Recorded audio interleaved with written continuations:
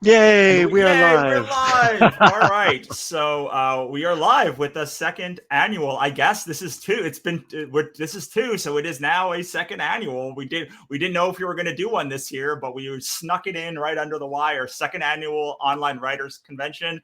I haven't talked to you, Nick, in I think like a year after talking to you for literally every day for like 2 months to get this thing started. So like, That was how you been, crazy. buddy? I love your I beard.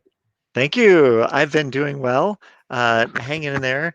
Wordsmith Writing Coaches has been doing some different things, more and more stuff online. I I hesitate to mention it to you, but I have a YouTube channel that actually has videos on it, Nice. Yeah, and well, you I were haven't. gonna that's was the thing you were doing last time. Like a year ago, you wanted to build it up, so you've been doing that. So there was like a 13-month hiatus, which I apologized for in a video. Like I actually posted a video saying, I'm not sure how well this is going. So, and then 13 months later, I started posting videos. So I've got like four new videos up there, and I've got four more in the pipeline. Nice. So, as a matter of fact, I one of them should have posted just yesterday. I did the thing where you can schedule it to post later, which is the Sure. first time I've ever used that tool. So I am still very, very new to the whole YouTube platform. So I'm still learning. But if anybody wants to go and like watch someone who is an old hand at many things that have nothing to do with video, making a fool of himself on video, that's me. But I'm having a great time doing it. And I'm Awesome. keeping my videos short so I don't bore people. So there's that. Wonderful. I love it. I love it. I love it. So, let us talk about today, because this is a little bit different than last time. Last time, well, it's kind of the same and kind of different. Like we have a definite theme this time. Last time was kind of soup to nuts, like from like your idea to your book to like delivery of your book. It was big. It was big. It was It was big. awesome, but It it was was big. exhausting. We Yes. started with like, so you've got this idea. What are you going to do with this idea? How do you develop this idea? And we went all the way through the entire process to like, great, now your book is published. Now what do you do? And first year, and we're going to go over a little bit of that.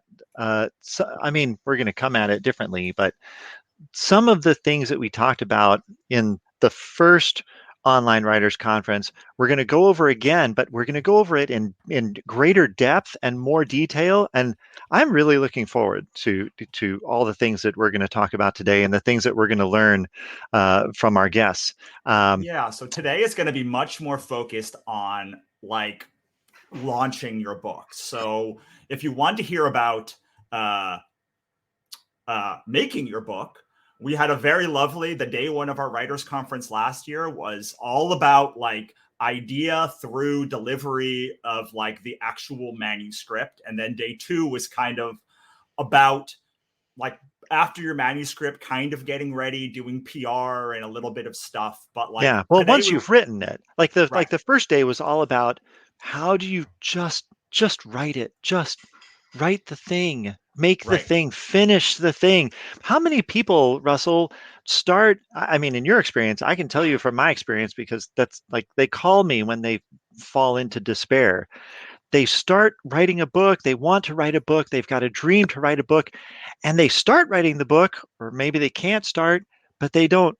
Oh my gosh, how many people have a dream of writing a book and never actually write the book? Very a So, lot, a lot, a lot, a lot, a lot. So that, but so that's the that, but first day was that's all on that. yeah, but that's that. So today we're gonna make an assumption that like you've written a book, like you've written a book, you've kind of like you've got a cover, you've got a blurb, you've got like the look inside, and you're like ready to be like, all right, I'm a couple months out from launch. Whether it's on Kickstarter, we are going to emphasize Kickstarter here, and mine and Monica's new book, Crush It on Kickstarter. Not sorry, that's not the name of the book. That's the name of my course. The name of the book is Get Your Book Selling on Kickstarter, which you can get at kickstartyournovel.com. But we're going to kind of the thing about Kickstarter is it's kind of another way to launch a book, but like most of the prep work is very similar. You don't so much you have to do a little more work to get people like amped up for Kickstarter specifically, because a lot of people don't know what that is.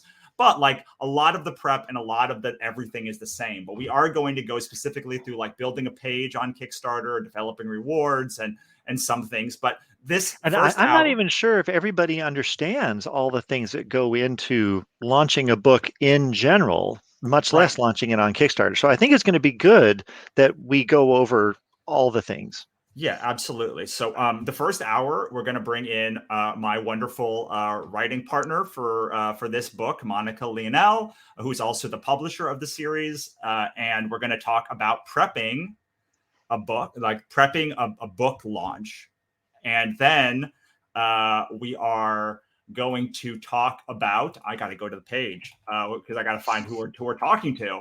Uh, I had it pulled up and then I accidentally deleted that page. So Oh, the whoops. second hour, we're going to bring on my dear friends Krishan Keller-Hanna and RJ Blaine to talk about sort of building a campaign page. And they've amazing on Kickstarter. They use it in very different ways. So we'll talk about that.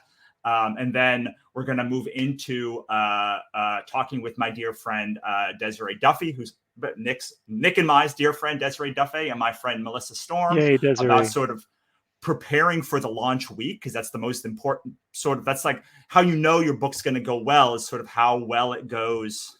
How well your first week goes kind of determines a lot. It's not everything. It's not like a lost cause if you don't launch well, but if you launch well, it's going to do a whole lot to do it, because it probably means you've been prepared properly.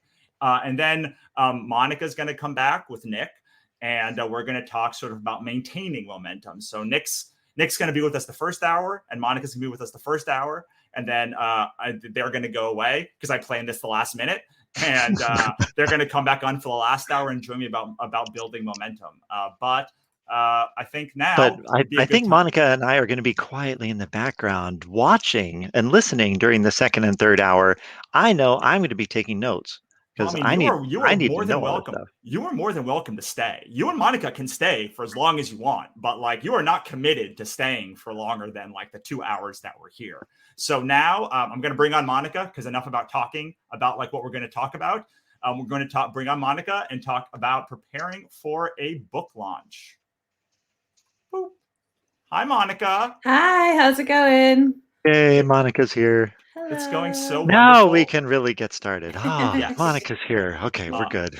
I guess we just kind of jumped in, assuming that everyone knows who Nick and I are. But maybe Monica, introduce yourself, then we'll do Nick, and then I'll do a little introduction at the end, and then we can start talking. So, Monica, tell us about yourself a little bit.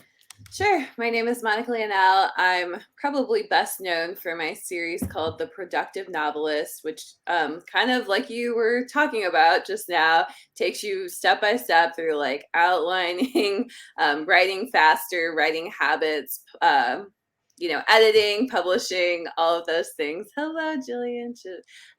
So great that you're able to be here. That's kind of my core series, and it's sold about 60,000 copies over probably like five plus years. So now Russell and I have a new series called Book Sales Supercharged, which is where our Kickstarter book falls. It's called Get Your Book Selling on Kickstarter. The series also goes through getting your book selling on a lot of other platforms as well. So like there's one that's like Get Your Book Selling on Amazon. There's one that's Get Your Book Selling on Apple Books, and so on. And so we're trying to do a deep dive into each platform. And the Kickstarter one, we wanted to really celebrate that particular book. We have 5 other books in the series already available on retailers, but we wanted to celebrate the Kickstarter book on Kickstarter. So that's why we are doing the Kickstarter, which is going very well, and I'm sure we'll chat about some of the stuff around that during this. But yeah, it's at kickstartyournovel.com. And Awesome. just quickly, like these are all the books that we have. So like well, Monica has. I help with some of the books, but He helped with like, many of them. but Monica has developed like basically all of. If you want to sell on something, except maybe subscriptions, like Patreon, there's a book for it. Oh, I'll bet Yeah. that's coming. Yeah, Monica, I would there love to could read be. your book about subscriptions.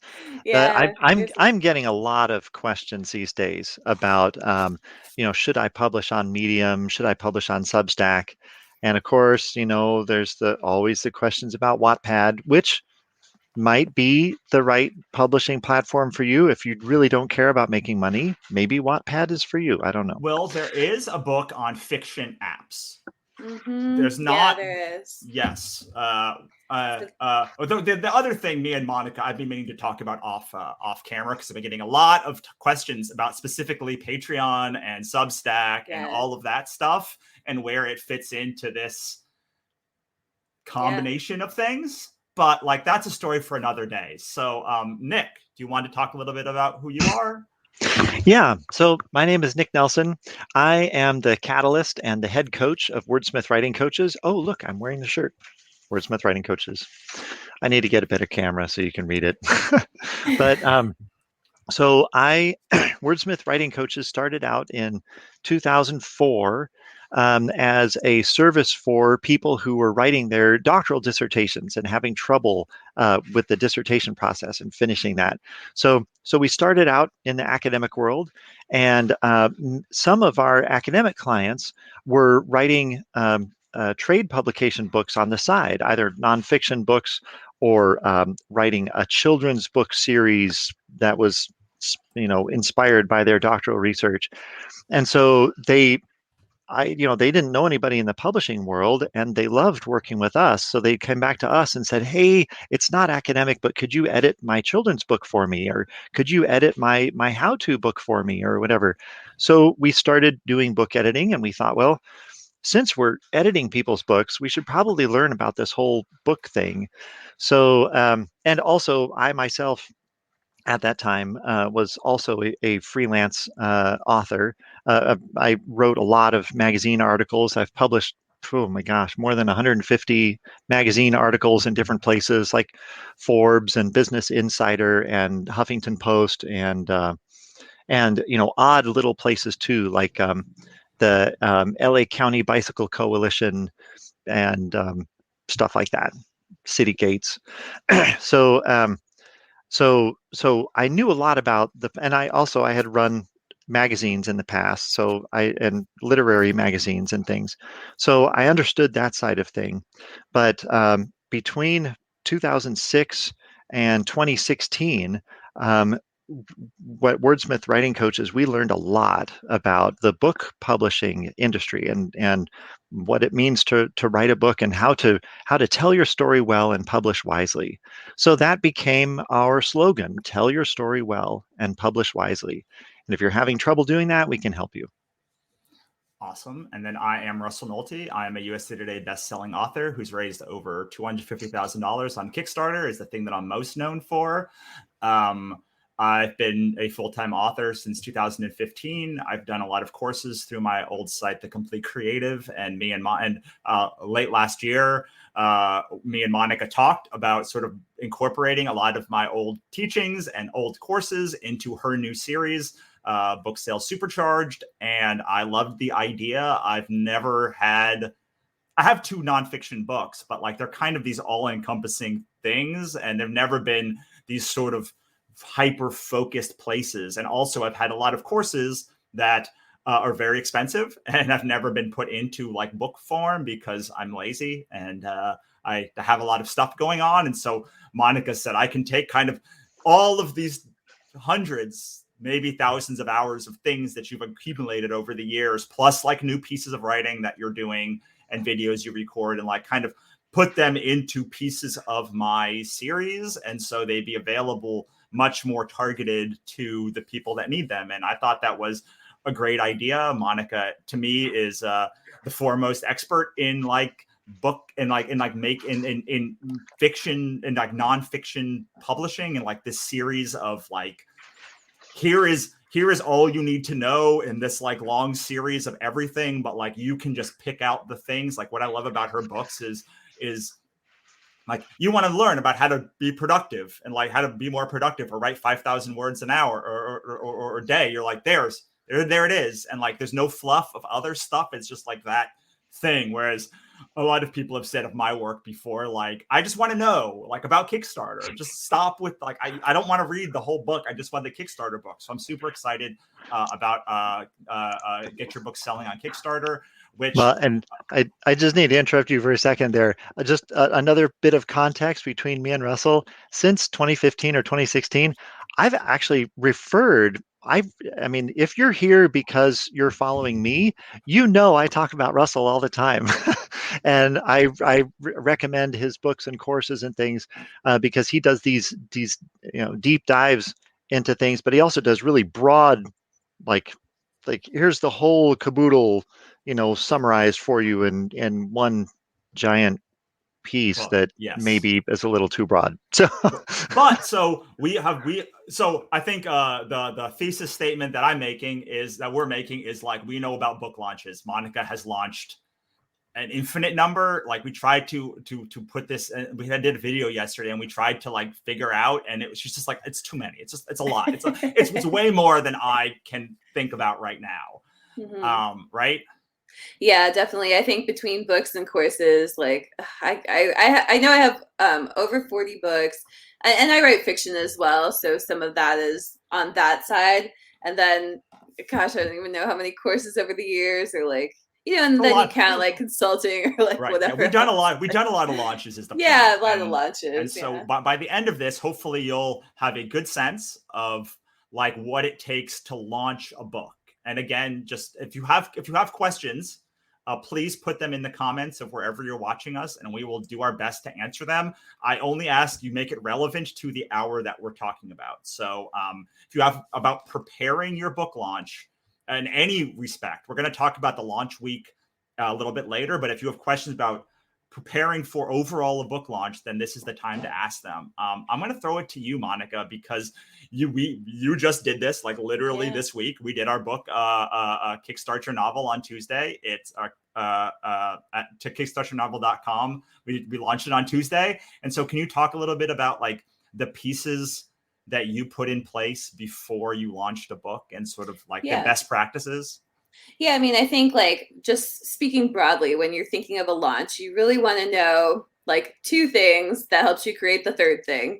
And so the first thing is that you need to know what the trajectory of your launch should look like for the platform's algorithms, and just like what's expected. So like on Amazon, you want like 7 days of consistent sales at like about the same level, right? And so then you can scale up and down on those specific numbers. So maybe you can only do 50 sales, and we'll talk about how to figure that out. Maybe you can only do 50 sales a day. That would be a lot, by the way. And then when you look at Kickstarter, that was the piece that I did not have, that Russell like knows extremely well, and he was able to give me exact numbers that we needed to hit. And so once I understood that, then I understood the trajectory of Kickstarter as well. So and so you want to know like, what does that curve look like? If it's on a retailer, it's probably sales that you're looking at. For Kickstarter, it's specifically we talked about the backer trajectory, and then we talked about the money trajectory, because those are the two metrics that are going up. So then the second thing you need is you need to know all the sources of traffic, like relevant traffic, I guess, that you are going to send to this launch, and roughly how much those things are. And so we talk about this in our book. It's called it's 5B times 3, which is the one that I did for like retailers, but we kind of translate it to the Kickstarter book. And so the 5Bs are the things that belong to you. So this would be like, like your current email list, like your Facebook friends, or, whatever social media you have. So you want to like, basically what we're going to do is make an inventory of your traffic. So it's like things that belong to you, things that you want to build. You're always going to build something during a launch. You should always be building something during a launch that is going to support your career and support your next launch. And Russell's really great at that, by the way. I know from talking to him about his Kickstarters, they're always building something bigger, and he's always building for the future. So belongs to you. Said build. Borrow is like who you're gonna cross promote with, who you're gonna swap with. Buzz is really about like any sort of viral triggers or psychological triggers that you can add to it to create excitement. Again, Kickstarter's a great place to learn to understand buzz, because I think on retailers it's a little bit harder to really understand like what is buzz. And then it would be then the last B is buy. So things that you would buy, like advertising, paid newsletters, advertising, CPC clicks, whatever. But basically, those are the 5 Bs. And so you would look at your launch. So you got to know the trajectory, like how many sales do I need at this hour, this day, blah, blah, blah. And your goal is to match your traffic. You make your inventory of your traffic to the launch and come up with some sort of schedule to match that. And that is your marketing plan, your launch plan for the platform, for the project, and whatever. And then I think, like Russell said, the thing that Russell told me was, he said, for this Kickstarter, because this was my first Kickstarter, and, we talked yesterday about like my fears and stuff, so you can go look at that video if you want. But yeah, when we did the Kickstarter, it was like, he basically said, like, we're going to know how it's going to go regarding the trajectory once we launch. He's like, we can't know anything before we launch. Once we launch, we'll be able to see, like, are we hitting this benchmark? Are we hitting this benchmark? And I think every book launch is the same. So you just want to see, like, are you hitting the benchmarks?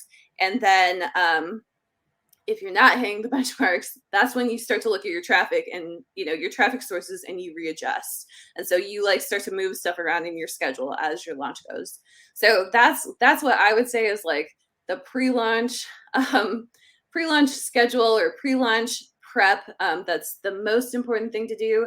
And then, the other pre-launch stuff is probably what we'll talk about for the rest of this, which is like, you got to like go and do all the work now. Like once you have that schedule, you got to like, okay, now you got to write the sales page. Now you got to do this, you got to do that. So. Well, Nick, all of that made sense to me, but this is my world. You are not a marketing like head, so I'm really not. How much of that made sense to you, and where can we expand out? Because like I think there was so much good in there in 5 minutes that it literally could be an hour that we expand out just on that. So what do you got, Nick? I was taking notes. And also, if you out there who are listening Yes. didn't understand part of that, then like, please, this is the time to like ask the questions so that we can expand out. We don't want to like, you could literally spend your whole pre-launch period just doing this part and like, and it would lead to a way better launch for you. Mm-hmm. Yeah. So one of the reasons I'm here, Monica, is because I know a lot of facts and stories about marketing, but I am not a marketing guy. So I am here to represent all of you out there who are really struggling to just understand exactly what Monica just said. So,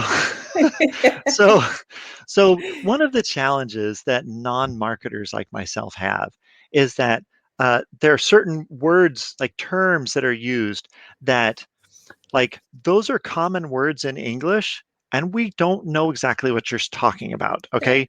So things like sources of relevant traffic. Now, I have hung out with Russell long enough that I've learned a lot of these words like trajectory and sources of relevant traffic and cross promotion and psychological triggers. So just maybe TMI about myself, I'm not neurotypical. And so in my world, when people talk about psychological triggers, we're talking about something that we really need to avoid. And, I have 4 things that I absolutely need to keep out of my life as much as possible, right? But you're not talking about that kind of psychological trigger when you're talking about building buzz. These are like positive triggers. But let me just, before we get into those details, one of the most important things that you said was you talked about having a trajectory, and then you said it so quickly, I think people may have missed it. There's a trajectory, and then there's also a calendar that you talked about. So tell us a little bit more about the difference between like I can help my clients come up with a good trajectory, but then figuring out the calendar, that's when I would have them call Russell. So help us understand Yeah. that. Yeah. Okay. So I don't know, Russell, if you're okay with us, Yeah, sharing just some of doing those whatever. I numbers. mean, I mean, the more that we share, I believe the more people hopefully will want to buy the books. So like Yeah. let's Okay. Yeah. go deep into And whatever you and need All to right. do. We'll and talk may I about this point out that Jillian then. St. Kevard actually wants you to say it all again because she's taking notes and there were gaps in her noting. Oh.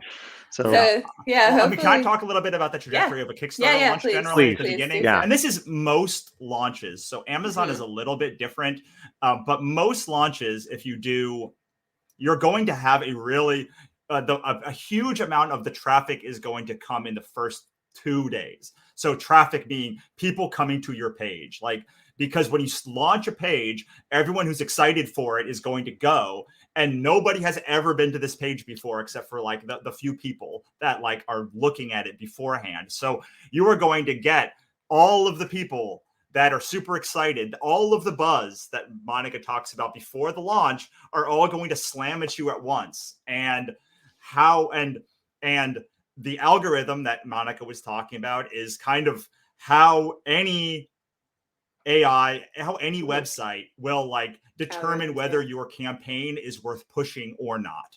Mm-hmm. And Kickstarter has a lot more manual triggers that people can use to push it than most places, but it still has like if you shoot up real quickly and if there's 200 if there's 100 books and you can launch past 80 of them at the beginning, people are going to be able to see your campaign before scrolling very much. And it's going to sort of have this benefit of moving you further and further and further up. So you have this big smash the first couple of days where your campaign's going to go and go and go and go. And you hope a really good campaign will keep that momentum for 5 days. So our campaign has kind of maintained momentum for already. And we're hoping to keep it going further than that. But like to me, you can maintain it real well for 5 days, and after there it's kind of like fingers crossed. But what happens after that is your campaign will settle at a place, and the higher that it goes up, the more people are talking about it, the more people are backing, the more excited people are over the campaign, the higher you will get per day. So like let's say if you raised $1,000 the first 3 days, you might only be tracking at maybe making $20 a day in the middle of that gap. But if you're making $10,000 the first few days, because there's just more people talking about it, there's more interest, there's more excitement, the tail ends up being higher. So you might be making $100 a day. And then there's another gap, there's another bump at the top. So what you're trying to do those first few days is get as many people excited as possible so that when you settle down into sort of, they call it the dead zone, it settles just as high as possible. And then you get a big bump at the end too. So does that make sense, Nick? The dead zone sounds horrible, but so it does make sense. So I just want to like recap something that you said in the way that I understand it. So if I'm wrong, guys, jump in and tell me I'm wrong, right? But one of the reasons why Russell and other people use the word trajectory to describe this is because it's not like Russell is saying, oh, you should do it this way. This is my plan for you. What Russell is saying is this is a pattern that is common to Kickstarter campaigns. Like, in other words, if you, oh my gosh, like I'm not an expert here, but I've taken Russell's courses and read his posts and everything. And so I just like tell people, well, Russell says, but I've told my clients over the years when they say, oh, I'm going to do this on Kickstarter. I'm like, okay, great. Step one, take Russell's course, which they don't do. And so I have to try to explain it to them like second or third hand, right? So I'll tell them you got to do all this prep work ahead of time so that you can start well, and they don't do it. And so they think in their minds, well, I see this thing where it's big first day and then it levels out and then maybe there are some spikes at the end if you do it right. And they think to themselves, well, I'm going to do my Kickstarter differently. I'm just going to go ahead and get started and then tell everyone about it. And my Kickstarter trajectory is going to look like this. It's going to start out with no one knows about it, and then people will discover me, and then I'm going to make my goal on the last 3 days. And I tell them, that's not how it works. Like, that's not, like, you can't make up, like, there's going to be a pattern to this. And so what Russell is saying here is that there's a pattern. So if you don't do the prep work ahead of time, and you open with 30 people, like if 30 people is the first, day, and it tails off to like one or two people discovering it over the next 5 days, it's like you've set the momentum of your campaign very low in the very beginning, and it's going to be difficult or impossible to change it after that. But there's a second thing going on here, I think, which you can correct me on. The second thing is, so you're talking about triggers. I wanted to just bring this up and have you guys talk about this for a moment. Manual triggers is the word you used, and I know that there are also automatic triggers. So what I want people to understand is that, so when you're doing this launch, there's you, the person launching, and hopefully you've got a team of friends or people who are, on there with you. Woohoo! And then there's all these people who you're reaching out to with your launch, but there's a third party in this, and that is the platform itself. So, for example, when you're launching a book on Amazon, you're doing the launching, you're trying to reach the people, but Amazon is watching. An algorithm, at least anyway, is watching. And so Amazon is looking to see whether certain interesting things happen. And the algorithm will, like, if you do certain things in Amazon, you trigger certain responses automatically in the Amazon algorithm. And it sounds like there's also an automatic trigger on Kickstarter where, like you were saying something about, if for the first day, the first 5 days, like the Kickstarter algorithms will watch that and say, oh, holy cow, this had a lot of traffic. And then Kickstarter, independently of whatever you are doing, Kickstarter will be like, oh, we should show this to people who are interested in this category because it's a likable thing. We should show this. We want people to like the things that we show them. And here's a thing that people like. We should show it to people. Is that accurate? Yeah, I would say that's accurate. With Then the I want to caveat. learn more about the manual triggers because Okay. I just described automatic triggers to you guys. So manual triggers, I'm more. But anyway, but go Yeah. ahead, Monica. Yeah, I'm sorry, I yeah. didn't mean No to. worries. Yeah, I would say that is that is pretty much the idea of what we're talking about, with the caveat that Amazon is way better at algorithms than any other platform on the planet, basically, besides Google. So Amazon's algorithms are very sophisticated. You look at like Kickstarter's algorithms, or Apple Books algorithms. There's like a lot more manual stuff, like Russell was saying. Like with Apple Books, for example, there's a lot of merchandising that they still have like a team doing, and it's kind of the same with Kickstarter, which is a good thing in that. So there are probably some algorithms, but it's a good thing in that you can kind of build relationships with people. People on the platform, like other creators on the platform. You can build relationships with the platform itself, possibly. I know you can do so at Apple Books. I know Russell has done so at Kickstarter, and that can be really helpful to you to get visibility within the platform. So, Yeah, but to move that Russell will have to talk more the manual stuff. But to move that with manual triggers is the automatic triggers also are like, the reason that the automatic triggers exist is because they correspond to manual triggers. Mm-hmm. So for instance, if you launch and the first day you made $5,000, like, people are going to say, oh, wow, people like this campaign, and be more likely to buy your book because there's more people backing it. Also, if you can, so like if there's 100 people backing, generally there's very few that are most people are at the bottom. Like 60 or 70 people are kind of like in the same range. Maybe 80 or 90 people are kind of in the same range. And like there's a very few people that are bumped at the top. And your goal is to bump to the top because the manual trigger, without even putting any of the buying or scarcity or any of that stuff, just saying, oh, like, you already are ahead of these people who are raising 500 or 200 or whatever dollars, just by bumping you up, like, you're going to be ahead, and your people are going to see you first, and that will created virtuous sales cycle where more people are going to back you, more people are going to find you, and all of those manual. So that is one manual trigger of just success. Breeds success. Yes, I was going to say that. as kind of like trite as it sounds, like it's true. It's true. Any algorithm. The thing that we struggle with, speaking for all the people in the comments here, the thing we struggle, like, we get it. Success breeds success. So, like, I want to find the button labeled success and go, push the button over and over kind again. of one. There is kind of one on Kickstarter. There is kind of one. Tell me all about it. Okay, so when you launch, you want to talk about the pre-launch page? Are we on the same page? Like that's what I was thinking. Is that what you're thinking too? Yes, go to the pre-launch. Go for it. Go for it, Monica. I've been talking too much.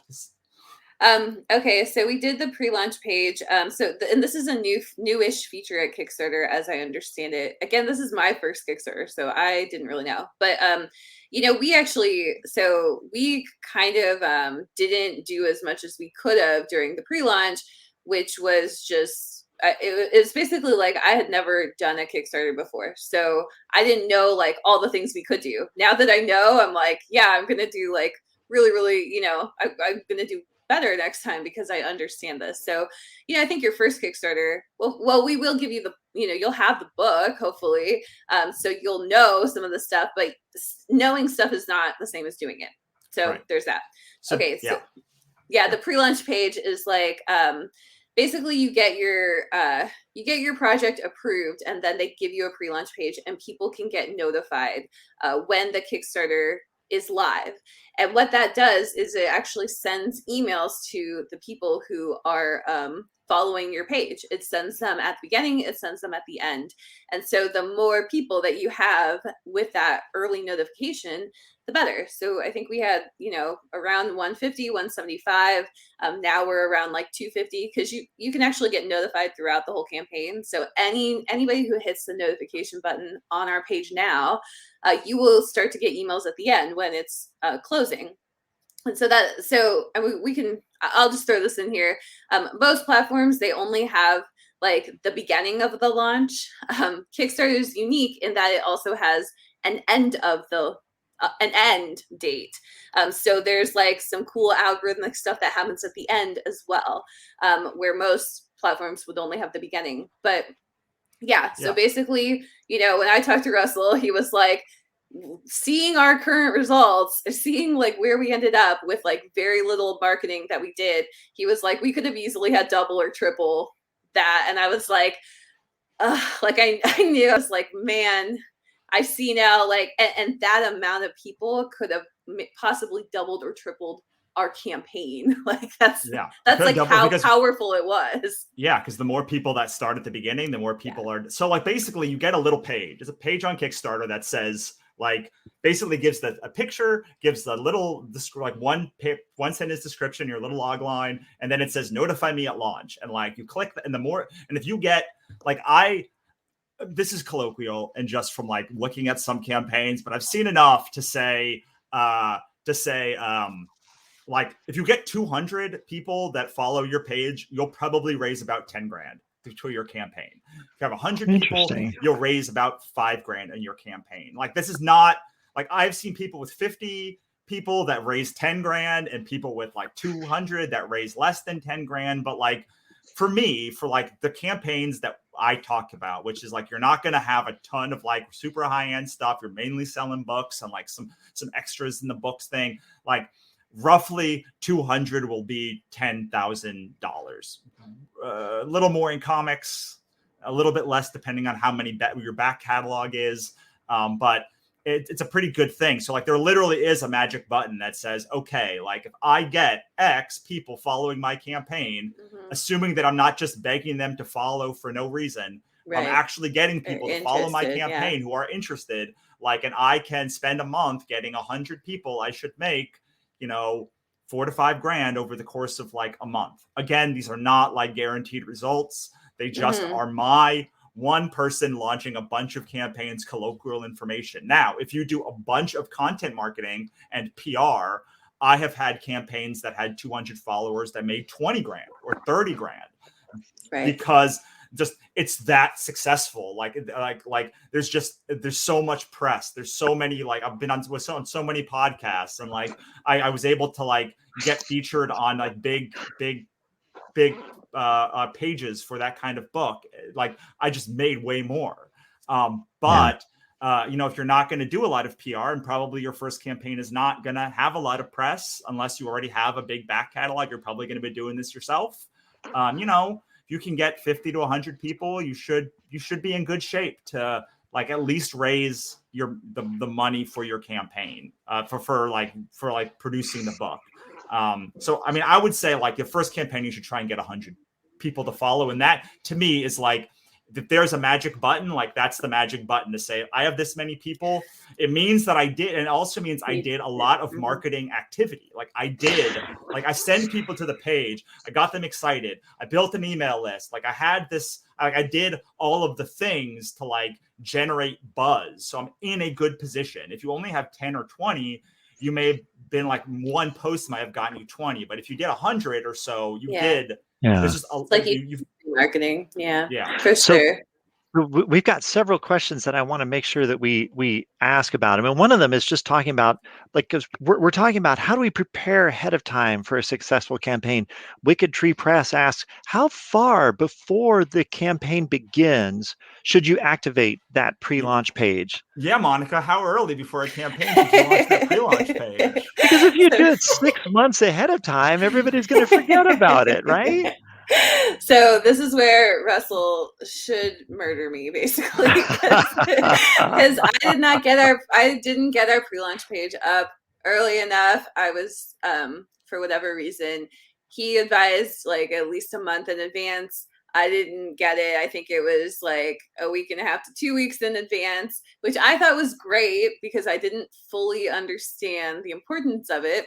So this is just a tip. You should always listen to Russell. Do exactly what Russell says if you can. But so I have a schedule of like what you do every week. If like we start 4 weeks out, like I have a whole thing of like how over 4 weeks you can slowly roll. And we over like the course of 1 week, we're trying to do everything that like I usually do in a month. And I was like, we had to cut out like 2 or 3 emails in the sequence that we normally do because I was like, oh, it's only 2 days left. Like we can't send this page out because like, anyway, so I recommend a month. So a couple other questions. I want to address. I want to answer Devin Buddy's question myself, and you guys can comment on it if you want. He asks, "How well does this translate for first-time authors that are publishing?" And then someone else asked, "Would you say it's beneficial?" CJ Ives said, "Is it always beneficial to launch your book on Kickstarter?" Okay, how well does this translate for first-time authors that are publishing? First, as a writing coach, let me tell you, one of the most common, almost ubiquitous myths, false, but very intense feelings that new authors have is they feel like you work, you finish the book, and then it has to be published. I have to publish the book now. Like it's like I can't wait. Slow way down. Just hold on a second. Think about what you're trying to accomplish with this book that you're publishing, okay? You may finish your book at let's say you finish your book January 1st. And like you finished your book last January 1st and you just haven't gotten around to publishing it yet. And you're just hearing us now. You're going to go out and buy their book. It's going to take a little while for the book to get to you. It's still in the Kickstarter campaign, but you're learning things right here, and just take some time to put into practice the things that you're learning here. If you don't have an email subscription list, start one. Give yourself some time to figure out this other side of things. Okay, you don't have to. Just because your book is finished now does not mean you have to race to publish it. Just slow down, think things through.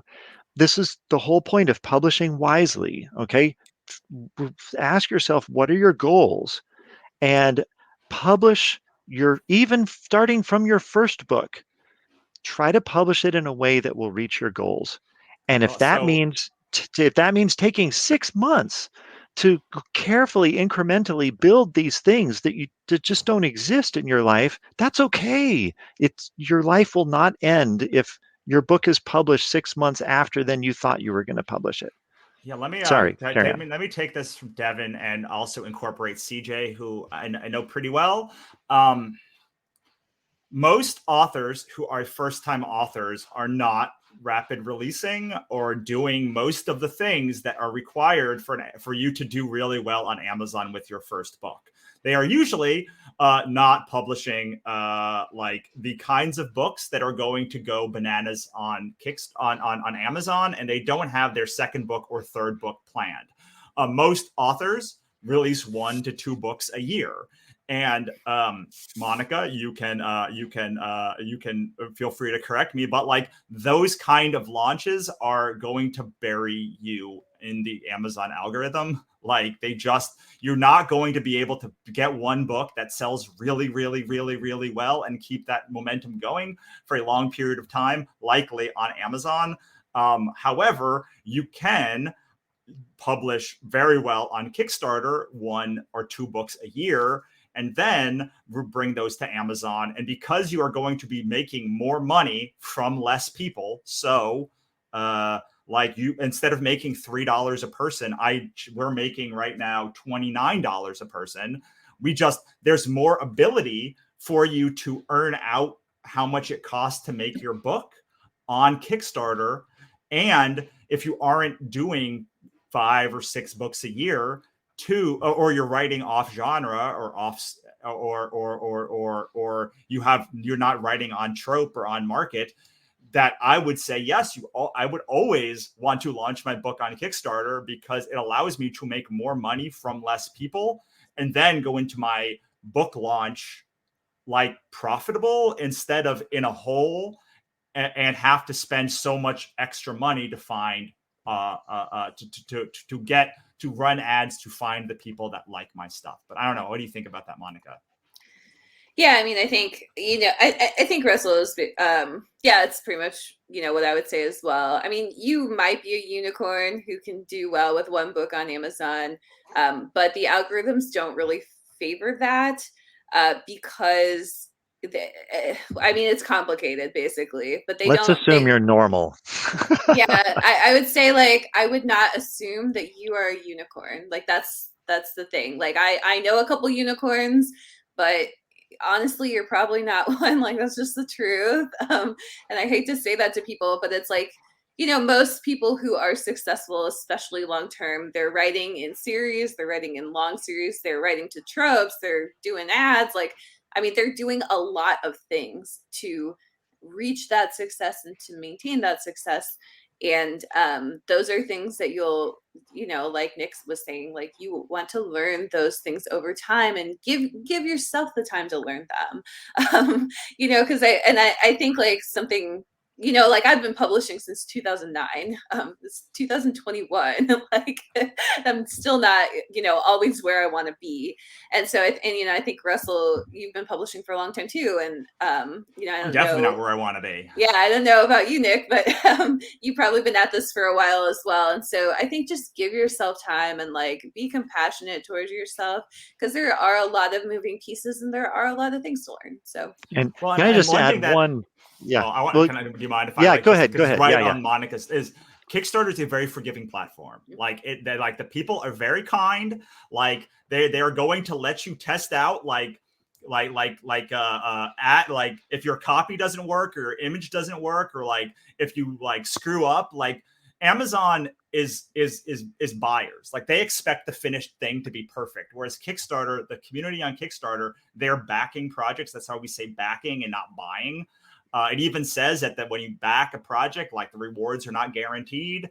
Like it's built for people who are at the early stages and want to find new things and know that new things sometimes are like broken or they're not perfect and it's very forgiving. And so Kickstarter for both Devin and CJ is just, to me, I like launching on Kickstarter because it's like, I'm going to test all of my copy. I'm just going to be able to test like whether it converts, whether people like it, whether people hate it, like what people are saying. And then I can use that on Amazon or massage it on Amazon or all the other platforms to be better. So I like Kickstarter because it is very forgiving, but also that it will give you an email list. Like you have to ask people if they want to join your email list, but it will give you a list of buyers who have bought your book.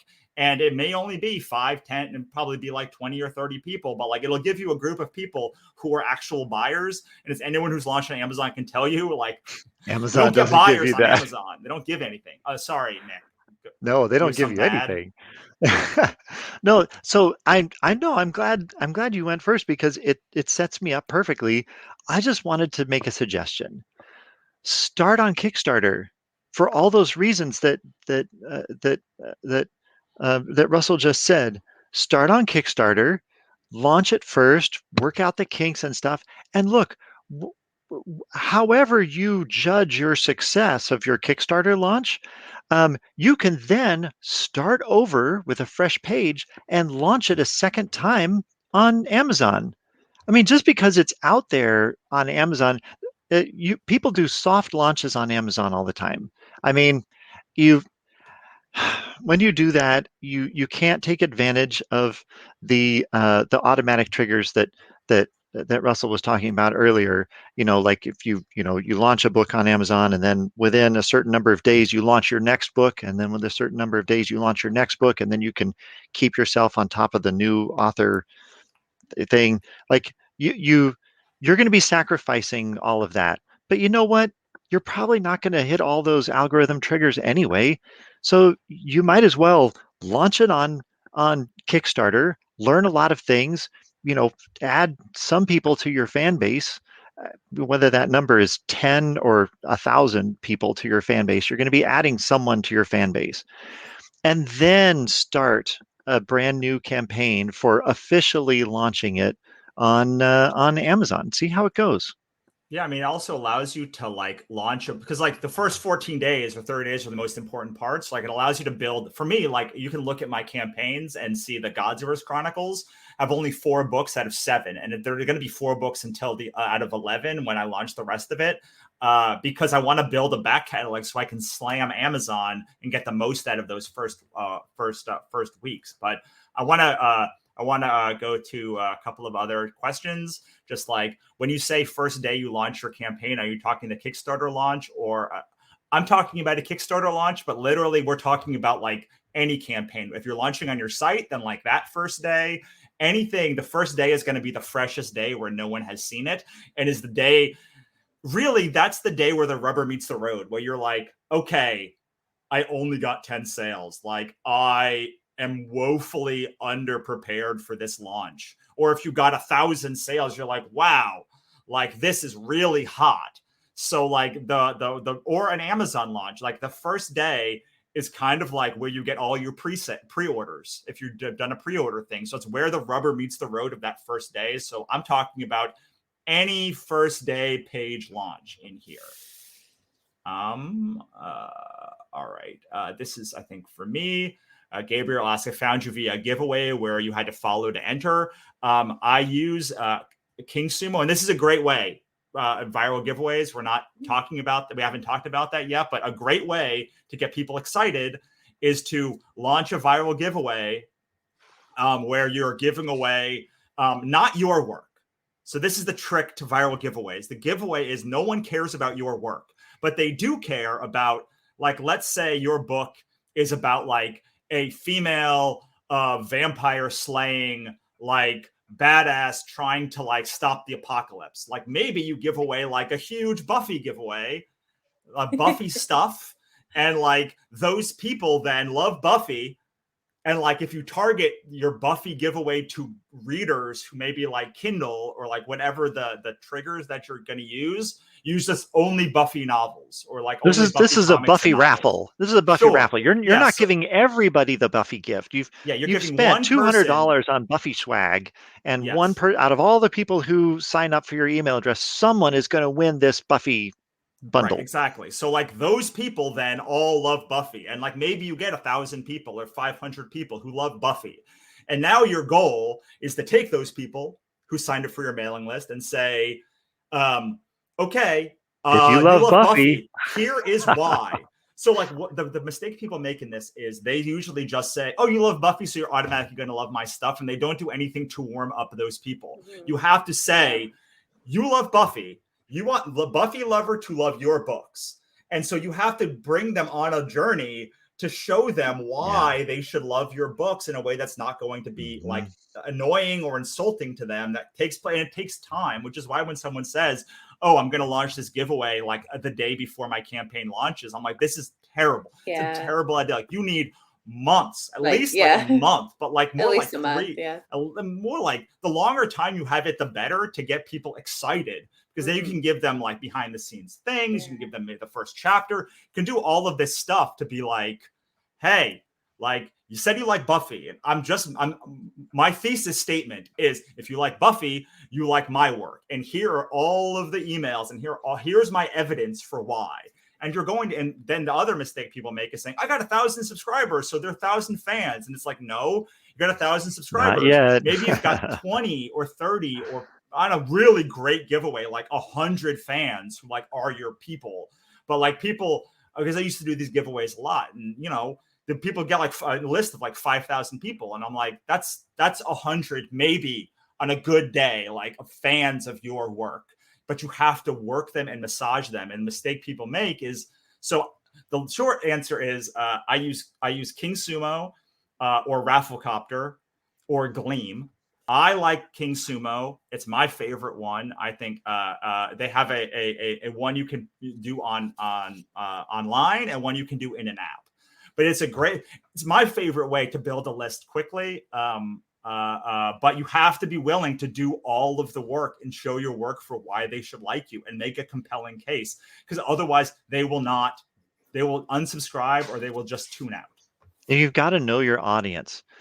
Because if you do a Buffy giveaway and your book is actually, more like, my brain's not working.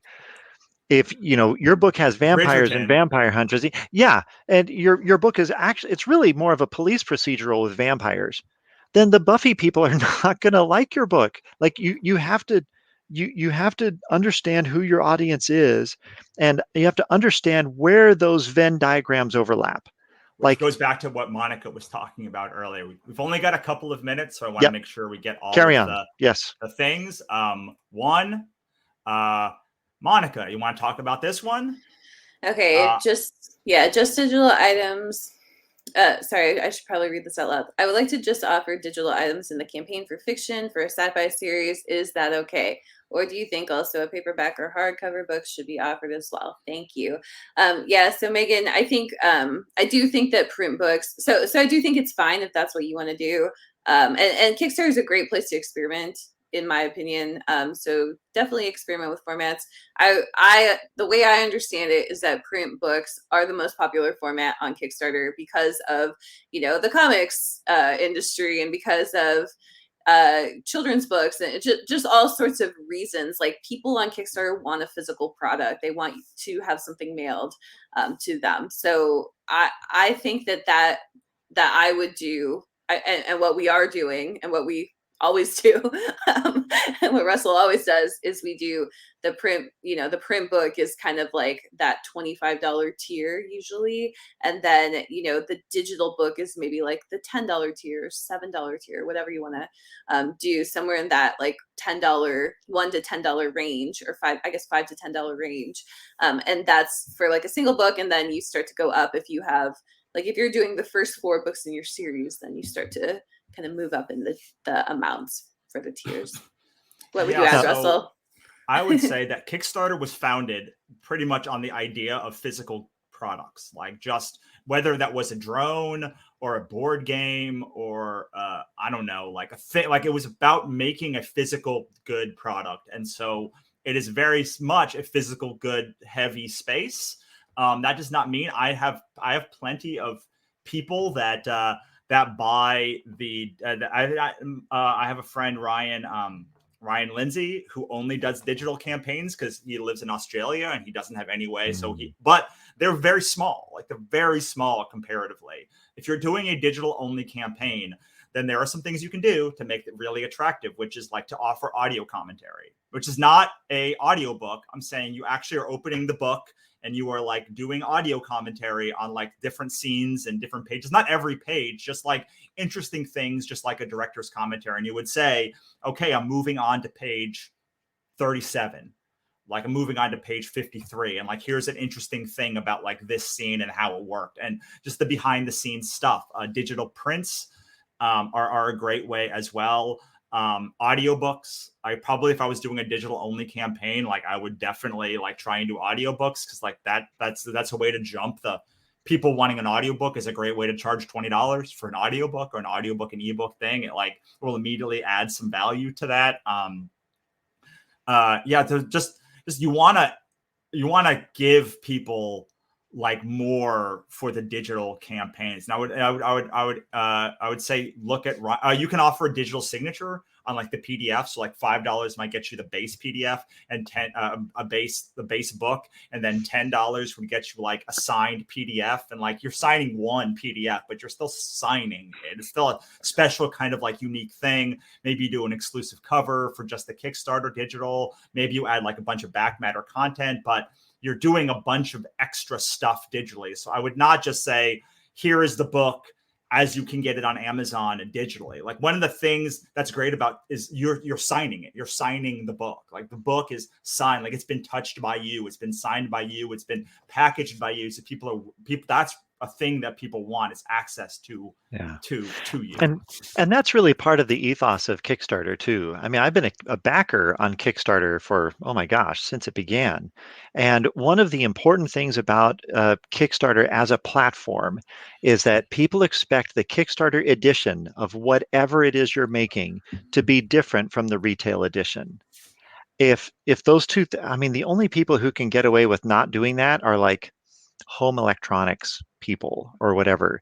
But this is your opportunity to make something special and unique and unusual for the first people who back you on Kickstarter. Because, once your Kickstarter campaign is done, as most people do, your book will then become available on Amazon, and you want to make it so that the people who backed you on Kickstarter can look back on that 30-day, 15 or 30-day campaign and say, yeah, I was part of that.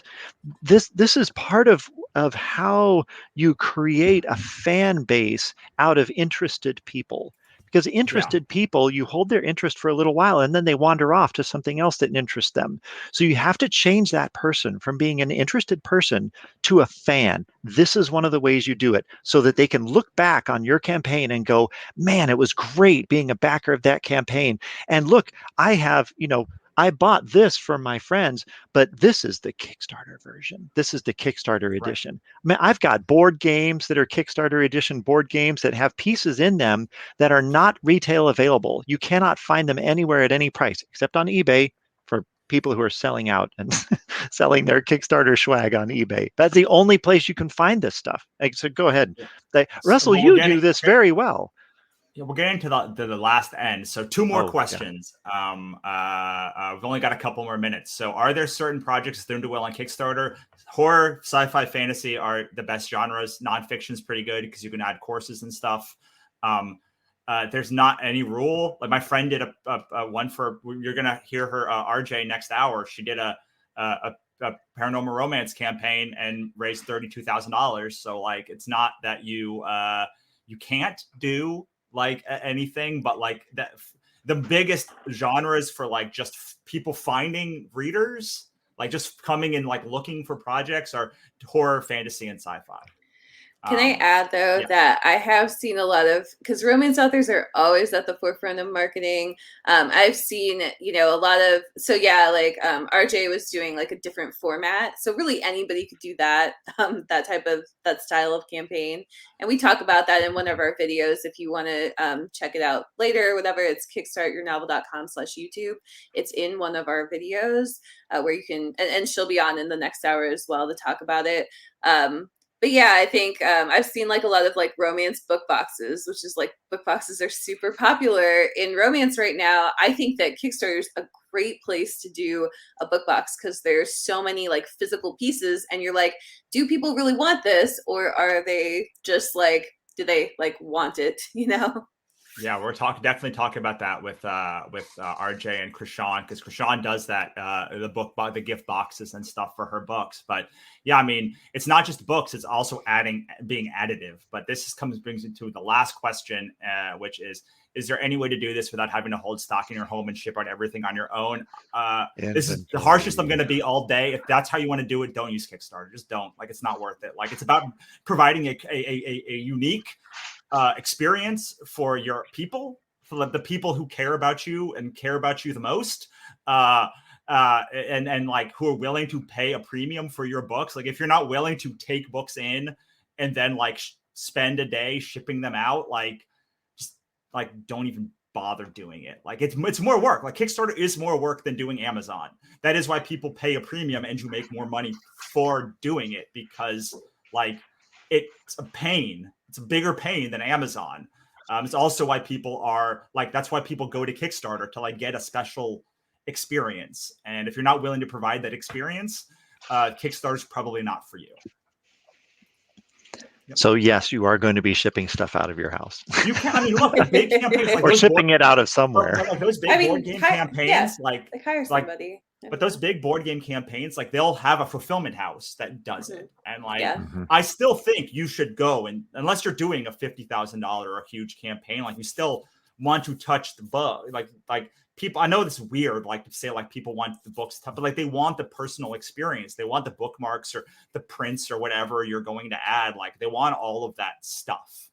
But yeah, I mean, like, I have a couple friends who do like tarot decks or whatever, and like, you can just hire people to pack your boxes. Like, if that's what you want to do, like, okay, you do have to sign all the books yourself. Like, there's like some obvious things you do need to do yourself, but like, hire somebody if it's like such a big deal. Or just I would remember to add like, the cost to that, to the money that you're raising. Yeah, like, so I would think say, this like, all through ahead of time. Yeah, if you really don't want to, ship it, I would. If you really don't want to take the pain of sitting down and doing the shipping, I would say, like, pay your neighbor or a friend like $20 an hour to like come over and pack your books for you. It's going to be cheaper than hiring a fulfillment house anyway. Like, just I literally, I generally don't do this because I want to get it out as quickly as possible. But like, I have literally right now, like 20 boxes of just stuff waiting for the books to come in fulfillment. I could easily like message a friend of mine or put on Kickstarter or put on Facebook, who can I bring on right now? Like, who is interested in making $100 tomorrow to help me pack books? So like, if you are like physically unable to pack books, like, which is, not an insignificant amount of people, like, have somebody like come and bring the books in, so you can just like stack them on a table. So all you have to do is sign them and then pack them away. But that signature that you are getting, like that they are getting, is like the reason they're paying a premium for the service. And that experience is what you're providing to them. So I understand that you may be physically disabled, or like in a way that does not allow you to pack boxes. And that will be my recommendation. If that is you, you can still use Kickstarter, hire somebody, go into Home Depot and like bring somebody who's like, I know you're a laborer, but like, can you pack a box? And like that is a way that you can kind of do the same thing. But as Nick said, bring make sure that add that to your costs of the campaign. And on that note, I'm going to let these two go. I will bring the next person on. RJ's going to come on, and we'll see Monica and Nick in a couple of hours, and we'll let them say goodbye before the end. Yay, thanks everybody. Bye. I appreciate it. Thank you so much, everyone. All right. Before I bring on RJ, and hopefully we'll have Krishan on here soon in a couple of minutes. I want to answer this question about shipping from New Zealand is prohibitive. This is one reason why my friend who's in Australia does digital only. However, You can if you have a friend in America, you can ship them book plates and have them like pack it. If you know people there, you can hire a fulfillment house to do it in America, because most Kickstarters in America. You can offer another author who may be in America and doing a Kickstarter, or UK to like my books come still from Ingram. So you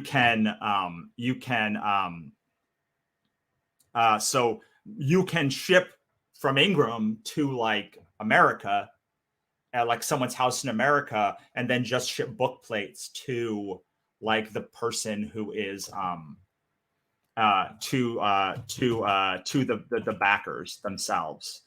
Or you could have someone else do that for you. There's all sorts of options in that respect. Certainly, if you are in a place that is prohibitively expensive to ship from, that is one way that I would do a digital only campaign, and just try and figure out if you could do some cool options, or try and do a swap with people in who live in North America or the UK, and then say you'll ship their like New Zealand, Australia rewards for them. And I'm just going to quickly message. Actually, I'm going to bring on RJ right now, and then I can quickly message Krishan and see if she's there. And I want to meet her kitty. Hello. Hi, RJ and RJ's kitty. Zazzle. Which kitty is this? This is Zazzle, the beguiling tyrant. She Lovely. is something else. She is the instant I sat on my bed, because this is the quietest room in my apartment right now. Yeah, hi. She wanted this. She just came on my lap, and now she just wants attention. She learned that when my foot was bum and I was in bed, if she joined me in bed, she would get attention. Yeah, we have a dog like that also. Yeah. I can't get into bed now without the cat showing up within 30 seconds going, oh, it's attention time. And that is a very relatable sentiment. So RJ, why don't you tell people about yourself?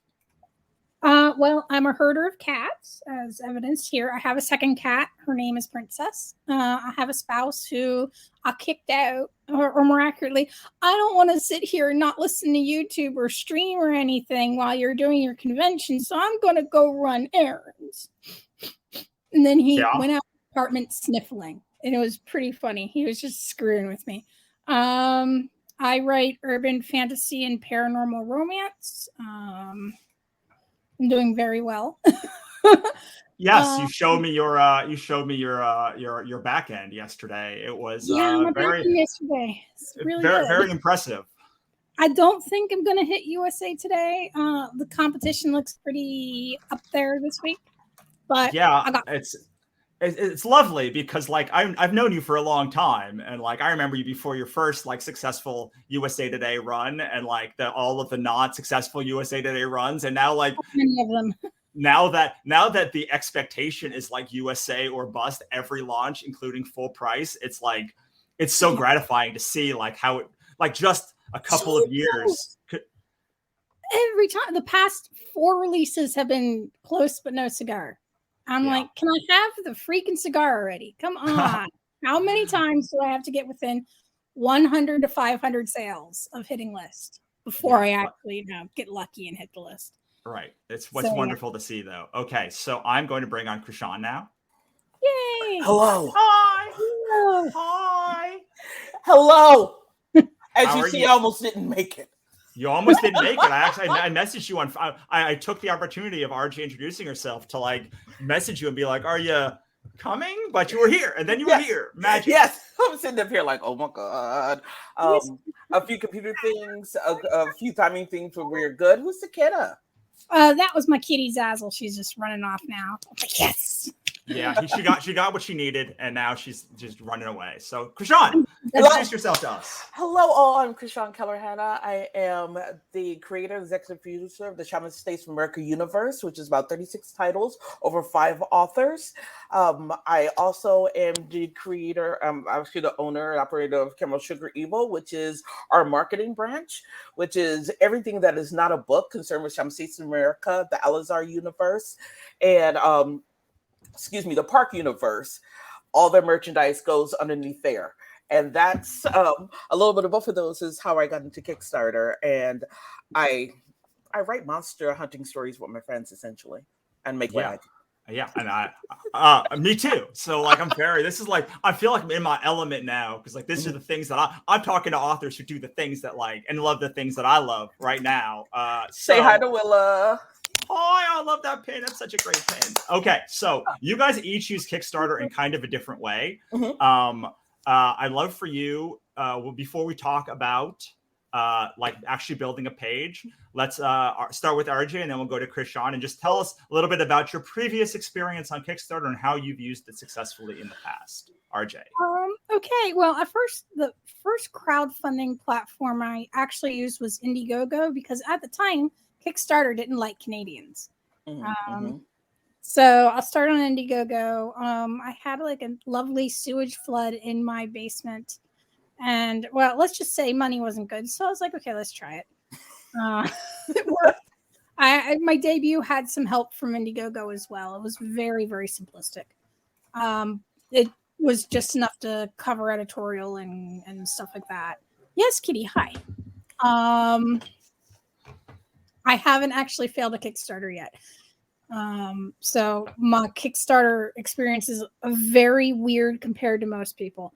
And I always set up my campaigns where I have super cheap ones, but most of them are for the fun stuff. So I always had higher level tiers, and those really paid off because they were almost all profit. So I could do campaigns with 30 backers. I have my editorial costs covered. I have my covered. Fulfillment would be easy because it's only 30 people. And so I always kept it in something I could reasonably do by myself with no help. So every time I started up a Kickstarter, I was like, can I actually fulfill this on my own? And then, he's showing the recent one. That devil thing is the loss of my sanity. So we're sitting there. There are like 106 backers, which is approximately twice the number of backers I was expecting. At the end, I'm like, I'm not telling anyone this exists anymore because I don't want any more backers. No more, please. It's the opposite problem most people have. 100 backers, roughly $300 per people. So like this is one of the things that are, but people always ask kind of like how you can do campaigns. And I thought this was a really smart, you're like, I don't want to do trade paperbacks. I don't want to do them. Like, if you want trade paperbacks, like here, like it's going to cost this amount of money. They know I do not want to be doing this Kickstarter. Like they flat out know I hate running these things. I just thought enough people asking for them. I'm like, okay, screw it. I'll do it. Fine. You've talked me down finally. Because I don't go to a lot of conventions. I do not sell signed copies of my books. I only give away signed copies of books as giveaways for current fans. So getting a hold of a signed copy of one of my books is kind of difficult. You either have to have back to Kickstarter, gotten lucky and gotten a giveaway, had a child who had a birthday and messaged me begging for a glitter bomb. Or something similar to that. So it's very rare for me to actually sign a book at all. I really liked how you used that campaign. I got to Krishan for a second because I we went through one of your old campaigns, both of your old campaigns actually in a previous video that we did. So if you want, you can go look at Monica's playlist. But I do really love this campaign and how you use Kickstarter to like build out the worlds of your universe, not just book wise, but really like seemingly like the goal is I want to give other stuff that are not books. Yes, absolutely. And that was the goal, and that was the dream, the fantasy. Just that I not only did I use the Beauty Bubble campaign, for those who don't know, this is my cozy mystery part of the universe. I used Kickstarter as an entry, not only for Caramel Sugar Evil, which was the swag that surrounds the Shaman States of America universe, but also to go into another genre. Because if for those of you who've read Shaman States of America up until Beauty Bubble, it's action, adventure, and a little bit of intrigue and political and monsters, right? Yeah. This is a very, very different this kind of is series, which is great because a 40, you this know, is a 45-year-old woman. Yeah. Well, you know, people say don't do other series, like stay with what you don't expand out into other stuff. So this is a great way to use Kickstarter to be like, no, I want to do cozy mysteries. So here we're going to test it out and see if you like it. And if you like it, awesome. Right. And that's exactly what I did. I wanted to get into a new space with the cozy mysteries. 45-year-old retired police officer whose dream was when she retired to take over the soap shop in her neighborhood. And then the body started hitting the floor under weird circumstances. And oh, is that a monster? And it was great and it made sense. Also, I used this campaign to learn Kickstarter. Yeah. I did this as a part of a class I had taken. And the one thing about this Beauty Bubble one is they didn't offer, to go to the class, they said don't offer anything other than the books. And I tested that and I used that to see how I felt about doing anything more than just those books, because it was a lot, right? Yeah. And I found that I loved it. And then later on, when I fulfilled, I also made a box that had soaps and that had wax melts in it, and it had a couple of enamel pins because that's my love. You know, I love a good enamel pin. I know, me and you both. Me and you both. And a postcard. Now let's take that over to War Priest, which is me introducing a new author to my original universe. And I wanted to expand that out and see if there was a market for something that wasn't cozy related, because those are two very different, yes, the Immortal Phineas Gage. Those are two very different audiences for me.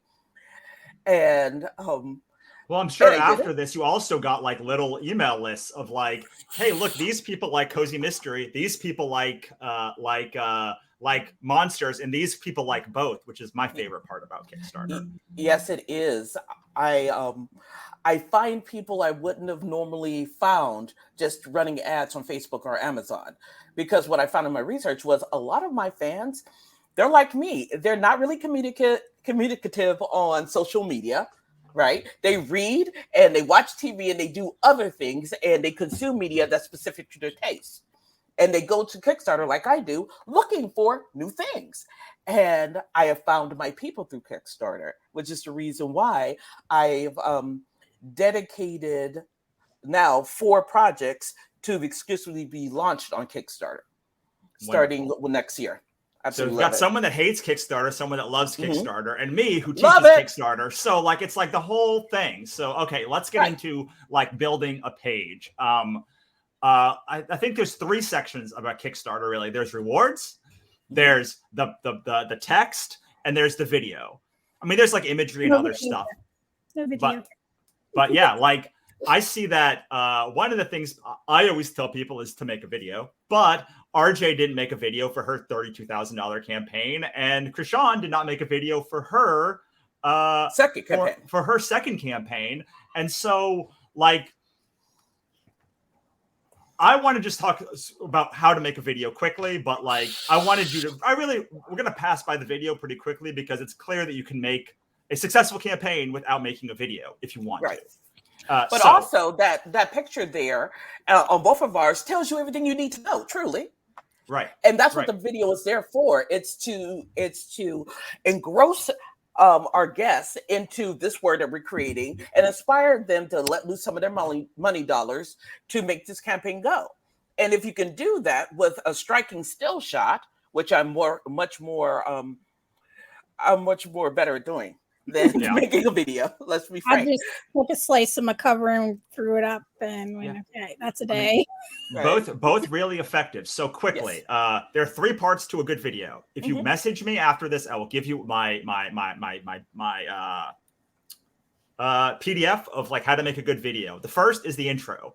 Intro, 10 to 15 seconds. Hi, I'm Russell Nolte. You may know me from this stuff. I'm here to talk about this video. Every one I've done ever is like roughly this thing. The second part is about a minute. It's the introduction. It's the product demonstration. How to get your book selling on Kickstarter is like this book. Here's Monica's bio. Here's Russell's bio. And then the third part is another minute. It's the plea, 30 seconds to a minute, where you say, here's why we're on Kickstarter. Here's why your book is awesome. See you behind the backer wall. And if you look at our campaign that get your book selling on Kickstarter at kickstartyournovel.com, you will literally see the simplest formula that you could possibly have for how to have a successful video. Having a Kickstarter video generally increases funding by like 20%. But like you've seen multiple campaigns that don't have videos and are successful. And I have seen many campaigns that are not that are successful that don't have videos. The key is exactly what Krishan and RJ said, having a killer campaign image. So can we talk, instead of videos, about how to pick a killer campaign image? RJ, you want to go? Mine's simple. In my fan base, they love 2 characters above all others. The picture I picked was of one of those characters, fire-breathing unicorn, who eats meat, a lot of meat. So I just went with what they like. I know, okay, this is a striking image. It's one of my most prominent cover arts. Let's just put it up there. People who know my books will see that and go, Billy, and then click. Which is what I want. I wanted my readers, my established readers, my hardcore fan base to come to the Kickstarter and give me their money. Because they've been going, let me give you your money. And I went, okay, give me the money. That's the relationship you want when you are building a Kickstarter as an author. You want to build a relationship with your readers where your readers are going, can I give you more money? I haven't given you enough money. I feel I've gotten too much for how much you charge for the book. That is the connection you need to forge if you really want to make a good Kickstarter without having to do any of the work. I'm going to be flat out honest. My Kickstarter took 30 whole minutes to set up, start to finish. That includes the tiers. I knew how much shipping would be because I had a book weighed, and I went, this times this plus, okay, base dimensions, plugged it into USPS. Okay, it's going to cost about this much. Did for the various countries, for the ones I did allow international shipment, which is very few. And went, okay, how much? Like, oh my God, it's $70 to ship those many books. Yes, it is. It's like $200 to ship the whole kit and caboodle or something like that. It's ridiculous, but it's also 54 books. Yeah. So I'm like, you have a $1,500 pledge. It costs you $200, $300 to get it shipped. That's still like a lot of. That's still a lot of profit. Yes, it is. Yeah, it is. Those 10 backers paid for the entire campaign. That's it.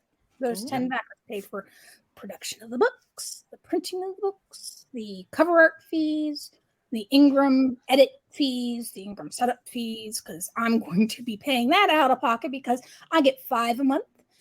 And this is a lot more than 5 a month for books. And I flat out warned my backers. The May deadline is idealistic. We're expecting later because my designer's computer went poof. So we're already late because she can't design anything right now. And I'm like, I don't care. That's fine. Yep. I'll just notify them. This is how this works. They know I'm doing 54 books. Right. The main thing with my Kickstarter is that when I went in, I knew here's the goal. And it was a small goal. It was like I needed $5,400 or something like that. I just wasn't doing that many books by myself. Right. But the key thing with the Kickstarter is you have to be selling something people want. It doesn't matter how nice your video is, how pretty your backdrop image is. If you're not selling a product people want to buy, people aren't going to buy it. Right. Could you tell us a little bit more about your publishing career and your relationship with your fans before your first Kickstarter? Because I think this is something that they will need to know as well. Sure, I would love to know that too. That's I started my career as a developmental editor. Mm-hmm. So I basically helped other authors write better books. Yes. When I started, I was like, okay, I don't have any of this money for this. I live in Canada. I am unemployable. Help me, help me. So my first Kickstarter was really just a bunch of authors who were like, oh, well, you helped me and you only paid me you only charged me $200 for 200 hours of editorial work. Mm-hmm. I'm going to back your project. Yes. So they paid it forward after I paid it forward to them, and they paid it forward later to me. So mostly it was actually from professional contacts who were like, oh, I want you to succeed here. I'll help support your first Kickstarter. Kickstarter without a fan base is really hard. Yes. So if you don't have a fan base, Yes. don't start on Kickstarter. You're not going to hit your goals. You need to get yourself out there in a way where readers know you and want to help you. It's a personal relationship. Unless you're selling dice that have liquid glitter inside, and then I don't care who the hell you are, I want those dice. I supported that campaign. Yes. Yeah. I have 6 sets. Six sets. Oh, yeah. I mean, so I have characters older than you, honey. I have I have a lot of dice up there. Oh yeah. I have a lot of dice, but I got 6 sets of those glitter core dice. And my husband's like, "What is this?" And I'm like, "Glitter core dice." It answers his own question. About $500 I shouldn't have been spending. Yeah. Well, you are a dragon. You are a dragon hoarder. So this brings us to a point that I mean it's not the point of this thing, but like whatever. It's really important to talk about, and like I think that my first campaign was so successful because I literally spent 2 years showing people the book and getting and bringing people and going to meetups with like other authors and other creators and showing them what I was doing and like building relationships with them. And like, eventually they were like, okay, I know this book. I like this book. Like, I like you. I'm going to back the book. I'm going to share the book. I'm going to tell other people about it. And like, it was 160 or so people, and we raised like $5,400, which doesn't seem like now in comparison, but like I spent a massive amount of time even before I had a book done, just building community and showing like I was a member of the community, and like I was somebody that had good taste. I was somebody that like was nice and wrote well and could produce a book. And then I finished the book and I said, and here's the book. It's done. Like, you don't have to like guess if a book is good. Like, here is the book. It's done. Like, you can just see it and like you'll know it's good because you have read the whole thing. And once you've done that, like it's still not easy to make a campaign, but like once you've done the work of getting people excited and that they know you can deliver something, it makes them so much more open to give you money for a thing, especially. And I think that is where Kickstarter is the special secret at like the beginning, because you're like, I'm going to take a chance. Like, I'm not going to Amazon and showing you that like, and like putting it in front of people who expect the book to be perfect. Like, I'm coming here to like a safe space and I'm going to get all your emails and like the book is done. I need a little bit of help to get it over the finish line. And now I can do it. And that was the reason why I asked this question before, because there's a few things that are needed when you're thinking about video versus the splash image. Number one, do they know who the hell you are? Because in the cozy space, they didn't know me. So I introduced myself, right? I talked about what Shaman States was, who I am, what the beauty bubble is, and what they can expect from me. In War Priest, these were my peeps.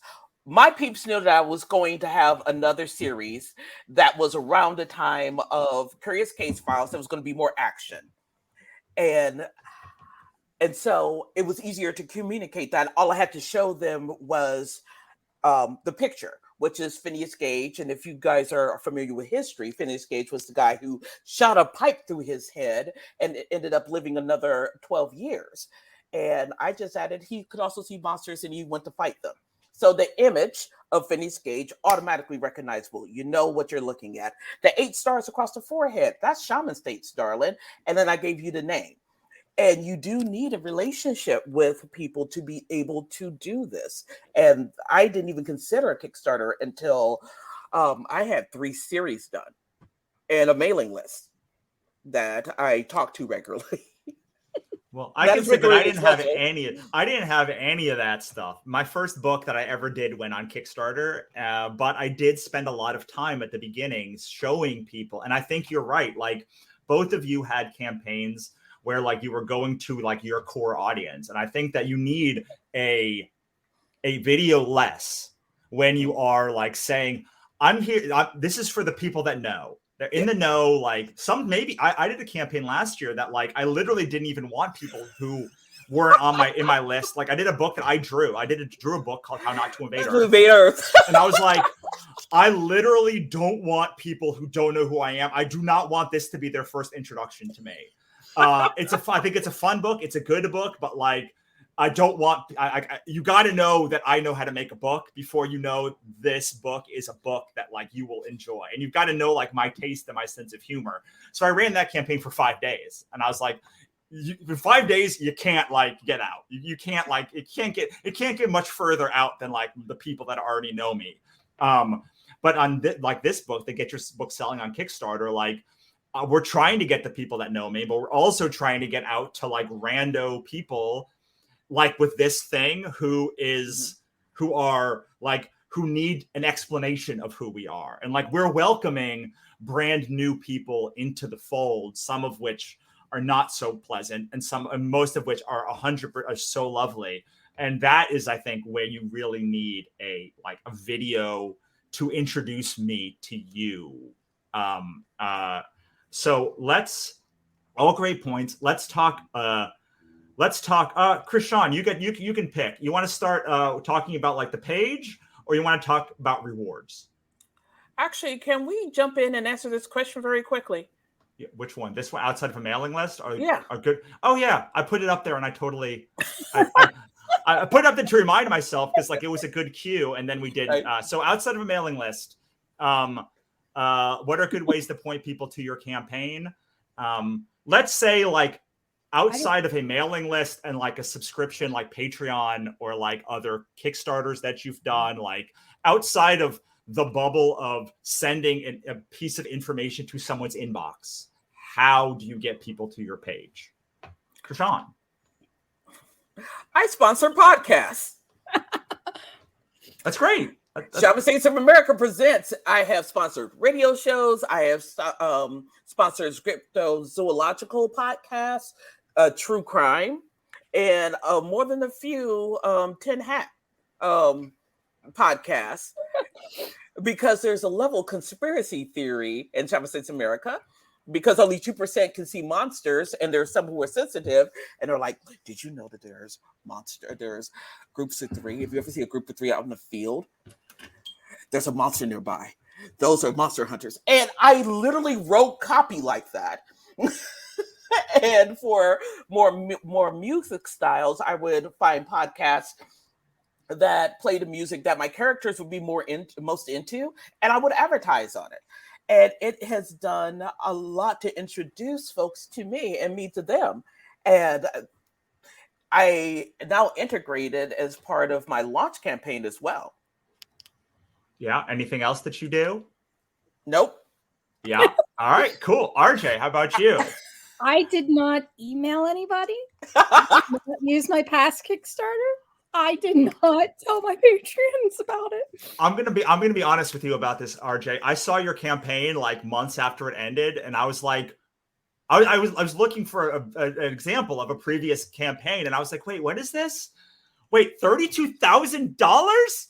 Wow, I've never heard of this at all. It only ended September 30th, so it's okay. You only missed it by like 9 days. Right. Yeah. But I posted to my blog the cats run the blog. I sometimes show up, but I posted to my blog. I posted to my Facebook. Twitter got auto posted from my blog because I'm lazy as fuck. And it got auto posted to LinkedIn. And that was it. That's all I did. I went to where my fans were. My fans are on my Amazon page, which shows my blog. They're on my Facebook. They're on my BookBub, which ends up going on my Amazon page to my blog. My blog is how I reach people. It posts to Amazon, so new readers see what's new. It posts everywhere.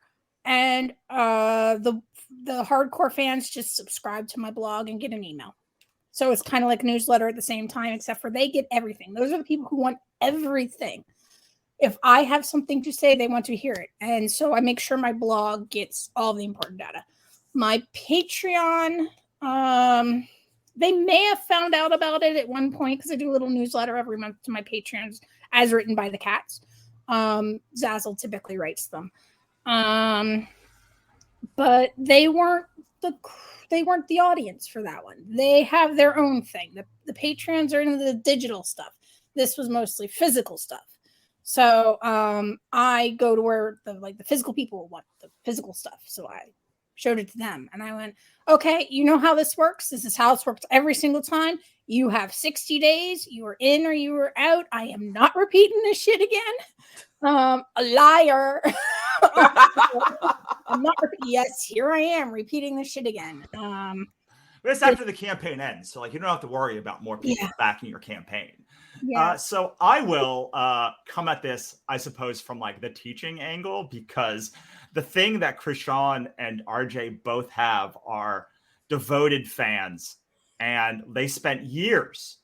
I mean, me and RJ met doing builders in Facebook groups, and then it was we've been doing marketing together for as long as I've known Art. So yeah, probably the same 7 years that I've known Krishan. Similarly, I've done marketing with her. We did our USA Today run together. Yes, we did. We have been doing this to building audiences together for a long time. And whether you're launching a book on Amazon or you're launching a book on Kickstarter, but especially Kickstarter, the more you can not just have a community, but a community of people who know you right well, and trust not just you as a human, because this is where most people get it wrong. Most people are oh, I have so many friends who like other authors who are friends, and they're yeah, but will they vouch for you? Will they do they like your books? Do they know you can write well? And have you ever launched a book before? And so I think that the secret to this panel, which we weren't going to talk about marketing on this one, because specifically these two people already had it, they're not at the beginning of their careers, but what they do show is you have to have groups of people who don't just know you and like you, but and trust you, but that trust that you will make a good thing and are willing to take a leap. And even if you're and that doesn't mean you have to have done 10 books, but you has to be man, they're so close. I know, I believe in this person. I believe that they're going to make a good book. I believe in the product and I believe in them. And I've never seen the book before. I haven't seen it yet, but man, they're so passionate about it. They talk about it so well. They write so eloquently on Facebook in the Facebook posts, or their comments are so astute about whatever the thing is. They're that they believe in you and your ability, not just you as a human. And so that is when they're going to say, all right, on faith, I will give this person money. And especially Krishan's, when she did the bubble box, I bet those people were Krishan's never done a bubble box before. I don't know what this thing is, but I trust that I think this is a cool idea, and I'm going to trust that she knows what she's doing and can deliver this. Right. I have a point to make yes, regarding please. about the authors, and this is really important. If your author friend isn't willing to put this on your cover, you don't ask them. Right. You don't. They come Right. to you. They come to you. She offered. I've never asked for someone to go endorse my book. And she came up to me and went, "Can I?" I'm like, "Yes." Right. And doing one more thing, like it's the same thing with your friends who are not writers. Like your friends are your friends and they love you, but are they willing to part money dollars with you Yeah. for you?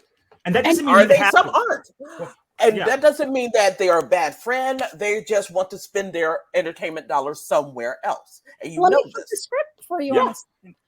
Do not ever make somebody your friend expecting or wanting their money. Yep. Yeah. They Yes. will know. They know you're a predator. And that Yeah. when you're only interested in being friends with somebody is to get their money or to get their endorsement, you are a predator. Right. You're And not that's there very to be Yeah. your friend. and that's very different than the relationship we have between our guests who come to our Kickstarter and us. The agreement walking in and coming into Kickstarter.com is you exchange some cheddar for a product. We Yeah. all know this. Yeah. And then Yes. and that dynamic is very different. And so it isn't sleazy when you're asking for money in Kickstarter because we all walk through that door with the same expectations on how this works. Yep. Yep. And the same thing with like your mailing list or Mhm. like if someone's walking through the door and saying, I'm interested in the products you sell, like you can sell them, like you can tell them you have products. Like that's Yes. why they're there. You know, like, you know, and you don't always have to have a product to sell. Like you might spend months just like talking about, I don't know, like cool books or cats or whatever. But or where you voted. Yeah, but like there is the reason I love mailing lists is because like there is an intrinsic, you are here to hear about my products. Like at some level, like you're here for my writing. Like we have other relationships. Like I can talk about, I just did a whole series on like depression and like anxiety meds and I'm finishing up this Tuesday, but like you're here for the books. Like that's why you're here. And the rest of it is, so like, I mean, social media and all the other things, like I like going on guesting on podcasts.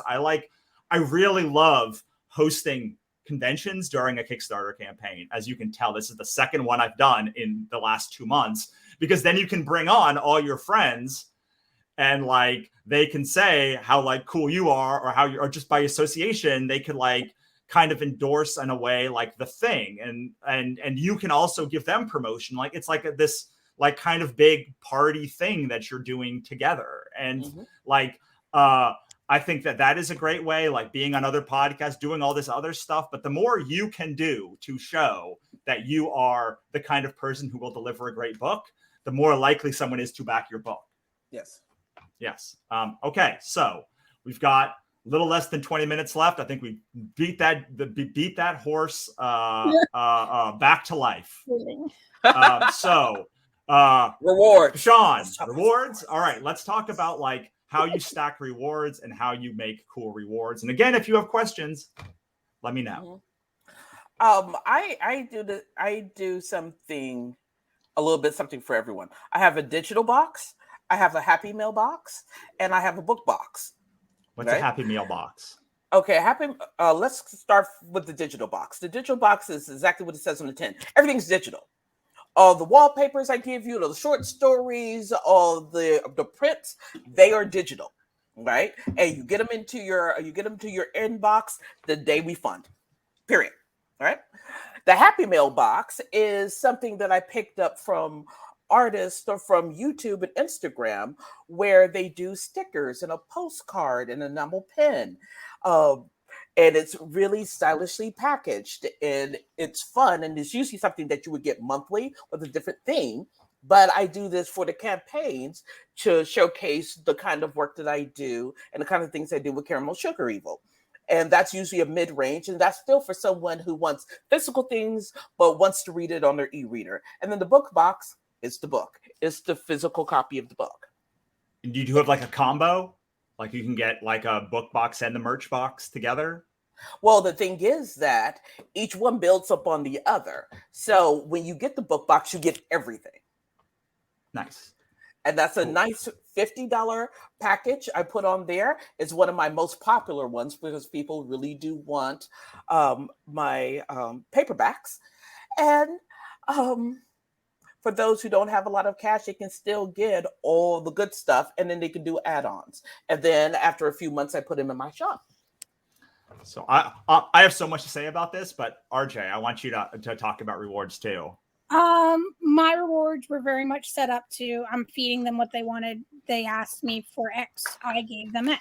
The only difference in my rewards was 1 book, 2 book, 3 book, 4 book, 5 book, 10 book. This $50.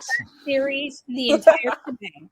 And then I added later on because I did drop cards in a previous campaign and people really like them because they're collectible. So they like having the card and they're digital readers. So they want something, but they don't want the books. So little credit card thingies they can keep. Yeah. Drop cards. They're great. I love them. Yeah, they're fun. I have a licensing issue, which I can't fix until my designer's computer is back online. So I have 2 sets of drop cards I have to wait to order. But I added tiers with drop cards for people who wanted digital. Please give me digital. So I basically went to retail, gave them a small discount from retail, and then made those tiers. And the whole kit and caboodle, which is just everything plus cool swag. I'm getting some custom swag made just for the 11 people, 10 plus myself, because I want my own swag, damn it. Right. And I am friends with someone who does Bismuth figurines. Mm-hmm. So I ordered a fuck ton of Bismuth. I'm like, okay, dude, hook me up. I want to put in my Kickstarter. And he hooked me up. So now everybody's getting some form of Bismuth with their order. If What's they got Bismuth? It is the rainbow. I have a picture.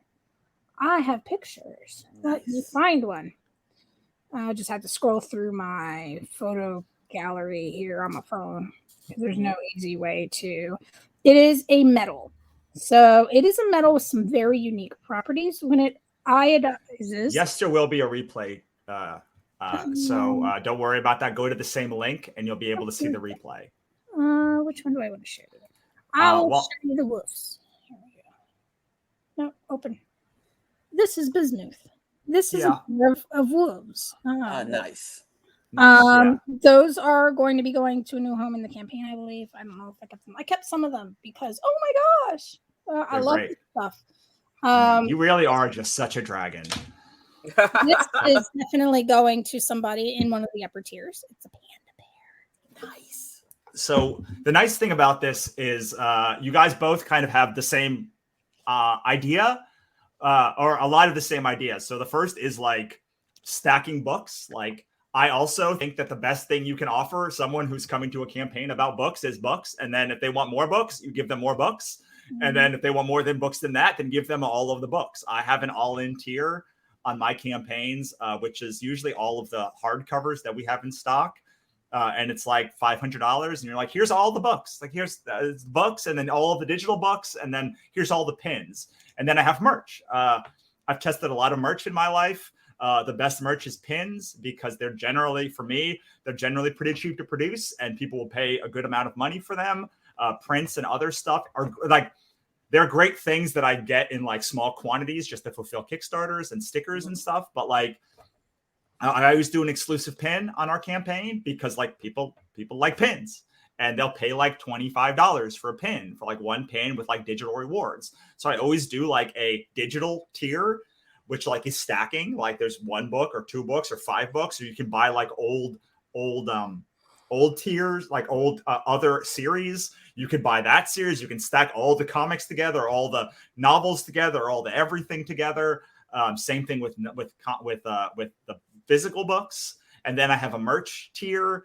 And then for this campaign, we also have like a consulting and courses tier. But like basically, you want to have it like people are. I have found there are some people that are combined, but like many people are like, I am a pin person. I'm a merch person. I'm a book person. I'm a digital person. And like then at some point they kind of merge together. And I'm like, okay, like if you spend $50, you get all of the little prints and stuff and you get like the books and all of the stuff and they all kind of like merge together and then tier up from there. So I think that is great that both of you did that and both of you proved out my point. Quickly, anything to add? We only got a couple minutes. Anything to add about kind of how to make the creating of the text of a page less like cumbersome or more streamlined, or any tips that you found in like that respect? Tell a story. Tell the story. Tell the origin story of this project. That is, they came from a distant planet and they crash landed here. And I'm talking about that dramatic. Use the splashy fonts, keep it tasteful though, and make this very cinematic and inspire not only the confidence, but also the excitement. I actually started, if you look over on the Phineas Gage or the War Priest one, I started with a limerick that tells you everything you needed to know about the character you were going to be meeting. Actually, the plot of the book, honestly. Yeah. And then from there, I just told the story about how me, a current screenwriter, and a college professor out in the East Coast came together and made the series. And it's interesting, and I tell you what you're getting as part of that, and I just kind of leave it there, but make it a story. Have building action, climax, resolution, ask for money. And then RJ? there's me. I learned how to market for an adult entertainment company, which means you have approximately 15 seconds to close the sale. Yeah.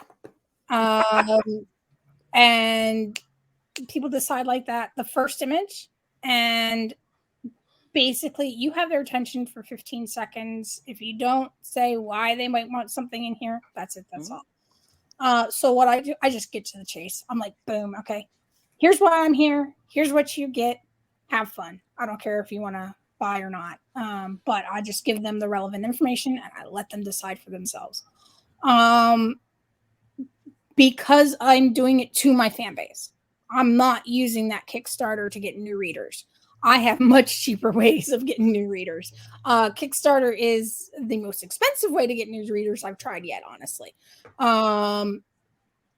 It just doesn't, for me, it's not worth the stress, the headache, and the investment.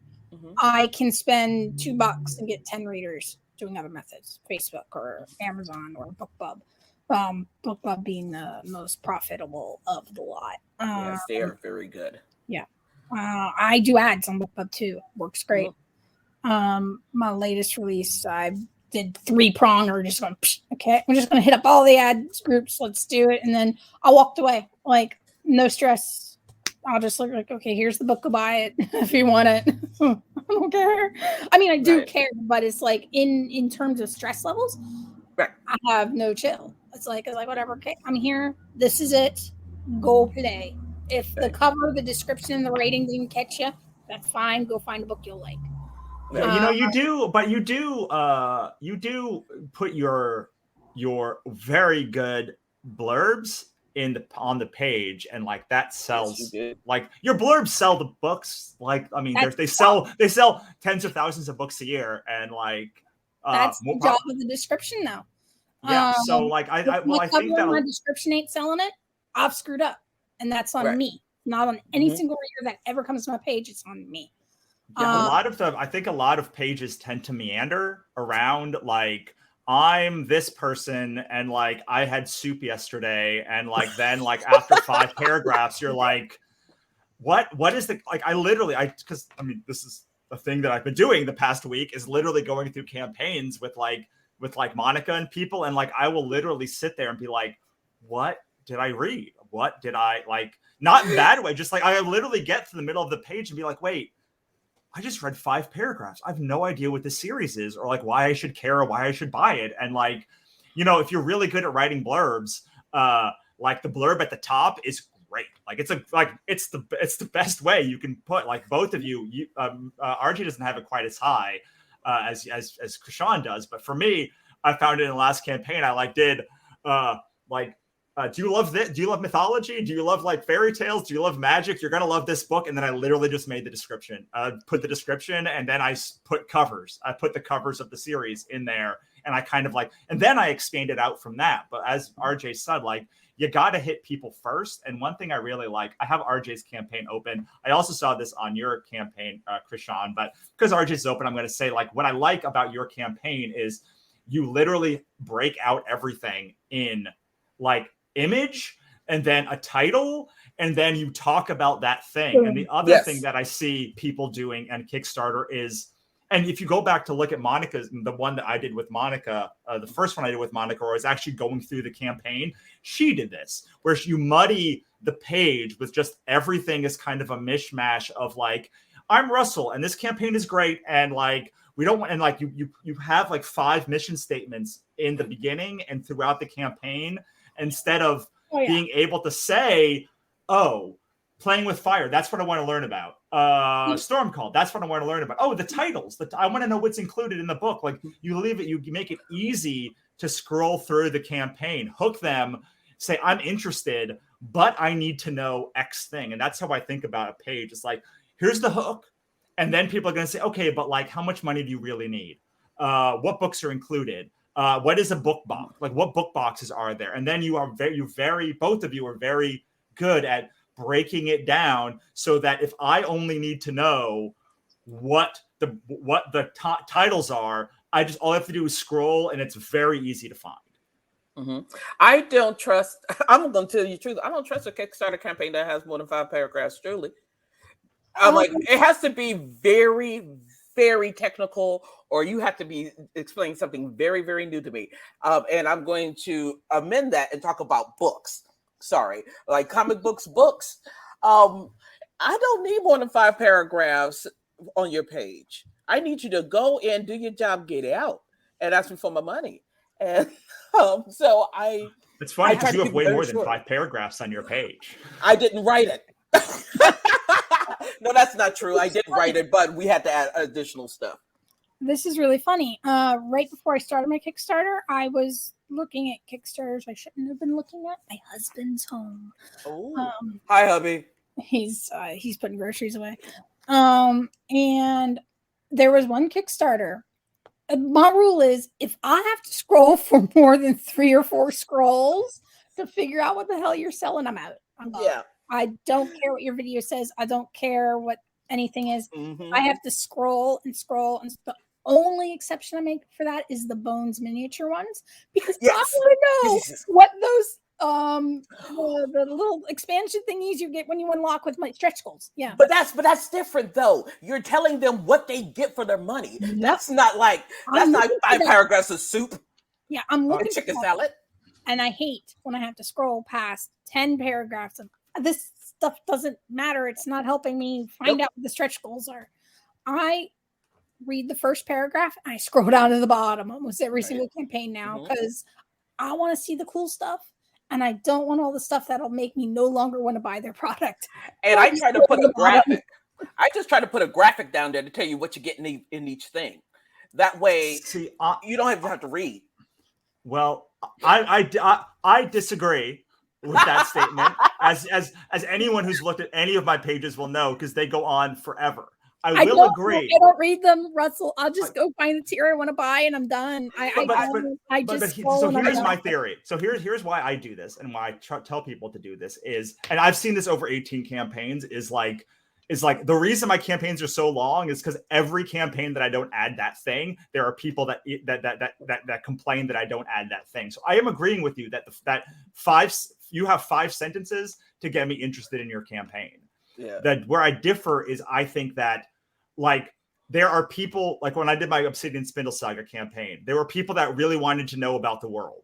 There were people that really wanted to know about the characters. There are people who really wanted to know about where the series will go or how the series goes. And so I made sections that were very delineated for each of those people that want that. Because yes, some people just want to read the first paragraph and then go down. But some people are like, I don't know what this campaign is. Like, what about other books? So I have a big section for other books at the bottom of our campaigns, which is almost longer than the rest of the campaign, which is with like Ichabod and Katrina and Pixie Dust and these books you can get samples of. And like, I just go to your tiers and look at what I want, and then I just ignore the rest. You guys, but like one of the things that I think is different between my campaigns and your guys' campaigns is I spend a lot more time trying to get new people to my world. That is correct. That is absolutely correct. So with Krishan and RJ, if you're trying to just have a campaign for like your fans, I agree. Like I think my How Not to Invade Earth campaign was the shortest campaign I ever did, because I was like, if you're here and like you're not already in, like just go. Please, like, I don't want this to be the first introduction to me. But with other campaigns, like with our Cthulhu campaign, I am trying to find as many people as I can who have never heard of me before. And that is where the difference kind of lies. There are a couple of questions from Brian. These are more comic related questions, but we can all. I also do comic. We also do comic Kickstarter. So. We have about 4 minutes. So I hear variants and collab art pieces with other creators work as well. Is this something a first-time campaigner needs to push for, and how important are they to the campaign? And then this one is, I'm good to, we can go, from what I understand, it's good to hook a reader immediately, but if you have extra things, the last 5 paragraphs, the reader only indulge with that when they get hooked from the get-go. We've already kind of explained, that is a yes. That is a yes. For minimum, you have a maximum, you have 5 paragraphs. You probably have 1 sentence. Yes. Yeah. Like, you literally have 15 seconds. People make their decision by typically within 15 seconds. They go, oh, I'm interested. They keep reading. Oh, I'm out. That's it. But you have 15 seconds to pitch and convince them they want to stick around. Which is why the video is always 10 seconds. Here's what I have. Here's why you should care. Here's what I have. And then the pitch in. Because if you can't hook them by that, then there's nothing. Your splash page should have your visual language on your splash page should be on target, on point, and eye-catching. And I'm going to jump right into this question, Brian. For a first-time campaigner, I would see if you could partner and collab with folks who have already done Kickstarters, or someone who has names and they have an audience as big as yours, so you can cross-promote. And those things are really great for comics. I do a lot of Kickstarter campaigns with Console Hustle Productions, and pulling in guest artists for variant covers and being able to interview and talk to them during our kickoff and during the interviews that we do during our campaigns has been phenomenal. And not only that, but the more you have these kind of things, the more people want to add, which only increases how good your next campaign becomes, because usually comic campaigns are usually an issue or a trade. I'm going to kick it back to Russell for the rest of that. Yeah, I don't like variants. I don't like any of that stuff for first-time campaigners. I think, well, because they add expense and variability to a campaign. Like, I think that you can, I mean, I've seen people do just bananas with these variant covers, but like for me, I want to keep my campaigns as small and contained as possible at the beginning, because if a book doesn't sell, yikes, I don't want to have to spend $1,000 on one variant cover. Like, that's a lot of money to spend for like one thing. So, that being said, they work a lot. I'm not the guy to like come to say like do variant covers. Krishan likes them. I dislike them, but I dislike them because I want you to be able to get, if I don't want you to add $1,000 extra to a campaign for something that is not going to actually move the needle. So like Krishan said, like, it better be someone who's already on Kickstarter, who has success on Kickstarter in the Kickstarter community, who like is known to, and you can literally go on these like Kickstarters and see like the variant cover level and say, oh, look, 7 people backed this campaign and spent $500 to get that variant. Okay, like, this is probably a person who, if I went off to them, they will return money. So before you do this, don't just go to like Neil Adams or somebody, because like he might not be relevant to Kickstarter backers, even if he's like, so you want to make sure that they are relevant. Like someone like Scotty Young, or like the campaigns that like fund a lot, like Sora Song, like those people who like bring in a lot of dough on the Kickstarter platform. Those are who I would go to. And sometimes you're going to get them for way cheaper than like Neil Adams or Art Adams or someone like that. And while those are very relevant to bookstores, they may not be relevant. They may be, but they may not be relevant to people in the comics community who are on Kickstarter, which is who you were trying to get to buy your campaign. But I'm always wary of people who do like a lot of variants, because that is just so much money on a product that you don't know if the product is good. And if you run the campaign, you also don't know if the book is good or like just the variants were good. So like, I want to know that the book is good before I expand out.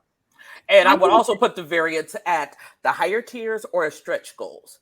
I never did a variant that was below the $50 mark. Seriously.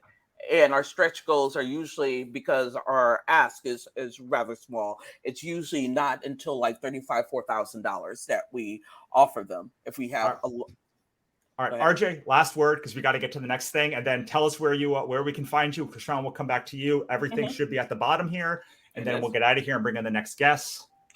For authors, I know in a previous thing someone said to do Kickstarter exclusives for authors.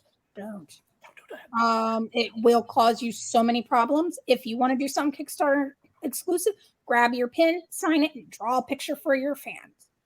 They will love that, and it makes it unique. And it, because you're drawing it yourself, even if it's a smiley face or little hearts or something like that, is a personal touch from you. Because of the costs of book printing, because of the cost of the updates to Ingram, because of the cost for things, unique Kickstarters are bad idea. So if you do want to do something unique, Ingram does allow you to put a custom page in. Take advantage of that. Yes. But don't shoot yourself in the foot realizing, well, okay, I did a Kickstarter, earn this much, and boom. Beyond that, variants can be fun, but don't go broke making them. Don't go broke making them. That's why, like for print books, it's a very bad idea for a lot of people to try to do variants on a novel.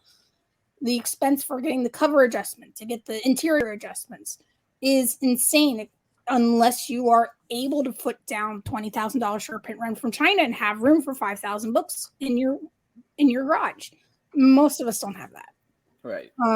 And Kickstarter needs to be accessible to you. So make sure whatever final product you're doing is also the final product going into production. But if you want to do something special, that's where stickers, book plates, art you draw yourself come into play.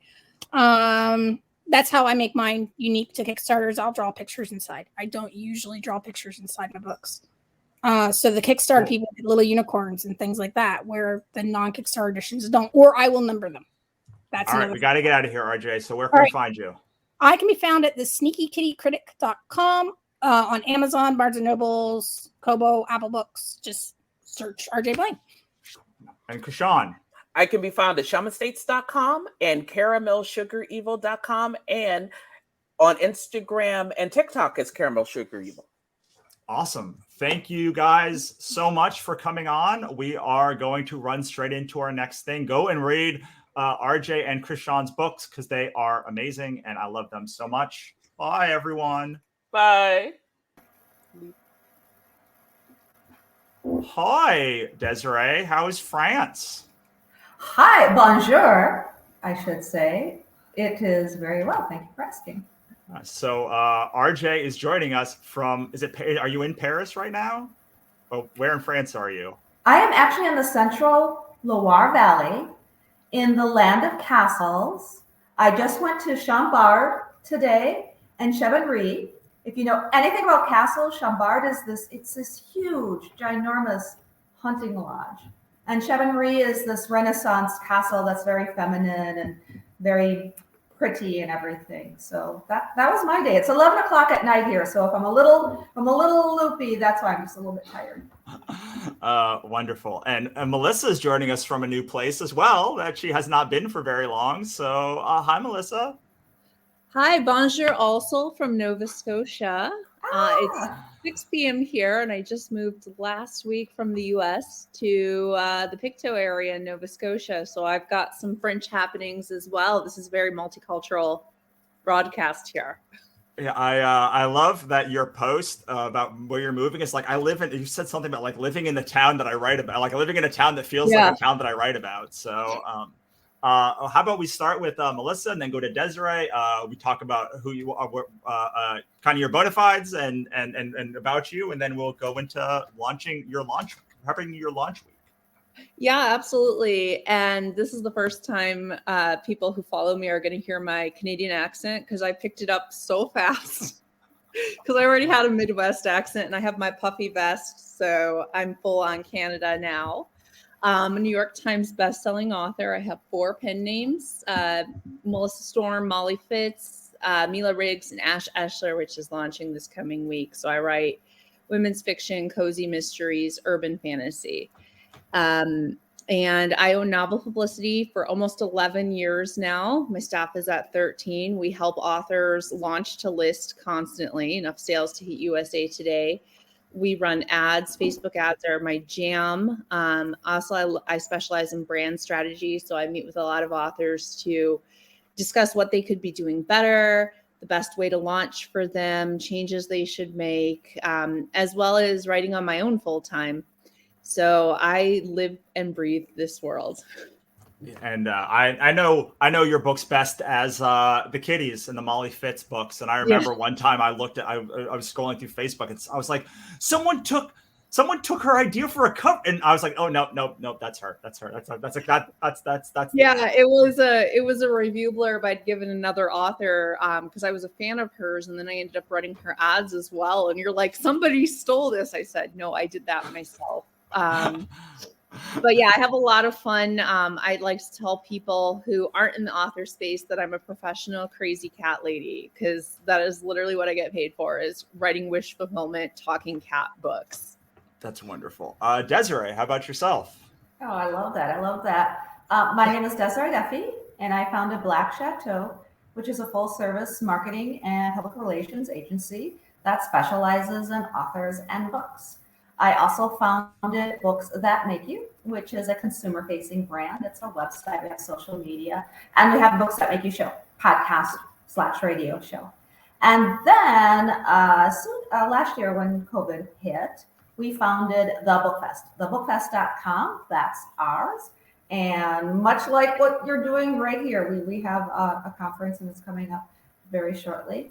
And that's giving a voice and being able to help writers learn craft. We do panels like this and conversations. As well, we have a very reader-focused programming as well. We do day 1 for readers and day 2 for writers. So that's kind of what we do in a nutshell. Yeah, you had Danny Trejo do a reading last time, right? A few months, your last one? Yeah, he did it twice, actually. He did it for the very first one, just kind of on a lark, kind of being silly. I thought it would be cool to let's have somebody read Goodnight Moon at the end as like a goodnight story for all the attendees. Who would be the most ironic person for that? Danny Trejo. And I asked him, and he said yes. So the very first one, he read Goodnight Moon at the end, and he has a cookbook out, a really great cookbook about Los Angeles. And anybody who knows Los Angeles and knows Danny Trejo, he's got Trejo's Tacos and all of that. So then he have a donut shop now too? Yeah, donuts and tacos. That's Danny Trejo's jam. And actually, he's got a memoir out now too. So he's foraying into the bookish world, so to speak. Awesome. Okay, so first off, I will tell everyone, if you have questions we talked 2 hours ago kind of about a couple of things to like get prepped before. This is really about like prepping your launch week and making sure that you do things well to start strong so you can continue strong. If you have questions about that or launching books, really anything about launching books, I'm going to open it up a little more to this panel. I've used a lot of Melissa's services over the years. I've talked to Desiree a lot over the years and been part of her book fest. Like if there are 2 people that know how to launch books well, like it's these 2 people.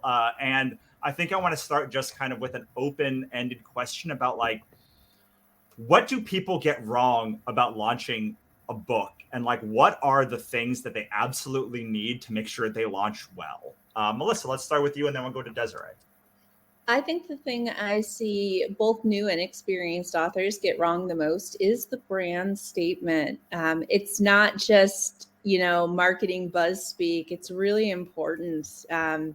Authors will come to marketing people all excited and say, hey, I've written a new book. It's a paranormal romantic suspense with reverse harem, Christian, whatever. And it's so many things that authors a lot of times think that by giving a muddy brand statement, you're reaching a wider audience, but really you're proving your book isn't really for anyone.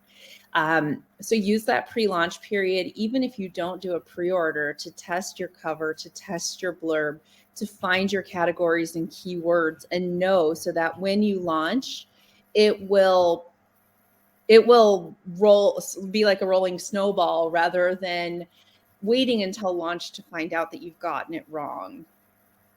Yeah, Desiree, can you speak to that or anything else you want to add? Yeah, I underscore actually the example I like to give is something along the lines of they've written a mermaid romance western space opera, Yeah. and they think it's so cool to mash up the genres. But the thing is that the readers are audiences, and readers of genre fiction read that genre because they want to know and trust that genre.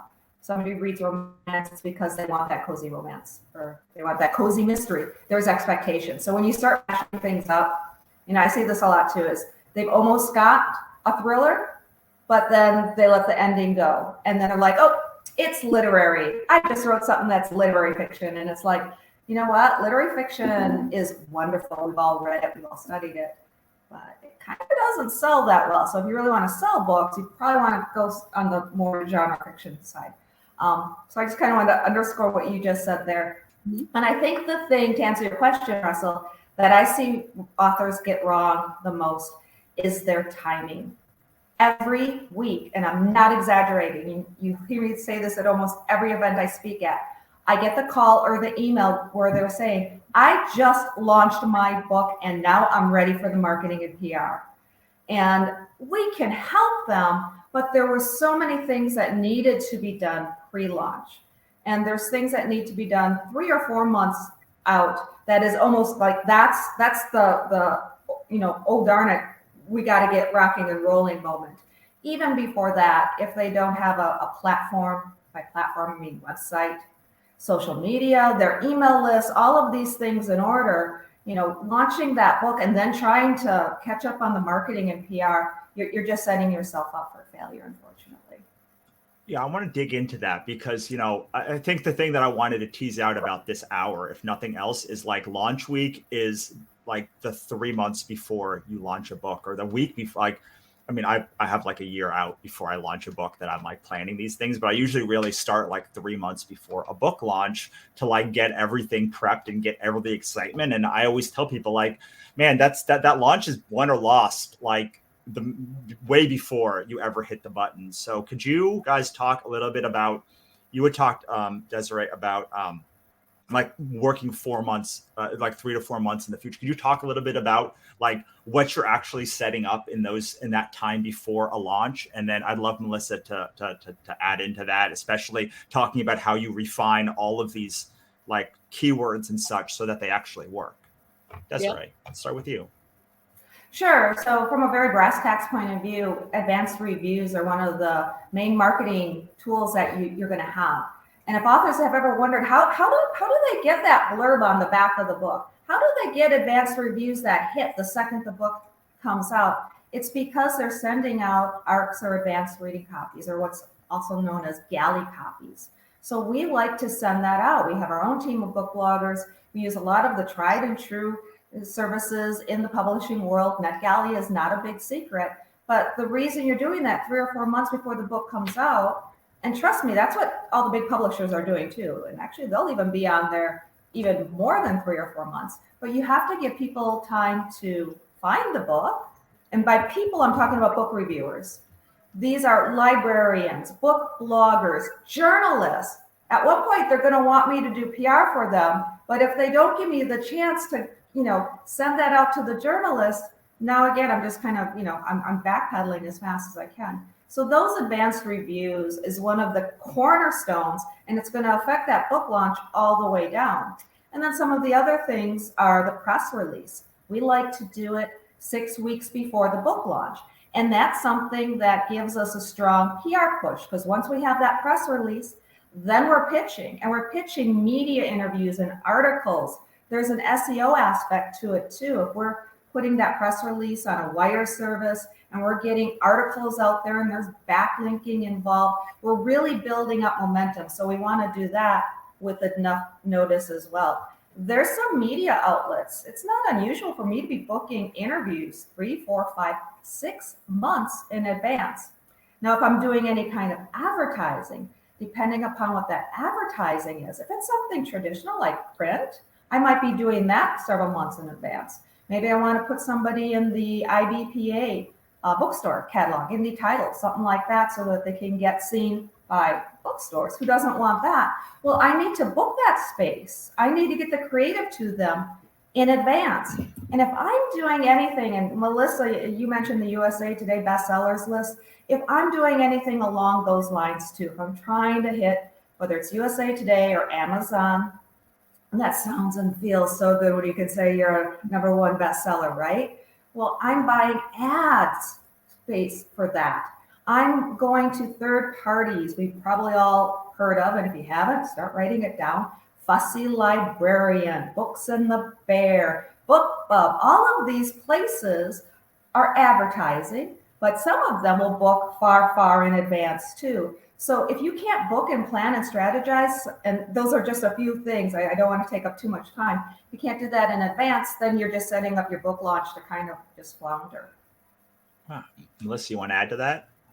Yeah, so I'm a hybrid author. I have 4 books with Kensington Publishing, and then the rest of my catalog is indie, as well as I own 2 small presses. So I kind of have experience from both sides as an author, as well as from the publisher side, as well as from the marketer side.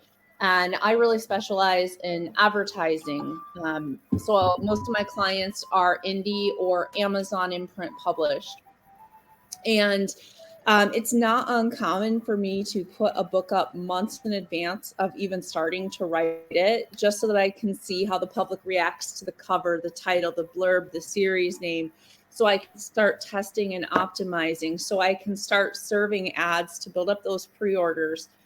Then when launch week comes, I can turn the budget on like a faucet and just hit those insane sales numbers. If you don't do any of that pre-work, it can be really frustrating coming into a launch and saying, I have $500 a day to spend. For example, if you're doing a very big launch, but not knowing who to target, that money burns up real fast. So for me, it's just so important to be able to have the clients at least a month in advance of launch to start slowly rolling out those ads, so we have everything tested and ready to scale. I don't worry so much about press releases and book clubs and things like that. That happens on the trad side for me, and it feels really good because, you know, I am in magazines and print advertising, and it's so cool. But at the end of the day, my money comes from being an indie author.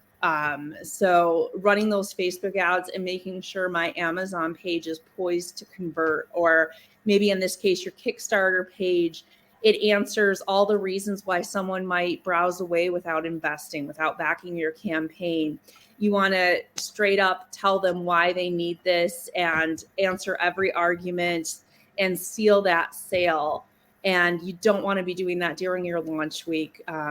Especially if you're doing a series, first in series, that #1 book launch will set the tone for the rest of that series life, no matter how long it is. I'm writing book 15 in a popular series right now, and far and away my bestseller, where I make most of my income, that was my first time hitting the USA Today list back in 2017.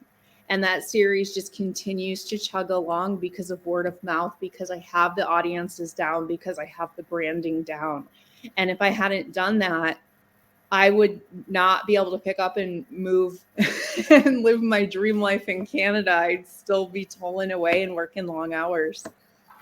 So one of the things I met with a marketing team for upcoming was I'm taking this big series from Kickstarter once it's over, and I'm going to like do a big launch push on it. And one of the things that they were saying was like, I want like the shorts, like a short story in the universe, like 4 months before, because like I need to test the audience. I need to like make sure that like we have the right people coming for the ads.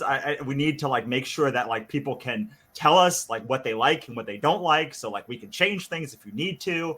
And like I just to underscore your point, Melissa, is like these things don't happen in a box. Like they build over time. To bring this back to Kickstarter, I always tell people to have their campaign ready a month before, but at least 2 weeks before, so they can send an email to their list, and like you can say like the email is always like, can you help me? And it's like, I'm about to launch this campaign. Like, I'm doing my last checks. Like, can you just look through and tell me if I've missed anything, or like if you hate it or if you love it, or like whatever. And like, I judge every time. I get like 10 comments that are like, you should tweak this. I get people that are saying you can, you forgot this, or like I don't understand this part. And like, it's building the campaign to be better. And I'm only able to do that because like they are doing it before, so that when it hits everyone, like it's ready to convert as many people as possible. A really good example is the launch of Kindle Vella recently. I had a book ready for that, and I anticipated some of the concerns. I said, this is kind of confusing, these coins, these crowns, this is very different. So my team and I set up a reader's guide walking you through every step, exactly what you needed to do with all the links. And I had that ready to go for emailing my list. And then I found out all the other problems. So even if you're really savvy and can anticipate what those questions might be, there's nothing like a live test. I got to know that people in other countries can't access this. People don't like the slow rollout, and why this wasn't a fit for my readers.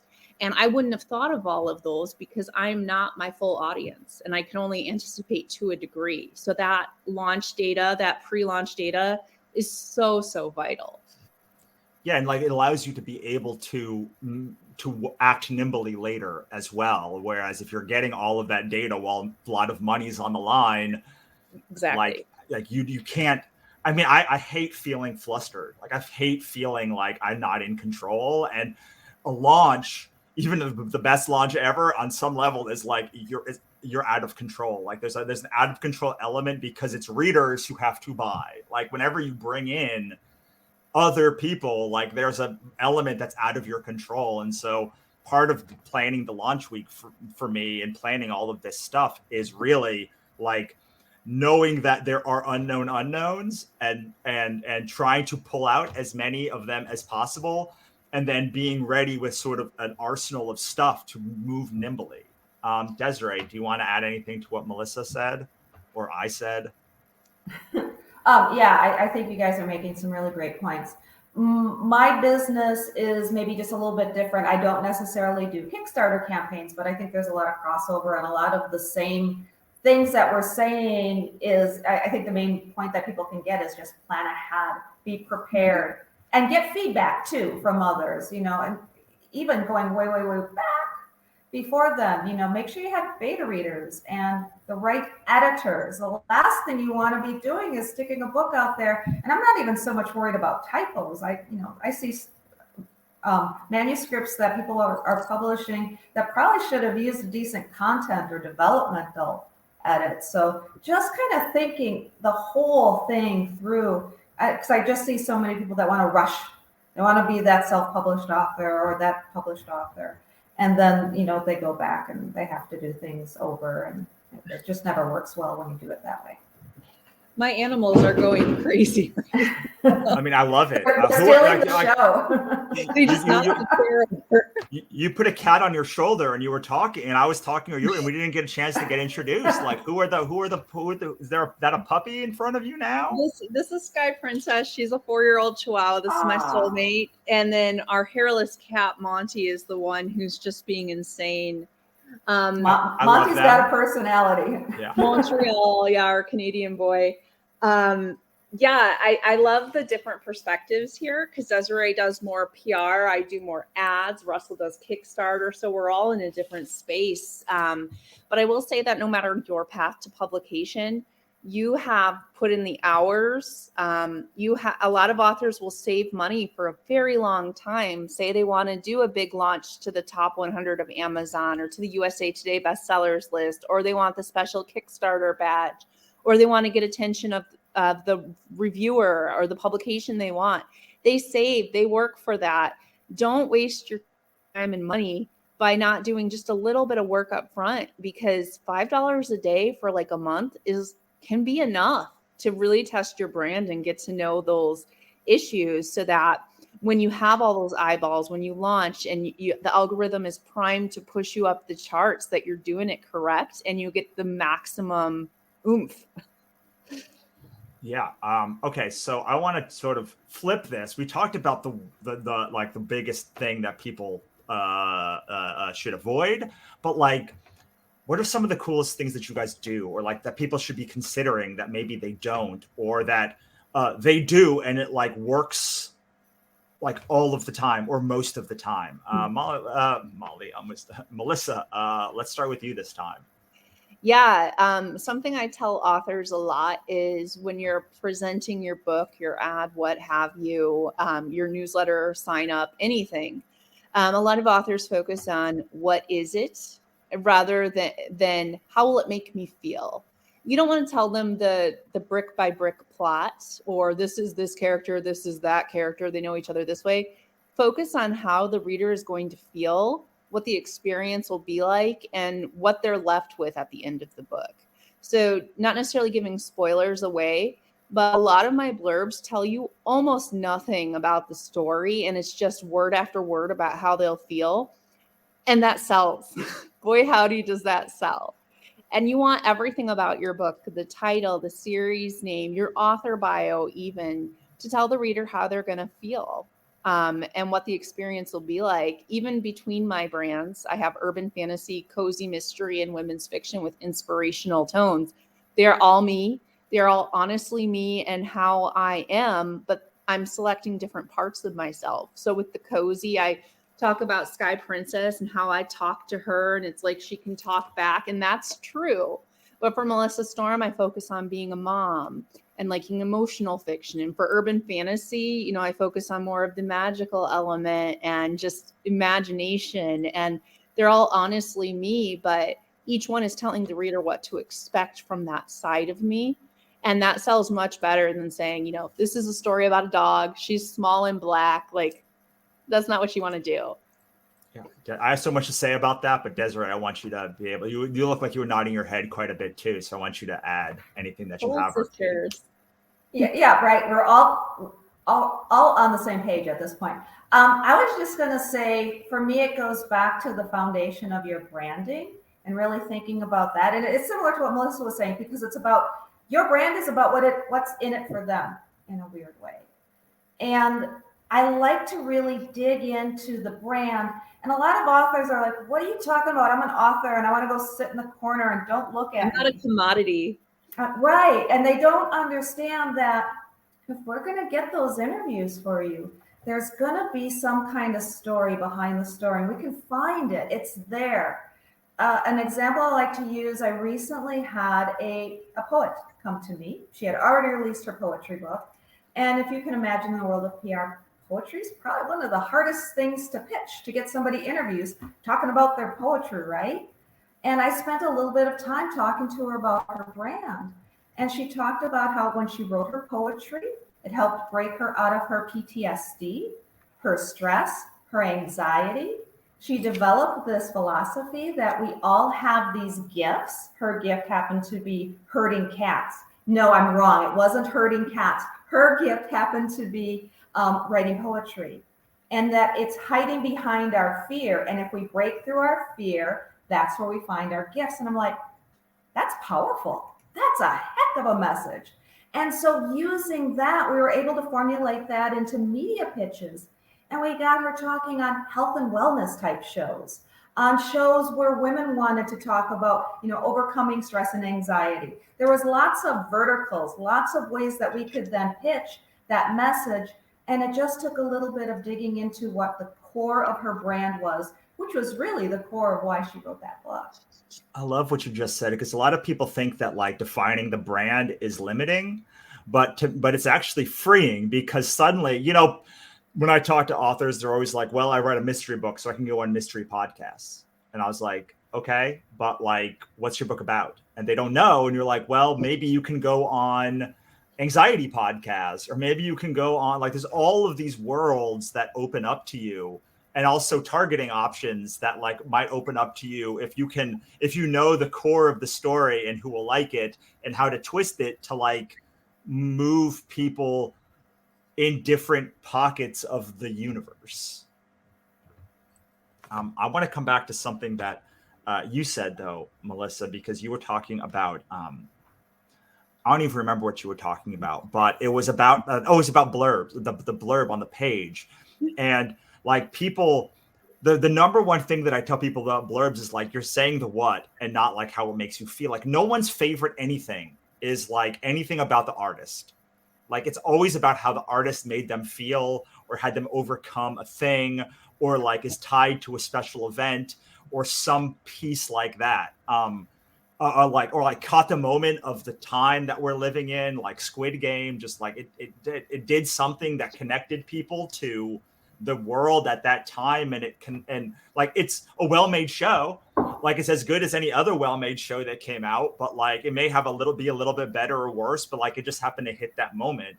And I think it's so important when you're doing your PR or you're planning your launch is like you don't want to give the farm away. You want to give enough information that they're like, I want this. I want to open the book. Like, I always tell people like, what is the least amount of words you can tell me to open the book and read the first chapter? And that's the minimum that you don't need more than that, but that does mean you have to convey the feeling in 100 words or less. And yeah, so not only telling them what to expect, but answering any reasons they would have to turn away. And I was stalking your Kickstarter, Russell, because I know you're really good at it. And I always see yours and think, how cool, but how not me? I'm going to try. But I was looking at your Kickstarter launch course and I saw the nice charts you had. And that's exactly what you were doing, is showing, hey, this is the information. Hey, yes, this is covered, so that people who were trying to convince themselves, most people try to convince themselves they don't want to buy this thing. And you were answering that each time you shared a new figure or went into something new is actually, this is why you should. And it's the same with fiction.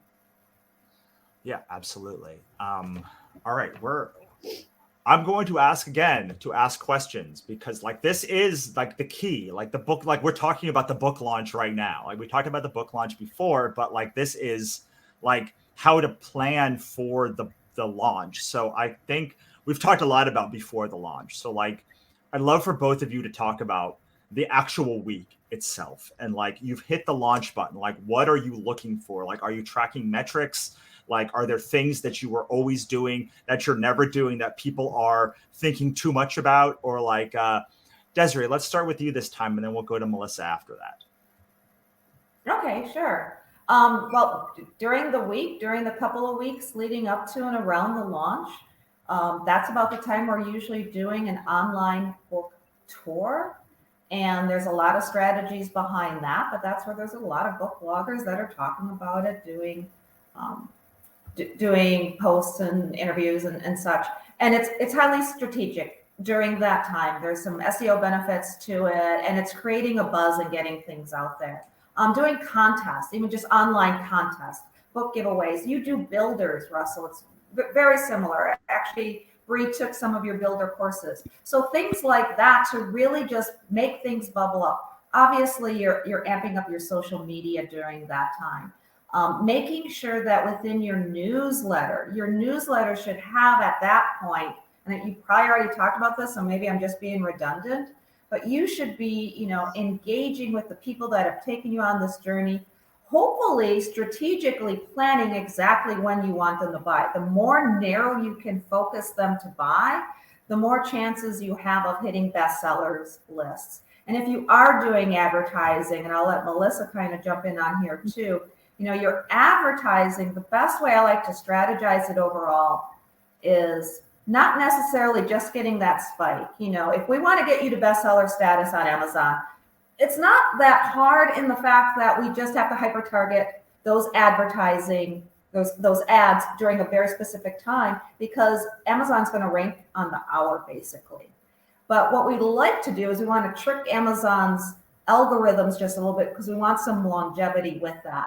So it's Amazon to start with and give it a boost. We can introduce a book for maybe an introductory price of 99 cents, but then we start doing some other ads so that if you think of your ads on a line graph, you got the spike, but then after that you have, I'll go this way, after that you have almost like a rolling roller coaster of ebbs and flows because you have different advertising campaigns. And as you do that, then Amazon and some of the other retailers too, they start picking that up and they'll start serving up your book more. So there's a few strategies like that during the launch and those couple of weeks that can really benefit you.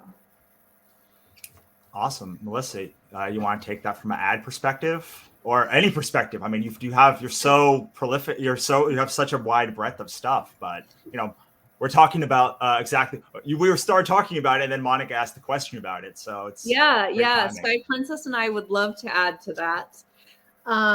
So a lot of writers with launching, they think of reader acquisition, finding new readers, but equally important is reader retention.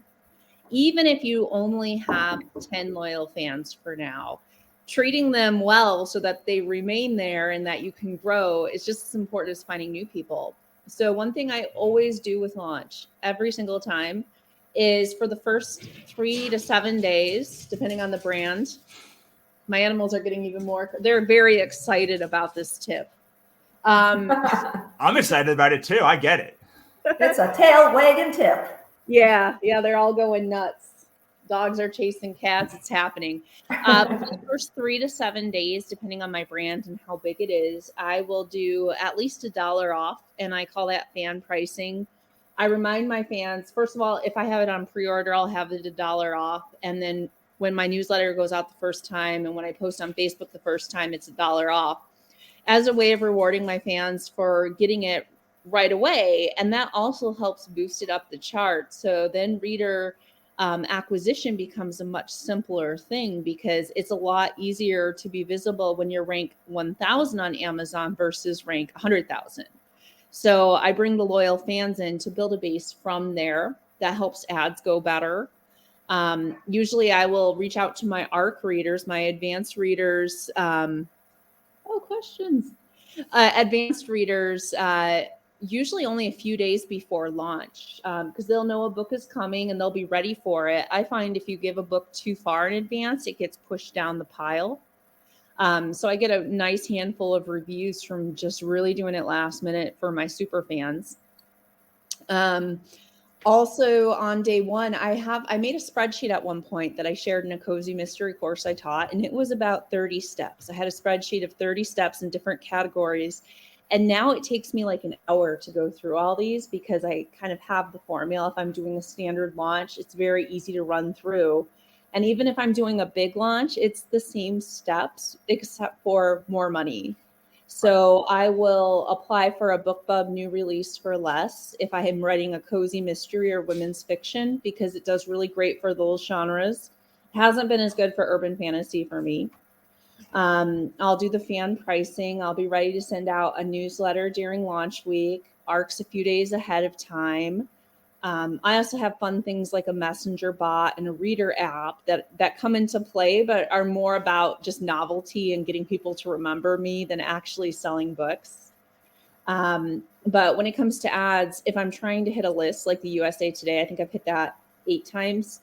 I will bring BookBub ads in really hot and heavy early on, especially targeting Nook. I have a lot of readers on Nook more so than Apple for my genres. And I hit Facebook ads really hard to serve to Amazon.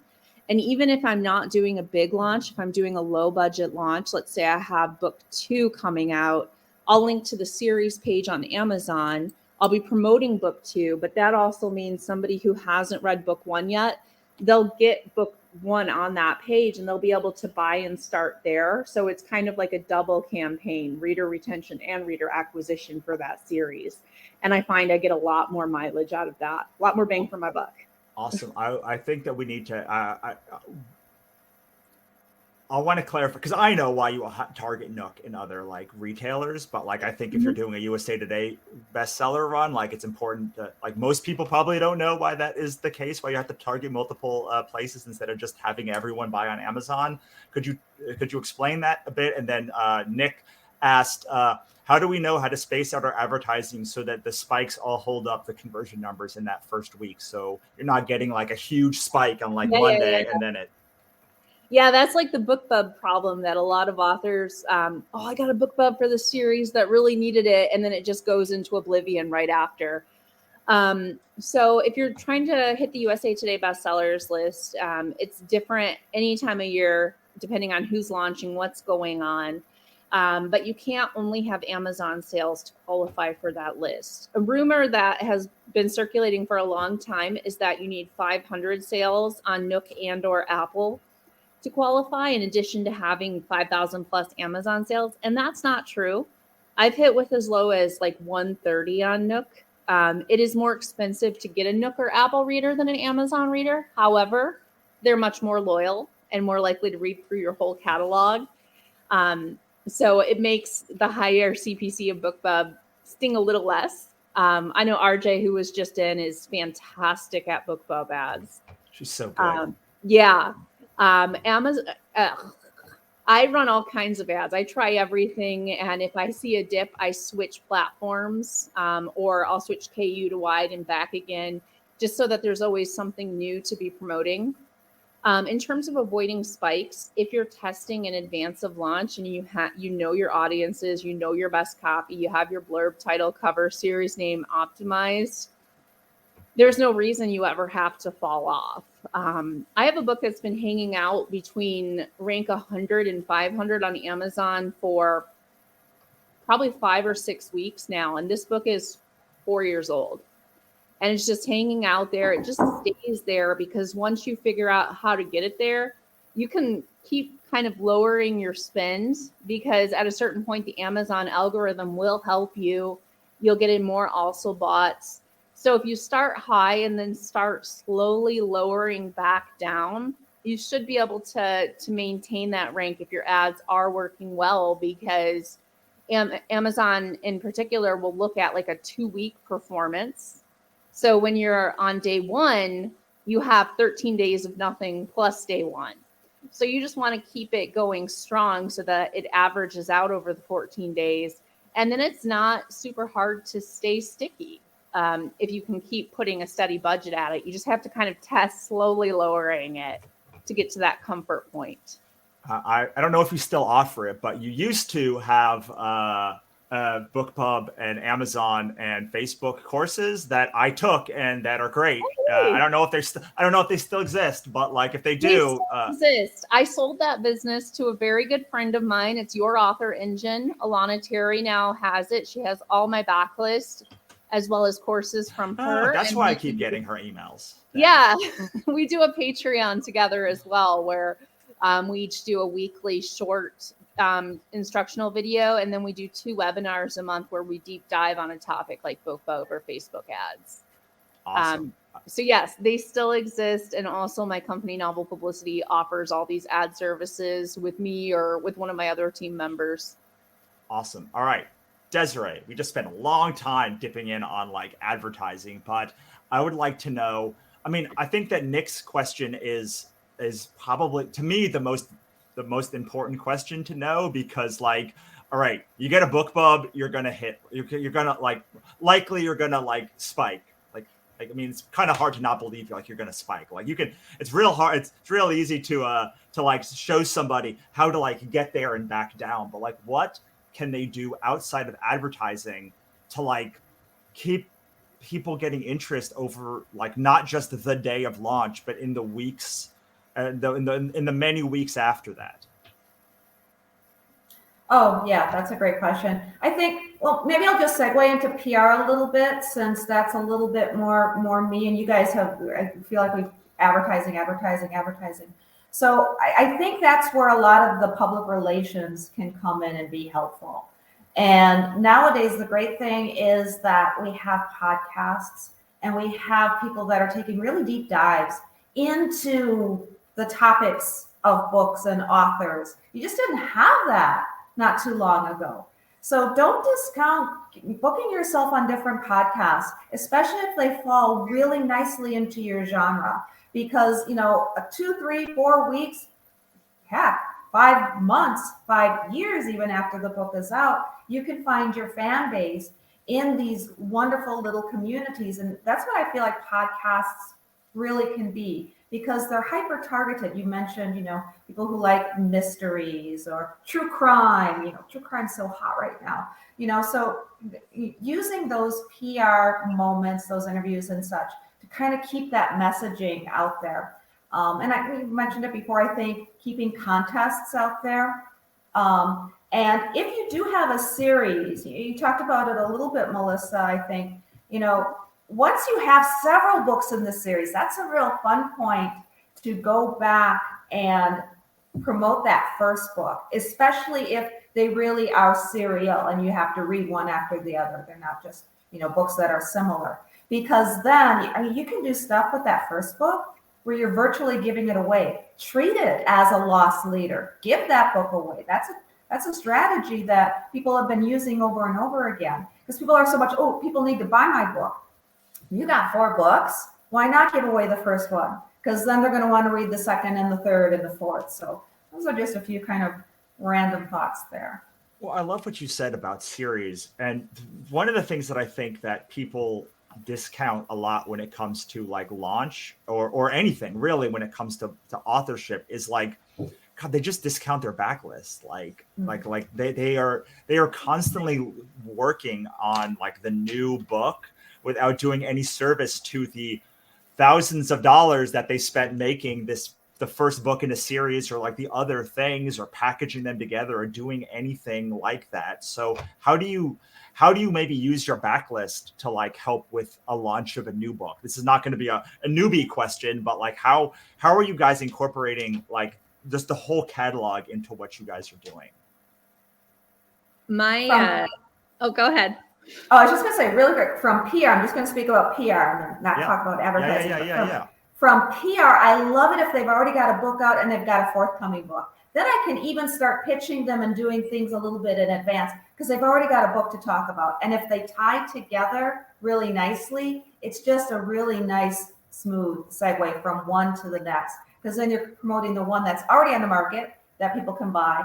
And then you're pre-promoting something that is hopefully already up for pre-orders or is coming soon. Well, and you do a lot of putting people, it seems like a lot of your authors, like they'll be on like a top 10 mystery novels that are out in the next month. We do listicles. Yeah. Which is a great, I mean, if someone's already got a book, you can keep that going for like a long time. Yeah. Okay, I'm going to say 2 things there because you're getting me excited. I'll talk about the listicles a little bit.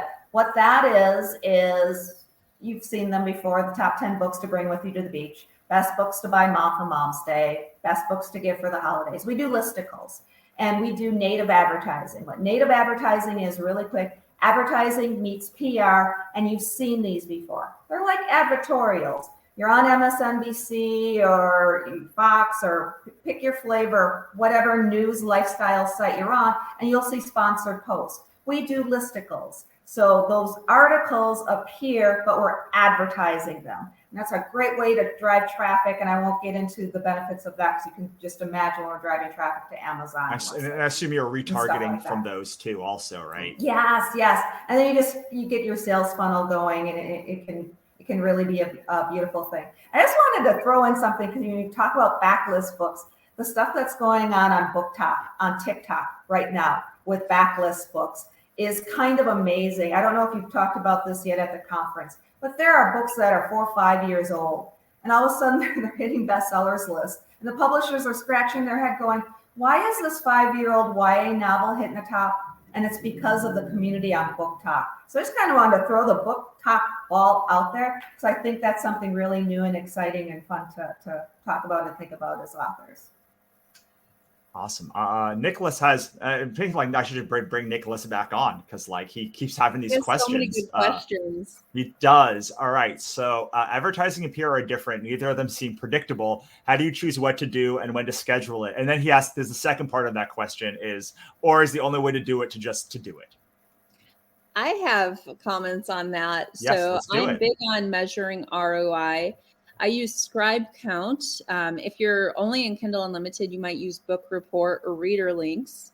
They all kind of do the same thing where you can put your books, you can organize them by series, by genre.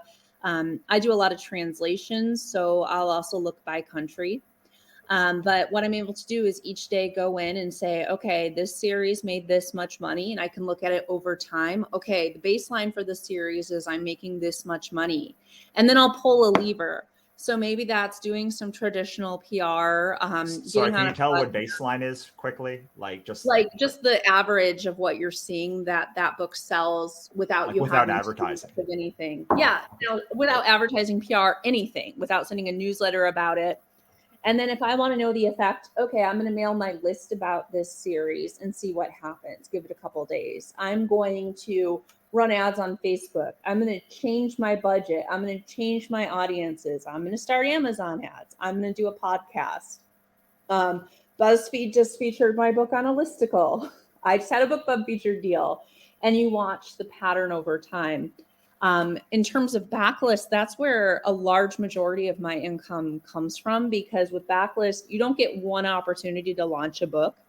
With backlist, you've had many more opportunities to get it right. So you can really get it zooming and ticking along, where it's just making a lot of money while you still figure out the newer series and how to make them bigger. You have more books in your backlist. Like I said, I'm writing the 15th book for a series. My big money maker has 7 books. And now 4 years later, I'm like, I just need to write another one of these. It's ridiculous how well it does compared to everything else. But by watching it daily and really having a sense of the average of what that series is earning. The mistake a lot of authors make is they'll look at it at the book level. So maybe they'll have a perma-free book 1 and only look at book 2. Or only look at the rank of book 1, but you really want to study things across a series, and then for your overall income, even beyond that series. If you have your back matter optimized, so instead of saying, please leave a review, or please sign up for my newsletter, or saying nothing at all, you want to sell that next book. Even if you don't have a next book in that series, make a bridge to some other book in your catalog and sell that one. Because that's one of the single best things you can do to really get readers turned into super fans and just devouring your whole catalog. So you can absolutely tell what things are doing. With ads, it's a bit easier because it's a continuous thing. I'm spending this much a day. This is the change every day. The impact of a big PR event or a BookBub featured deal, it can be harder to track because you're more likely to see a spike versus just like a step up. But all Desiree, of it, yeah. Can we talk to Desiree about that for a second? Because like I want to hear about like what is the how do you measure the PR? Is there a longer lead, or like how long does it take? I know like for a mailing list, like usually 48 hours is like how long it takes. Like with an ad, you turn an ad off and suddenly things go down or like up. Like how do you measure this with PR? Yeah, it's a lot harder because you're not with advertising. Excuse me a second. Excuse me 1 second, please. Sure. Well, I will say with Kickstarter, I don't want to put this with Kickstarter because like I'm back. Sorry about that. Oh, thank goodness. Oh, thank goodness. I did not. Usually I'm very. I literally have tooth falling out of my mouth. Sorry. Oh my goodness. I got a temporary on right now, so my apologies. That's all. No, it's okay. I'm usually very good at pretty on my feet with this, but after 3 hours, I was like, I don't know how to continue this. Okay, so anyway, how do you judge the ROI of like a PR? Is there a way? It's just kind of knowing when you did a interview and seeing if there was a spike in sales or seeing if it impacted sales, because it's not like advertising. It's not like you're measuring a direct call to action. It's not like you can see the click-throughs from somebody listening to the radio, right? It's not like they're on a website page where they're clicking through and then you can track that. So it is a little bit different in that respect. I do feel overall, to kind of answer next question, I think, is that integrated marketing is where you have PR, advertising, marketing, branding, social media. All these things essentially can work together. And when you're, if you're just focusing on the ads and you're not doing PR or you're not doing social media or you're not optimizing your website or your metadata, you just kind of make those weak links. But if everything is working together, it seems like it kind of builds and you end up leveraging up and up and up and up. One thing that I will say also about PR usually gets the short shrift when it comes to like doing marketing, but like when you're talking about the additive effect over time, like PR can be very powerful, but I never measure PR by like any single article that I do. What I measure it is like not rank over time, just like notoriety over time, or just consistently being like, oh, like you never know, like, oh, I saw you in the New York Times, and like saw you on this website that I listened to, and like you were on this podcast, and like, and then I see an ad. Like, I say like PR helps lower the cost of ads, because like if you're more ubiquitous over the universe, then like yes, some people will come to you, but what I find is so helpful about PR or being on podcasts and doing all that stuff is like once people know that like I'm cool, then when they see an ad, suddenly like instead of me having to serve that ad to them 7 times, like they might buy after 2 times or 1 time, or without me even having to serve an ad. So it's really hard to know how like how much would this ad have cost without PR? Right. It's leveraging and it's building. And I'm just going to say one thing you can do is Google yourself, go into incognito mode. Do that before you even launch the book. See what your searches are, your search engine results pages, what's popping up, what news about you. And then do it when the book launches. Then do it a few months later. That's a good way, because if you are doing a lot of PR interviews and getting articles, that's going to start turning up in those search results. And then just backing on what you're saying there, Russell, then that's going to help. If they happen to Google you, somebody who's about to buy your book Googles you, and then they see all of this stuff, it's validation. And yeah, so now that ad that they might have saw that made them do that, now it's a lot easier to convert. And what's interesting, so I'm the ads expert, right? But there was a really interesting conversation when Monica shared the conference. Somebody came on and said, I saw Melissa Storm in person when she was here, and I want to come to this event. And even though I've used ads very heavily for my books in recent years, my author business and notoriety there is 100% PR based. I never run ads for my business. So I can definitely be living proof of the fact that people do know my name, and it's because I do events like this, because I'm helpful in author groups, and none of that is advertising, yet I get business that way. And the same is true for authors. Just the difference is with business, you have higher ticket, higher cost items you're selling. With books, it's difficult on both sides, because what's the maximum cost of a book you're selling? Like $30 hardback in extreme cases. Mostly you're selling ebooks for, the price of a copy. So it can be harder to track that, but definitely once your name starts to get out there and is familiar, it makes such a big difference. I definitely recommend that authors don't rely on any single method. Yes, I'm the Facebook ads girl, but I run Amazon ads. I have a newsletter. I do these PR things. I have social media. I post about my pets all the time. So it's not happening in a vacuum, just like Desiree's mentioned ads and retargeting she does. So we each have our pet methods and our favorites, but we'd be lost in the dark without having more than one, because if Facebook goes down for good, what the hell am I going to do? I need a backup. So I have that, and I have that in place, and it might not be my favorite and it might not be your favorite, but you definitely need methods to fall back on or to be able to build. If you say, hey, this is going great, I want to put even more at it. You need to have that backup. Yeah, absolutely. All right. So we have a question for Desiree specifically. We're running into the end of the hour. I don't want to keep you longer. So if you could, Desiree, we're going to do a twofer. Could you talk a little bit more about TikTok, if you know it, if you have anything else to say about TikTok? Tell us where we can find you when you're not in France. And then we'll go to Melissa for final thoughts, and then we'll say goodbye. Sure. Really quick, in TikTok, think of it a little bit less as a social media platform and more as an entertainment or a creator's paradise. That's where you get the dancing authors and the memes and, all of that. So I don't say just go off on Book Talk and TikTok and start doing stuff without researching and really making sure that you're a creator that wants to be doing something creative.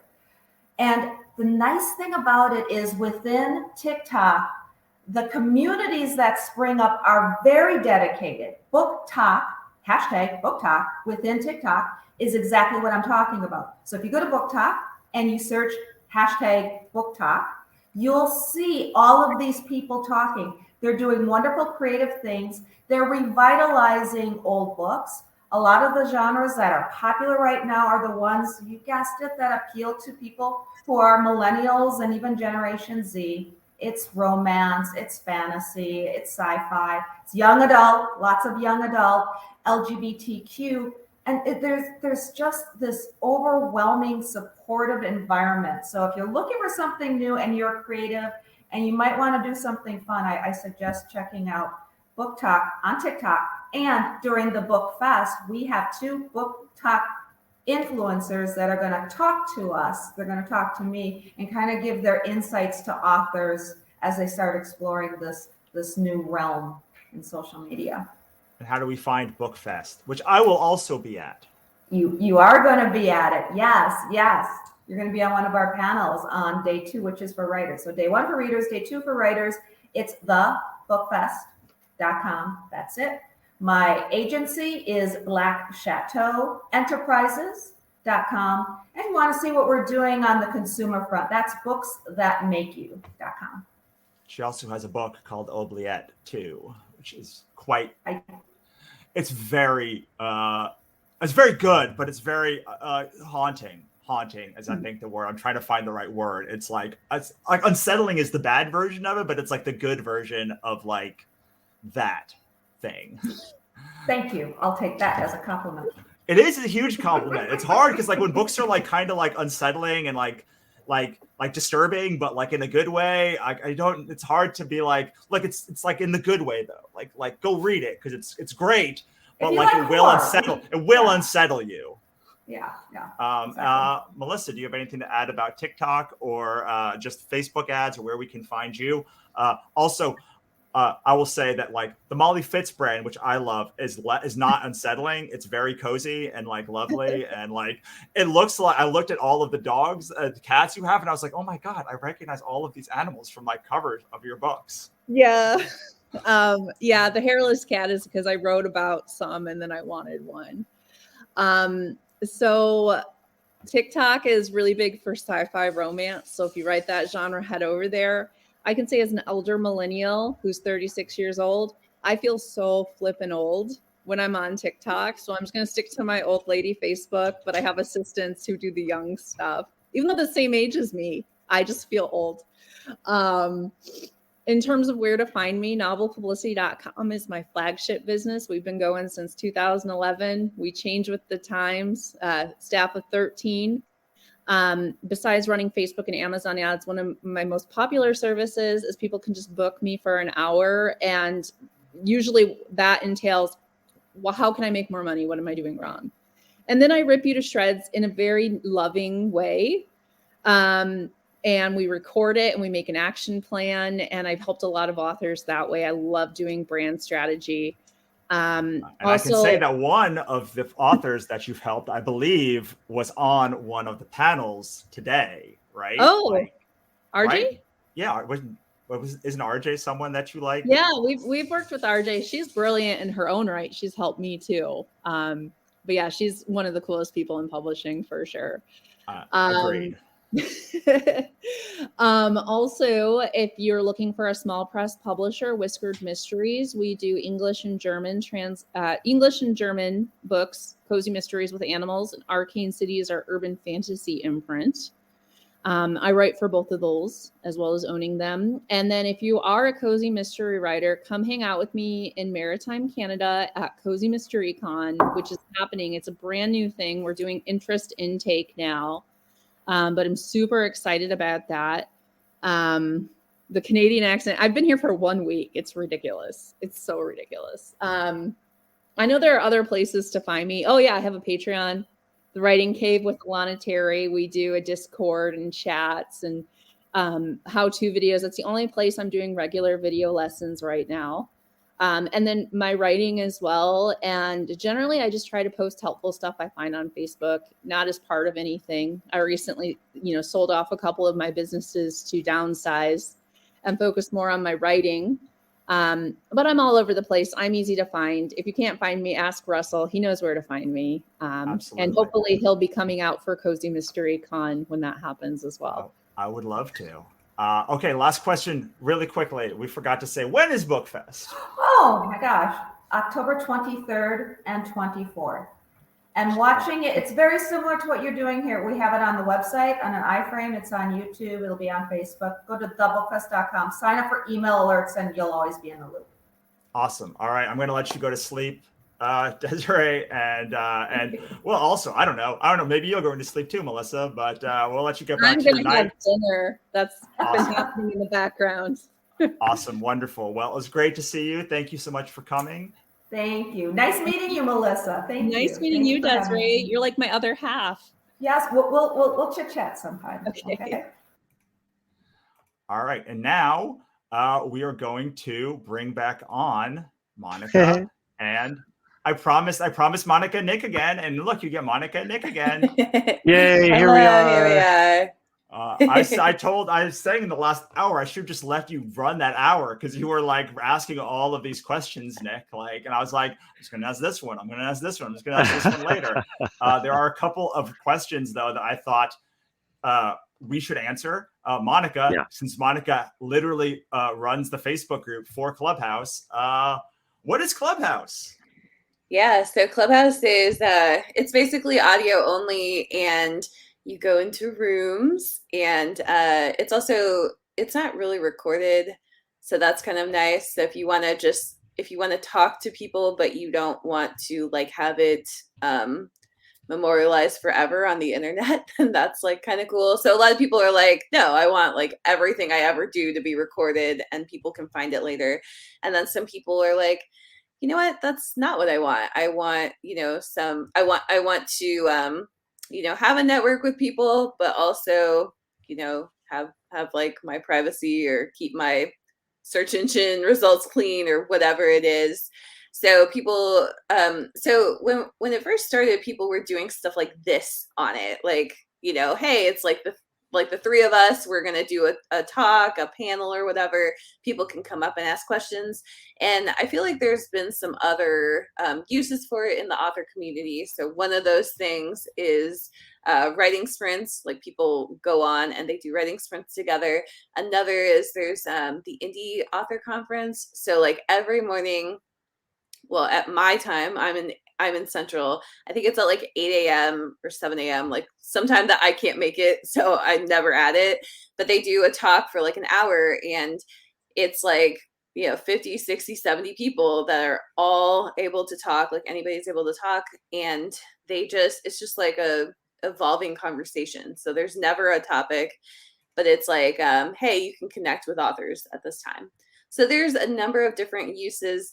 I haven't seen a ton of uses on the fiction side. So if you're trying to find readers there's not a ton of uses. But if you want to get connected to the Clubhouse community of authors, you can go on Facebook. The group is called clubhouseauthors.com. And there's Clubhouse Authors. There's no .com. But you would search for Clubhouse Authors.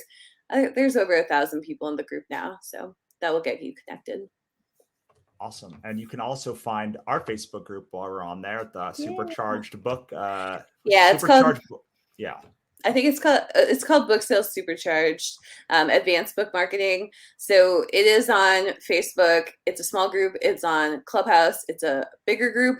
It's like, not a huge group, but it's a much bigger group on Clubhouse. And we haven't done much with it yet, but we intend to do more with it. Well, this is kind of the cool thing about this. And by the way, my goal was to get by the end of this stream to get to 250. And look, we're at 250. We're at the exact number that I wanted to get to by the end of here. Which usually this would be the number that I would be wanting to reach with a 4-book launch. So we're doing this with 1 book, and like I'm very, very excited that like we were able to like get this, because this is a very different campaign that I've run that I'm normally used to. So very very happy. Of course, this is the last day to get Monica. So Monica's doing this thing that I absolutely do not recommend, but like she's doing it anyway. I told her, we had don't an do argument anything. about it. I was like, Yeah, don't Monica, do anything. what the heck? So I said, don't do anything you have to deliver. Like don't do anything you have to deliver live. And she's like, instead of that, I'm going to deliver 6 presentations live. And so this is the last day to get her early bird perk for Facebook advertising, and also qualify for all of the other ridiculous things she's launching during this campaign, which all tie back to certain books in the book sales supercharge series. So if you are these are $97 they're going to be once she does them, and like she's doing them for free. Literally, if you spend $1, she'll give you like $500 for free. Like I usually give a lot away on campaigns. Like this is way more than like I've ever given away in a campaign before. And Katrina's on Facebook saying, "What happened to listen to Russell, Monica?" You know what? All the things that I didn't listen to him on, like, always come up during these things. It's really like the only 2 things. Well, I mean, one was like preparation. So, but like the pre-launch page was the big one, and then the other was this thing. Because what Russell normally does is he does books, which makes a ton of sense for fiction. So it's just like other fiction books that somebody would really love. So we were going to do that for this, and I kept having that like intuitive, like, I don't know, this doesn't feel like it's going to be sticky to me. And I don't know why, but so for nonfiction, I think that this actually makes a lot of sense to do like more of a workshop, because I think a book is really hard to get into the hands of authors, like especially if you are trying, because Russell sometimes gives away 20 books as part of his like perks, week to week. 20 author books is not like super doable in terms of like reading things. It's just like a lot of overwhelm. So is 6 workshops that are 2 hours each. Like that can also be a lot of overwhelm, but it's certainly more like, that's like, okay, it's a course, like at the end, when you get it at the end, it's like more of a course. And I also think the price point being higher is more important with nonfiction versus fiction. So that was kind of my thinking behind it. Well, but one thing that I thought you did was really smart was like you're tying them back to books that we've done. Like we did a Facebook advertising book. The day 1 perk was Amazon. So like you can literally in the book, once you launch the book, we have a book literally on Facebook advertising. Like we're doing, like we haven't written it yet, but like well, we've written parts of it, but it's not like assembled and stuff. It's kind of so there are parts to continue writing, but some of the books are actually fully written, and then some of the workshops are just like sections of the Kickstarter book. So you kind of like the buyer psychology one. That's like, so everything I chose was material I already had. So like I could literally, I am going to do some slides and stuff and try to be organized. But I could literally go on for 2 hours and just be talking about these things because, I know enough about it. So I think it's going to depend on, I think that's really specific to nonfiction campaign. I do not think it would work for fiction at all. I think what Russell does for fiction is like the ideal thing. I think you're not going to be able to do it for like 20 launches. Like if you're trying to, if you come back for another, like let's say we come back and do like 4 more books in this series, which we are not going to do. Like we're not going to do that. Like this is the book we're launching on Kickstarter. Like this is the only one. But like if we were like coming to get a repeatable thing for nonfiction books, like you wouldn't come back and run like the same 6 things again and again and again. Like the thing about what I do is this is my 5th campaign this year. Like I'm tired. I told Monica, I was like, I'm tired. I can't like be as present as I normally am. And like if you're running a campaign every 2 to 3 months, like being live for 20 hours is a lot. It's a lot of live stuff to be. So and also just like you're going to have people coming back and saying, I've already seen this. So like, what is the benefit of me to do it again?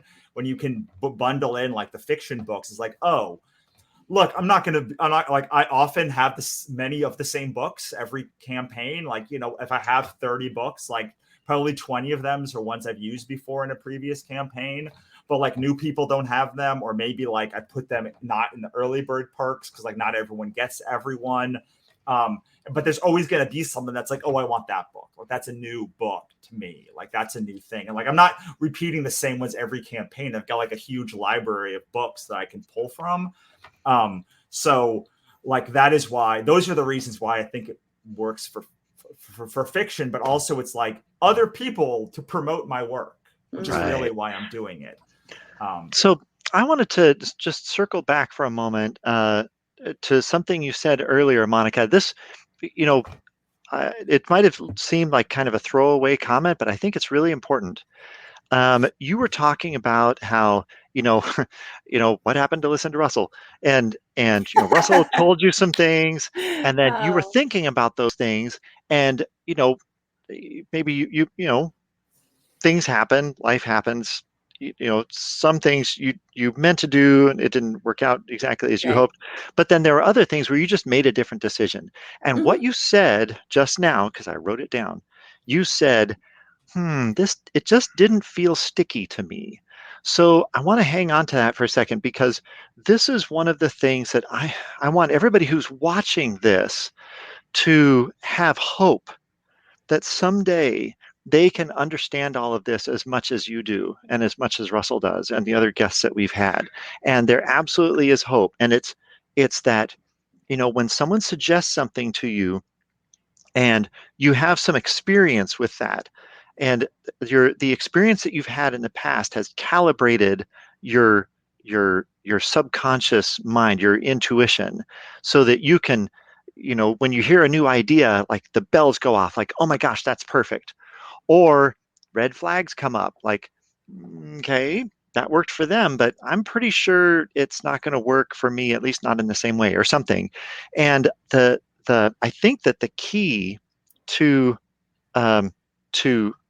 like learning, the key here is, I want you to talk a little bit about how you made sure that you learned from your past experiences.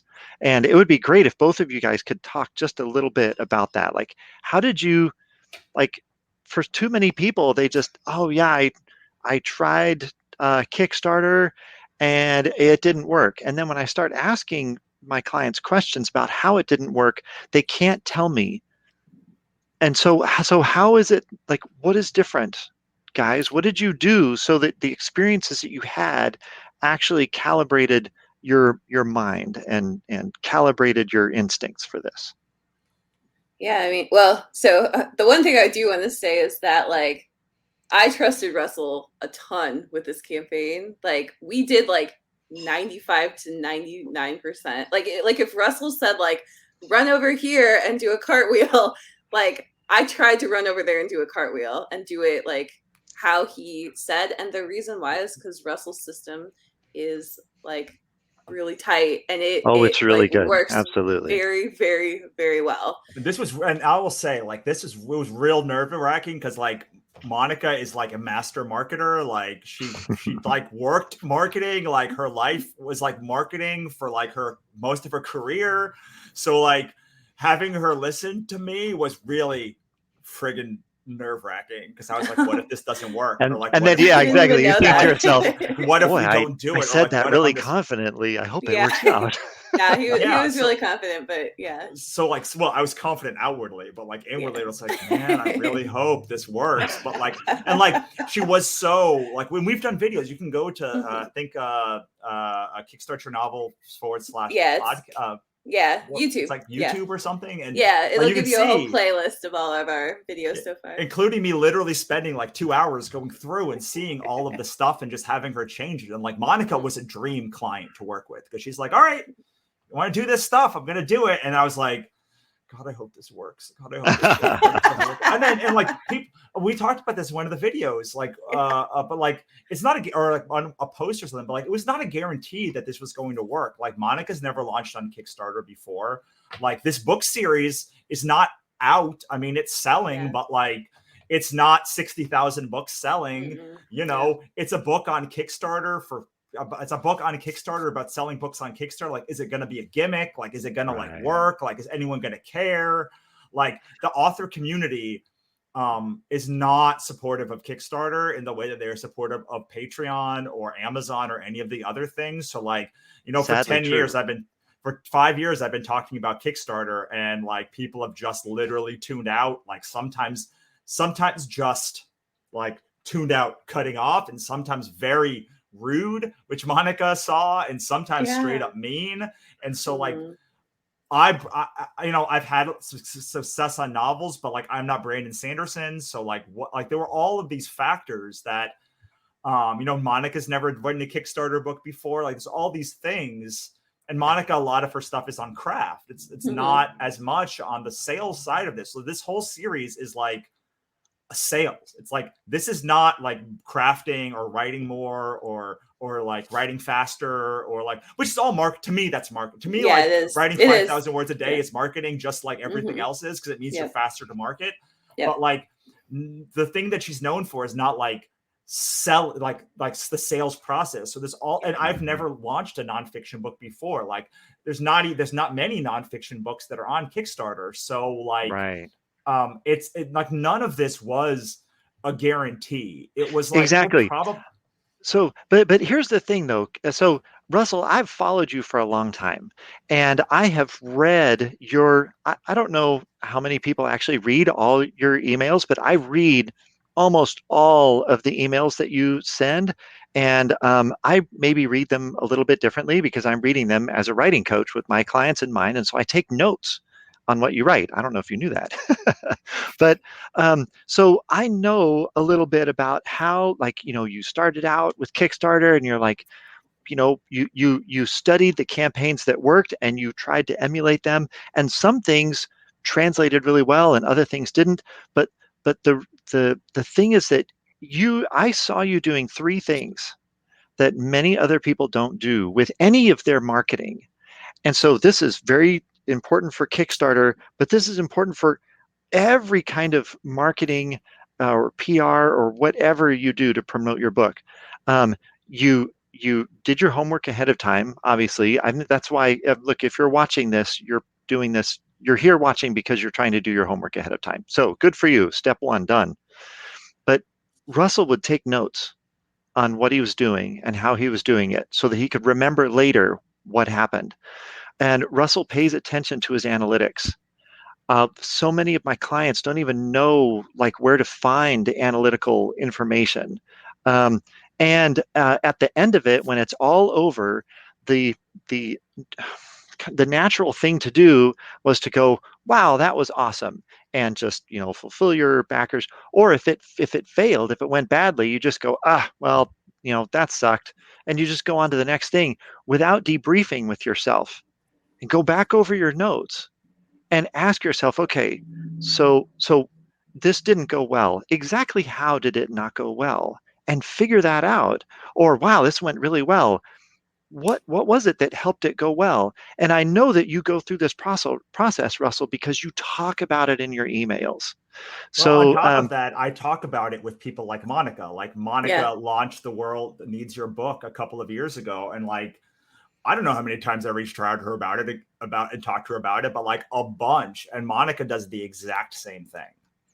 So everybody who's watching, take notes, pay attention to the analytics, and debrief with yourself when you're done. Yeah. Whatever you're doing. Well, you know, I think we did some debriefing kind of at the beginning too, where we were like, yeah, we should have, like Russell was like, yeah, you should have gotten that pre-launch page done. And I was like, yeah, you're right. Like, and the thing is, like, I mean, you have to talk to people who like understand it, or who like can understand what you're doing. Like, so like Russell is also a master marketer. Like, we, you know, and that's why like I was good to implement his system, because it's not that I am like amenable to people's systems. It's just that his system was right, like every step of the way. And that was something that I confirmed for myself just by like listening to him talk. And he would say like, oh, I do this because of this. And I'm like, you know what? you're right. Like it's just like like you're right, Yeah, that is the way yeah. we should do it. Like it wasn't that I was, you know, just blindly following him. It's like he was right every single step of the way. Even like the two, you know, the things that we like the workshop thing, for example, you know, it was like, yeah, I think this is exactly what he should do for fiction, and like it works. But I was like, the nonfiction thing, like the only difference is that I know how to sell the nonfiction audiences. Like I just have a lot of experience with it, and Russell has a lot of experience too. But I have like my experience is just like really fine-tuned, and I also know my audience is the other thing. Like I know my audience is not gonna like go for a book like they probably have like a bunch of my books already. So that was the other thing, is we were going to use some of our books, and I was like, you know, all my like a lot of my people, they already have the books. Like that's not what they want. They want like more time with me, or you know, they want like this sprint with us here, which a couple of the people that bought the whole book series, they're doing the sprint with us here. So it was like that was part of it too, where it's like, yeah, maybe for like Russell's audience, a bunch of books would be great. And so maybe we missed out somewhere there, where like we could have used my books to like get them in. But I knew my audience was not going to be as into the books. Like they either had them or they had already been offered them and they didn't take it when they were offered, you know, like a bundle or whatever. So it's like, I just think that in terms of learning, I mean, I think having the two people on the campaign, like we talk like kind of every day right now, because we're talking about this campaign and we're like, what's going well, what's going wrong. And I also think that like there has to be a level of like willingness to receive that feedback, you know, because I've also like a lot of people aren't super willing to look at like what went wrong. That's very stressful for them. Yeah. Whereas like I think both Russell and I are like, no, like we want to know what went wrong. Yeah. We want to well, like it takes a certain amount of courage, right? Yeah. It takes a certain amount of courage to go, okay, that was bad.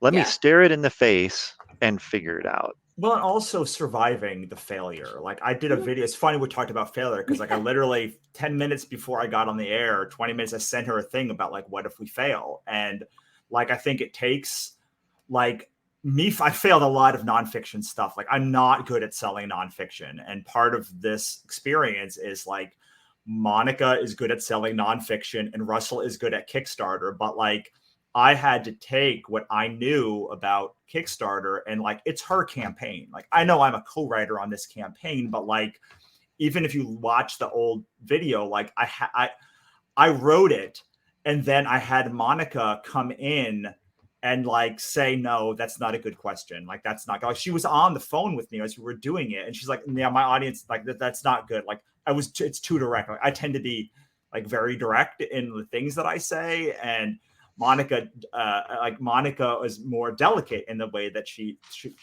says. Not that she's a delicate person, just like the words that she says, just like she maybe a little more diplomatic. Yes, okay, diplomatic. Well, like yeah. It was about like melding it's like, okay, so the perfect thing is like the first three questions. It's like, here's the three questions. Like, you have to have three questions. Like, that's how I always do campaigns.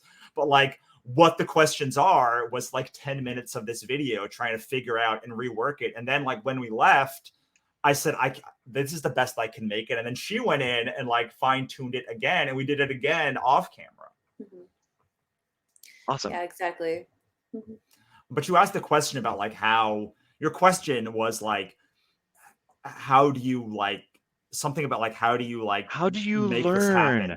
Yeah, like, well, you learn by yeah. So like there are three kinds of learning, right? Like and there's audio, there's visual, but like most people discount like kinetic, and I am a kinetic learner. Like, I'm not saying everyone learns, but I have very hard times with like courses and things like that. Like, I just say, all right, whatever. Like, I'm just going to do it. Like, I like the courses, but then I'm like, I'm just going to, cool, this is the steps. Like, I'm just going to go and mess with it and like fail a bunch of times. But like, I think that you have to not just be willing to fail, but you have to have variants of failure. Like Monica and I and you, like, I've done consulting and I've done coaching and I've done apps and I've done all of this stuff. And like, I've tried all of the things. And like, I think that I know who I am and Monica knows who she is. And like, when something is wrong, we just have worked in the business for so long. It's just so long and so, not just so long, but just so long in so many ways. Because there's some people that like have the one book series and they're like, I've got 50 books in this series. And like, I don't know how to do anything else but write this series, but like, I know how to write this series. But like, and like, they have their own gut for like that thing. But like, part of being open to new experiences or trying Kickstarter or is like being able to say, I've tried this and this is why it failed. And like, I know that it failed in this way because I saw this failure this time, and this time. I didn't just try it once. What I generally do is I'll try and I'll fail and I'll be like, I wonder if it's for this reason or that reason or this reason. And then I'll like go and just like run headlong back into failure again and be like, oh, that's why. Or like, and a lot of times, like, I'm just not ready. Like, I'm not ready to put, in fact, the main reason that I agreed to have Monica integrate the books together is I was like, I don't have the time, the energy, or the inclination. And like, that's why it was failing. Like, it was failing, not because it wasn't great, because it is. Like, it's because I wasn't willing to put in the effort that Monica is for this part of the business that she loves so dearly. Yeah. Like, and yeah, so I've committed like probably, well, I mean, many years of my life to this, but this past year, especially, like, I've been really committed to this series, and it's a lot. Like, but I mean, you know, I'm kind of like, well, we're going to finish up this series and then I'm on to my fiction series. You know, kind of like in that transition space, because we are giving, I mean, this Kickstarter campaign is giving it a really big push. But yeah, like, there's like speaking, and, you know, like, we're both speaking at 20 books, for example. And that's something, you know, Russell. Yay. Yay. That's no small thing. That's awesome. Yeah. But I mean, you know, Russell wasn't like, I think like you weren't planning on doing that. Like, you're doing that for this campaign, but like, this is the thing that I've been doing like for like a year plus, where Russell's been working on this fiction and stuff like that, which is, yeah, it's just like a time thing. So but I just summarized this a little. Yeah. So I just go ahead. Ahead. It helps to have somebody else, but it's very like, Exactly. I've done a lot of partnerships, and I swear to you, like, I mean, our partnership is good, Nick, but like, it's kind of like a one and done. Like, me and Monica have been working together weekly for like a year, and like, this is like the easiest and best partnership I've ever done, because like, we both are deferential to the other one. Yeah. We've both done a lot of stuff, and we've known each other for I don't even ever. It feels like forever, like years. Like years. And like, we've watched each other's careers go. And like, I remember when I was looking to sell the company, like, Monica was one of like the top 3 names that came into my head of who I would like to shepherd it, because we just, even though we talk differently and we do different things, like, the attitude that we had was very collaborative. And also, we kind of had like many of the same courses and ideas and just things. And so like, I was done with nonfiction like last year around this time. And like, working with Monica and watching her, and we had like a year before we had this campaign to like really and I was, you know, I'm a wary dude. So like, I was like, I love Monica. Like, I signed these contracts. Like, God, I hope it goes well. And then I just saw her for like a year, like integrating stuff, like getting stuff together. And like, sometimes it would go slower or faster than I expected. And sometimes we would leap forward, but like, it took, you know, by being able to integrate in the way that we are. And one of the things that's really helpful about this book specifically, the Kickstarter, the Brazilian book on Kickstarter, is like, we are debriefing all of the time because it's part of the book.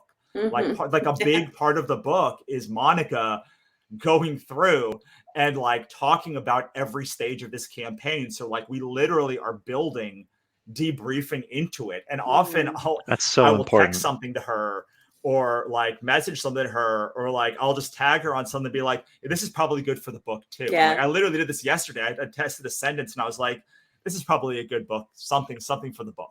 Mhm. Anyway, sorry, Nick, you were. No, that's great. I mean, the thing about the debriefing is the other thing that I wanted to say. You've actually just been talking about it and taking it another step further. Like a lot of these things that I just put in the comments, if you're watching on YouTube, is these are all things that you can kind of do on your own, right? Doing your homework, you can do that on your own. Make the best plan you can. It would be great if you could collaborate with other people. You could do that by yourself. Do it. Take notes. You can do that by yourself. But then at the end, when you debrief, it is so important. I mean, oh my gosh, at least debrief by yourself, right? But if you Nick froze. Frozen. Well, I'm gonna just carry on this Yeah, because I like was one of the gonna say, things about can, debriefing, someone who Oh, there it is goes. a proven expert at whatever it is that you're doing, and hire them for an hour or 2 or 3 and say, hey, I did this thing, a Kickstarter launch, or I did this Amazon ad campaign, or whatever thing it is that you did. I did this thing, and here's how it worked out. And help me make sense of this. I kind of think that this is. I think that this is why this part went well, and I think this is why this part didn't go so well. And see what someone who really has proven experience has to say about it. Debriefing with a seasoned expert is, oh my gosh, that is golden. If you can work with a seasoned expert for the whole process, oh, that's great. Not all of us have those resources, but at least debrief with someone who can help you debrief accurately. And you Yeah. can do that in our sprint with you tier at $100. We're going to go Well, through all the campaigns. I But was one thing hoping that you would bring that up. Yeah, so like for $100, like you get the book and you get the sprint with us tier. For $150, you get also access to the course immediately. You have access to the Facebook group immediately. We'll send you a link to the Facebook group. But one thing that I will say about debriefing is like the way that I debrief, not just with Monica, but like with RJ, for instance, like years, my friend Demelza, like all of these people, like I just am texting them, not to say what is this, but just like, dang, that was really good. Like that was a real good like launch. Like what? Like that was so much better than every other launch you've ever done. What happened? Like, or just congratulating them, and like you build this trust with the people. The cohort, I mean, the cohort that you come up with is like so important, not because it trains you to be able to talk with someone like Monica, because like me and Monica didn't come up together. Like I didn't start releasing books in 2015, but like, I had a cohort of like creators who I worked with, and like we sort of built each other up, and like, some of them are working on Webtoon, and some of them are like editors, and some of them are this, that, and the other thing. But like, you don't need a huge cohort, like 5-10 people, but like the more success that you can all funnel into each other by, often the failure is not my failure anymore. It'll be like Monica's failure. And you'll be like, no, don't do Fussy Librarian, or like, sorry, not to call it Fussy Librarian. Like they're great, but like, I did the first one, like, no. Like their read through of the past 5 series I did with them, like has been down like 30%. And like often you get like the leading edge of stuff that hasn't even made it out yet by just literally debriefing or offering things to people, not when they don't want it, but like, like if they're asking questions, like offering real tangible advice that works and then letting them do it. Like it's this like the vibe of like being helpful, but also like accurate.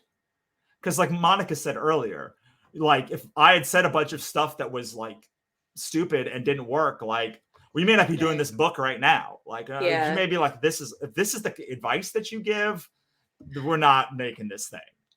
Yeah, exactly. I mean, like Russell, well, it's like I knew Russell knew what he was talking about because he has the success. Like you can't. it's like you can't skirt the truth of things, you know, like Russell, he's got the truth on it, like the truth is right there.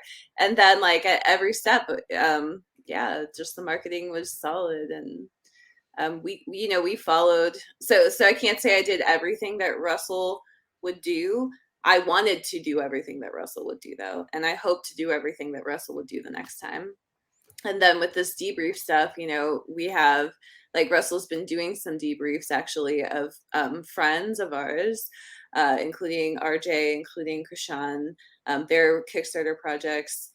He's done some debriefs of successful ones. We're starting to do some debriefs of unsuccessful ones that we've gotten permission for, and we actually got permission for all of them. Just you know, but like that is cool too. So like if you maybe like Russell, you can't get Russell for budgetary reasons or whatever right now, there are some videos on the YouTube playlist that we've been talking about. So it's kickstartyournovel.youtube.com/YouTube, where you'll be able to see like how Russell thinks about this stuff. And then it'll be in the book and all that stuff. So, you know, obviously it's good to have Russell kind of on your project specifically. That is extremely, there's like massive value around that.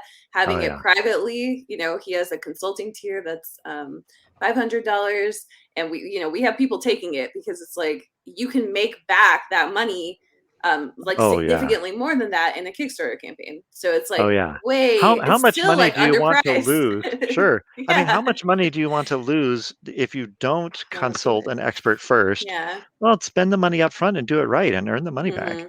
Well, one of the hardest things about this is knowing what to look for. So like not just going through campaigns, but like you look through Brandon Sanderson's campaign, like you're not going to learn anything from it. He's Brandon Sanderson. Like I mean, you will learn completely something because, different because like situation. he clearly like probably paid like $50,000 for a marketing company, or someone did it did the campaign for him to do it. But like maybe really, you know who can learn from a Brandon Sanderson campaign? John Scalzi. Yeah. But if you're not John Scalzi with 5 million books already in print, it's you know, comparing apples and table grapes, you know. Yeah, I mean, we just looked at RJ's campaign earlier, and like she says, like if you look at RJ's campaign and just follow it, you're not going to do well because like she did her campaign, she's like selling like hundreds of thousands of dollars worth of books, and she made that campaign specifically for like existing fans and did not promote it at all. So like if you look at that campaign, like you'll say, oh, well, I can just do this. And you're like, no, like you're not RJ. Well, like you're not. If your situation is the same as RJ, then go ahead. Yeah, but if your situation is different, your campaign has to be different. This is why it's so important to understand the principles that we've been talking about for the past 3 hours, because the principles can translate to your particular personal, idiosyncratic, individual situation. But if you just blindly copy and paste what someone is doing who's completely different from you, don't be surprised if it doesn't work.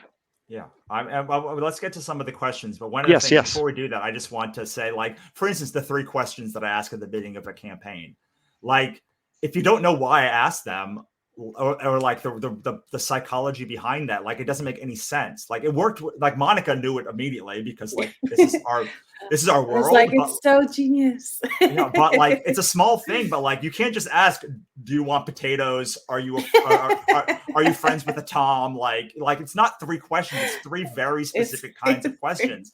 And so like having the base knowledge is so important to know why. Like I bold it, why like it works, and all of those things. And the reason I think that me and Monica worked so well, especially with this campaign, was just like we both speak marketing. Yeah, we're just marketing people. You know, like at the beginning of this thing where she did the. We need a glossary, guys. I've been taking notes of words that you guys have been using that I'm like, we gotta define these. She said like 3B, 5B. 3V, and I was like, oh yeah, of course. Like, so we just speak that language. Okay, so Karen probably got the question that most people have, which is she missed some things because, like, of course, like this has been long and packed full of stuff. But like, how do you have a successful Kickstarter without a fan base? I think RJ and Krishan answer that, but also like, how do you build a fan base? I will take the former. If you are working in the comics category, I think it's a lot easier to make a successful Kickstarter without any fan base, because there are people that are there. Like, there's a community. One of the things we're trying to do, like more than really anything, for me, the most important part of this campaign is to try and foster a community on Kickstarter in the publishing category that is like the novel category, so that people like are on, like, people consider this a part of their launch. They come back to it, they nurture it, they have fans, and the fans are searching for other campaigns, which is not a thing that generally happens in the publishing category. So Not at all. if you're working in board games or comics, this is not so much your thing, because you have real slamming categories as far as like finding people with no fan base. But Monica, I'd love for you to talk about that, or Nick, and also like then we can move on to the thing that is more important, which is like building the fan base before the campaign, and which is the most important part of this. And if you have a campaign, how to build interest in this book. Mm-hmm. Yeah. I mean, I think like, building a fan base before the campaign, whether you launch on Kickstarter or a retailer, you need to do like some basic things. Like, and I think one of the most, for a fiction campaign anyway, one of the most important things is you need some sort of sample of your work. And so, yes, you can use like first 10 chapters. That has worked really well for Russell. I think that works really well for really any book. But, another thing that authors do is they do like the prequel novella or the prequel short story. And so it's something that the series is not, it's not something that they're selling. It's something that they're going to do for free. And so if you have that, then all of a sudden your marketing is just like getting traffic to that and making sure it's interesting enough that people will like sign up to an email list or something similar. So like in the publishing industry, BookFunnel. There's another company called Story Origin. There's a couple of them, and like authors do group promos. I put a prequel novella in one of those in many of them actually. In I think it was August. So kind of like a slower publishing month anyway. I mean, I got like 1,500 emails, like not even kidding. And it's just like, you gotta You mean you had 1,500 people sign up for your email? 1,500 people sign up because of the cross promos, and that was only for 1 month. You do it for 3 months, for 4 months, 6 months, like whatever your lead time is. Like it really is kind of this numbers thing. And so then once you have those emails, well, now I can make them an audience on Facebook. And so what kind of ad does well on Facebook? Honestly, it's again the sample. It's literally just an excerpt of the first chapter is one of the best things that you can do on Facebook. It's the thing that Radish uses right now. And so you can do like something shorter, of course, and you can do like the book description. You can do a bunch of stuff like that. But like that is going to work if you do it as a Facebook ad, and you can do like $1 to the a right day. audience. Right. Yes. Target finding your audience are like the most important thing.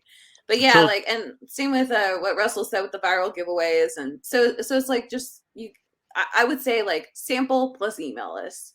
That's how you build. Yeah. Yeah. So, yeah. Oh, So let me just throw something in real quick about finding your audience. It's so, and I'm looking at Karen McCarthy's question here. So I'm imagining you're an author. You say you do not have an existing fan base. Okay. So when you know you don't have a fan base, your first step is to figure out who your fans could be. So what is it that's great about your work, about the things that you write, whatever it is that you write, genre, topic, whatever. So like, what is that thing that's in your writing that is going to be valuable to other people? And then figure out who likes that thing, and then figure out where those people hang out. Now, the easiest place to look for them is online, but that's absolutely not the only place to look for them. this is one reason why it is so great to go to cons and go to book festivals. Or maybe it's not that. Maybe it's a professional convention, like whatever it is that you're writing about. Figure out where people like that who are into that kind of thing, figure out where they go and don't just buy a table right away. Just go as a participant and check it out and see what it's like. Sign up for the Facebook groups or sign up for the Goodreads discussions or whatever, and just participate as a fellow fan, because you love this stuff too, right? Or you wouldn't be writing about it. And figure out like like how people communicate. If someone were to launch, not you, but someone else were to launch something, how does that community talk about it? How do they get excited about it? Do they share links, or like what do they do? What works there? But you have to, if you say you don't have a fan base, it sounds as if you're not part of your own fan base yet. So step one is to find your fans and become part of whatever that is. And then step two is to start appealing to them, letting them know, well, as a matter of fact, I write, you know, I write vampire romance too. Um, and oh, really, you do? Well, you're an instant micro celebrity just by saying, oh yeah, I write that too, because that's what they want. They want vampire romance or whatever it is. Um, so But you also find out in that thing, like what kind of covers work, what kind of books they like, what kind of all of that exactly. stuff. But here's the thing. Take notes. The first thing that you have to do is like make a thing. Like all of this stuff is great, but like the thing that we don't talk about ever is like, you got to make the thing, Karen. You got to make a book. Yeah. Like, you got to make a thing. Like you've got to make a thing, and like Yeah. it has to At be least exciting one and good to prove that So, you like, really are a creator. You have to well, like, create. and a Yeah. creator that people should care about. Like not just as a friend. Like I don't care. Like being a creator or like buying my books is not a condition of friendship for me, or like liking but like if you want someone to sign up for your mailing list or build a fan base, like you've got to have something for them to be a fan of, like, and like what kind of Exactly. stuff you're into, and not just like, and I talk a lot about like making a blog. Like I use haunted houses. Like if you're going to make a book about a haunted house, like having a blog about different haunted houses in the world and driving traffic to it and joining haunted houses things is like a great way to like build a excitement about like your haunted house book. But like you gotta have the haunted house book. Like you got to make the book, like, because that is how you make the fan base. And you Yeah. can't join BookFunnel if you don't have a book. Like you have to, in order to join a promo, you've got to have a book, and it's got to be done, and it's got to be edited, and it's got to be like a thing that is like, that not just exists, but like exists and is of a quality that people will vouch for you, will want to join promos with you, that they will want to sign up for your email list.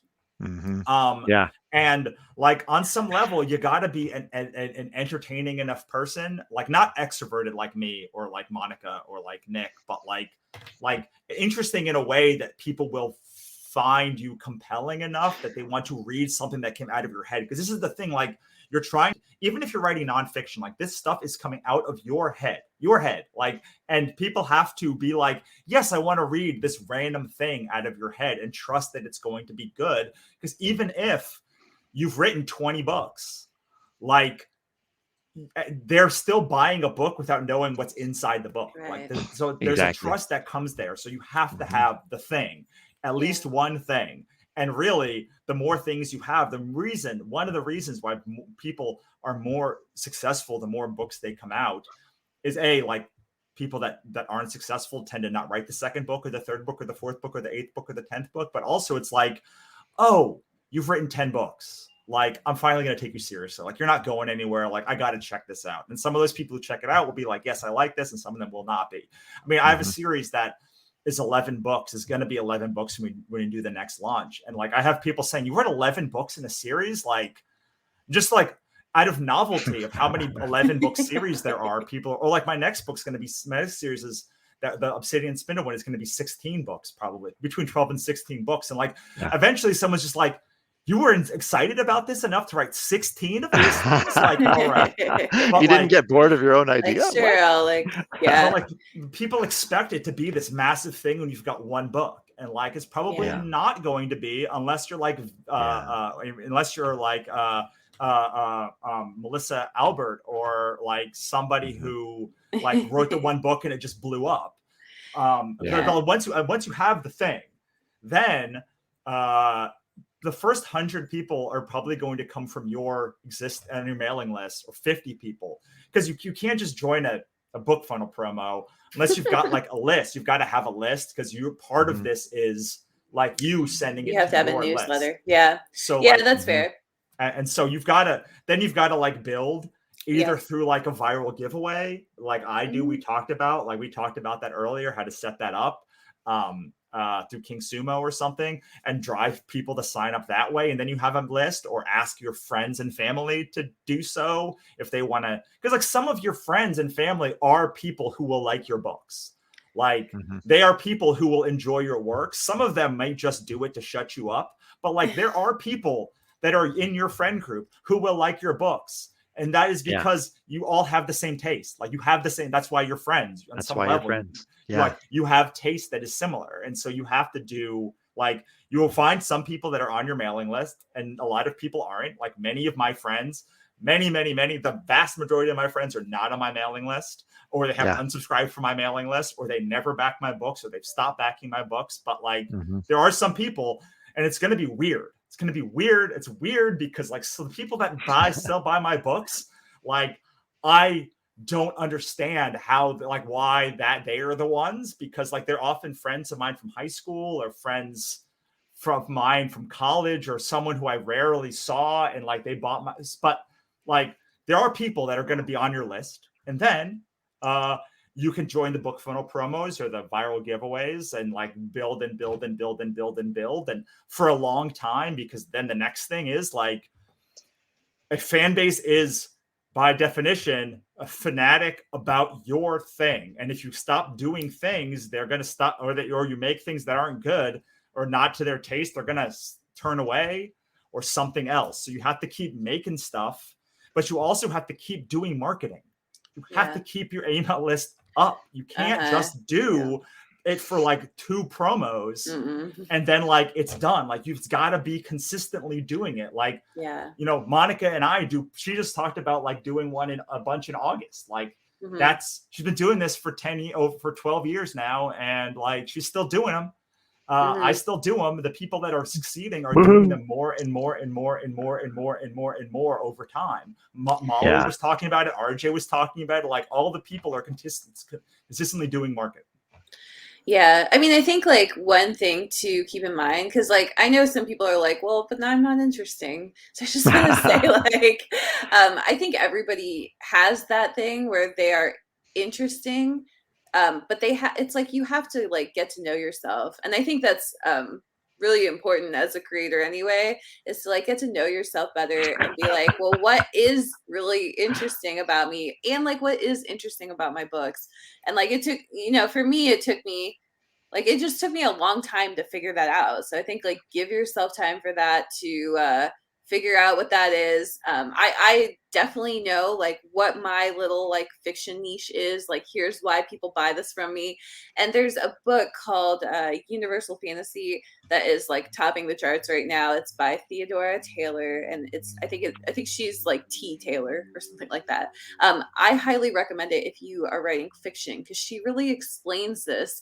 And like I started like rewriting some of my stuff, because I was like, oh, I totally get that like people are coming to my books for this scene. And like for me, the scene was these 3 guys who are like the hottest guys in this high school. Basically they run the school, and they're like also main characters in the series. They come up on motorcycles. There's like the one of the guy's little sisters also is like part of this, and then there's like paparazzi behind them, and it sounds like totally ridiculous. It's like this hyped up like popularity scene that's like from the 90s, basically like any teen movie in the 90s. Like this high school, like everybody staring at like the hot people scene. It's kind of like, Yeah. but I was like, oh, like I can just like add in motorcycles. I can add in this. And I was like, oh, like Everything's I better with get what I'm- motorcycles. yeah, like I get like what this is now, which is like people are coming for like this thing of like feeling like the popular kid from high school, basically. And other people, that's not your thing that you're writing. Like maybe you're writing the underdog. Like one of my best friends, she loves to write the underdog. Like we talk all the time, like upstairs, downstairs. Like I'm writing like the Baroness, and she's writing like the kitchen maid or whatever.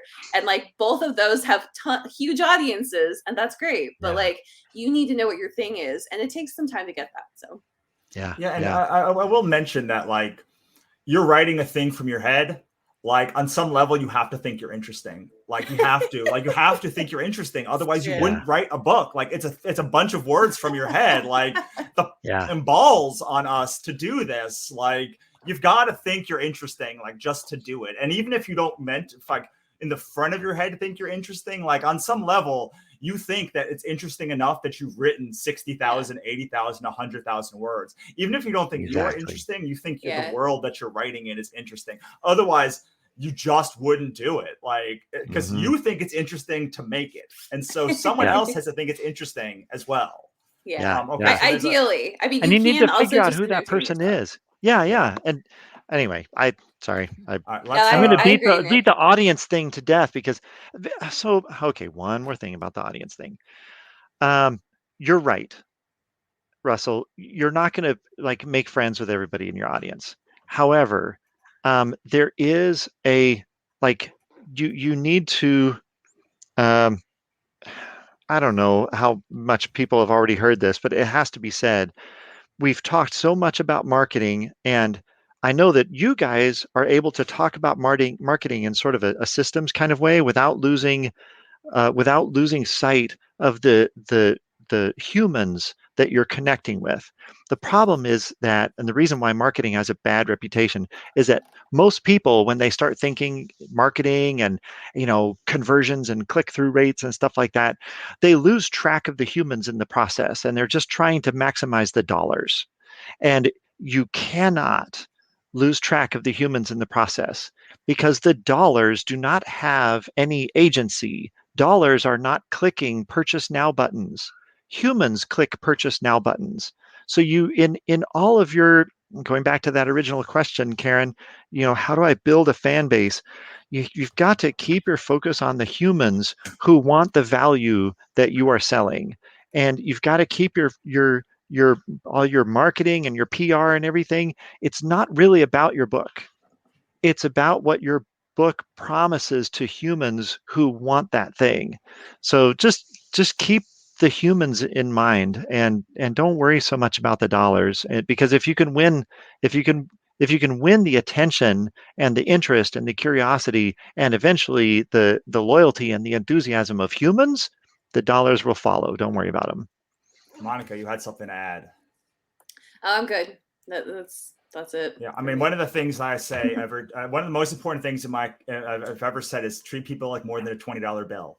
This is that Amen, show. So brother. They live in 20. Like, yes. So we have one more question. Trying to scroll through to find. We have so many questions. I'm sorry. No, we've done a good job. We've done a good job. We've only got like one question that we haven't answered yet. We've got a lot of comments, but like I only got one question that we haven't answered yet, which is a long one. So I believe this was kind of answered earlier, but for advertising and PR for comics, I hear that podcasts are generally, and he said novels too in the previous one. There's proof. Novels too, of course. What do you do when one's schedule isn't favorable to being on podcasts? I'm going to assume being on podcasts, and you wouldn't be able to advertise through them very often. What are the next best avenues to push through? Monica. I mean, I think, podcasts, like, is it the best tool or is it just a tool? Like, I don't know. I mean, I've done a lot of podcasts, and I know Russell's done like even more podcasts than me. Yeah, I think it's a great tool. If your schedule doesn't work for podcasts, there's like 20 other things you could do instead that will probably work better for your schedule. Every podcast I've ever done almost has been recorded, basically, unless you count something like this. But like most podcasts are recorded.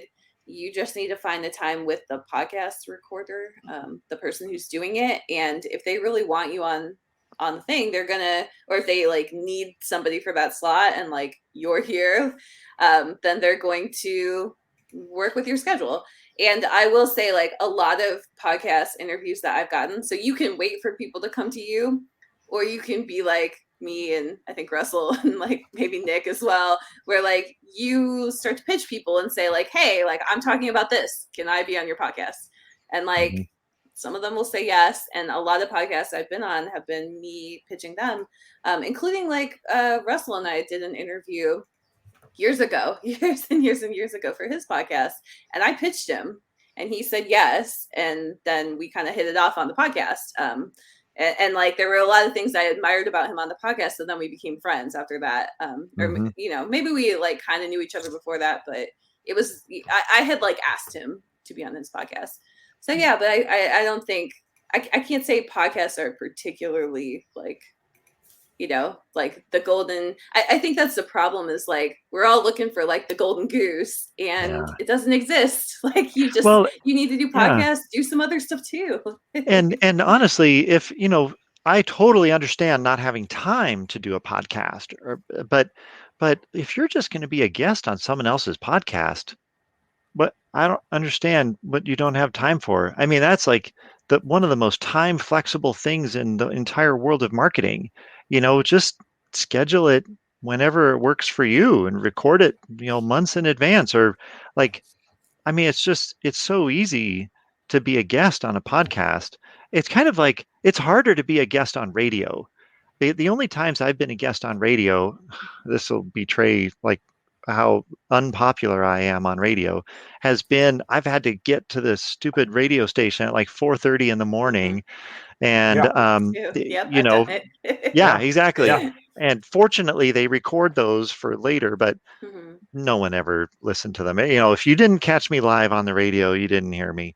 But yeah, I mean, how convenient is it for podcasts? I mean, I don't know. Can we talk about the elephant in the room about podcasts? Because like, it's the same with like publishers and the same as everything. It's like, they don't want you unless you have newsiness. Like you have to pitch them in a way that like shows that they are going to get something. And like, I have been on on like, for instance, Comics Launch, this podcast I've been on.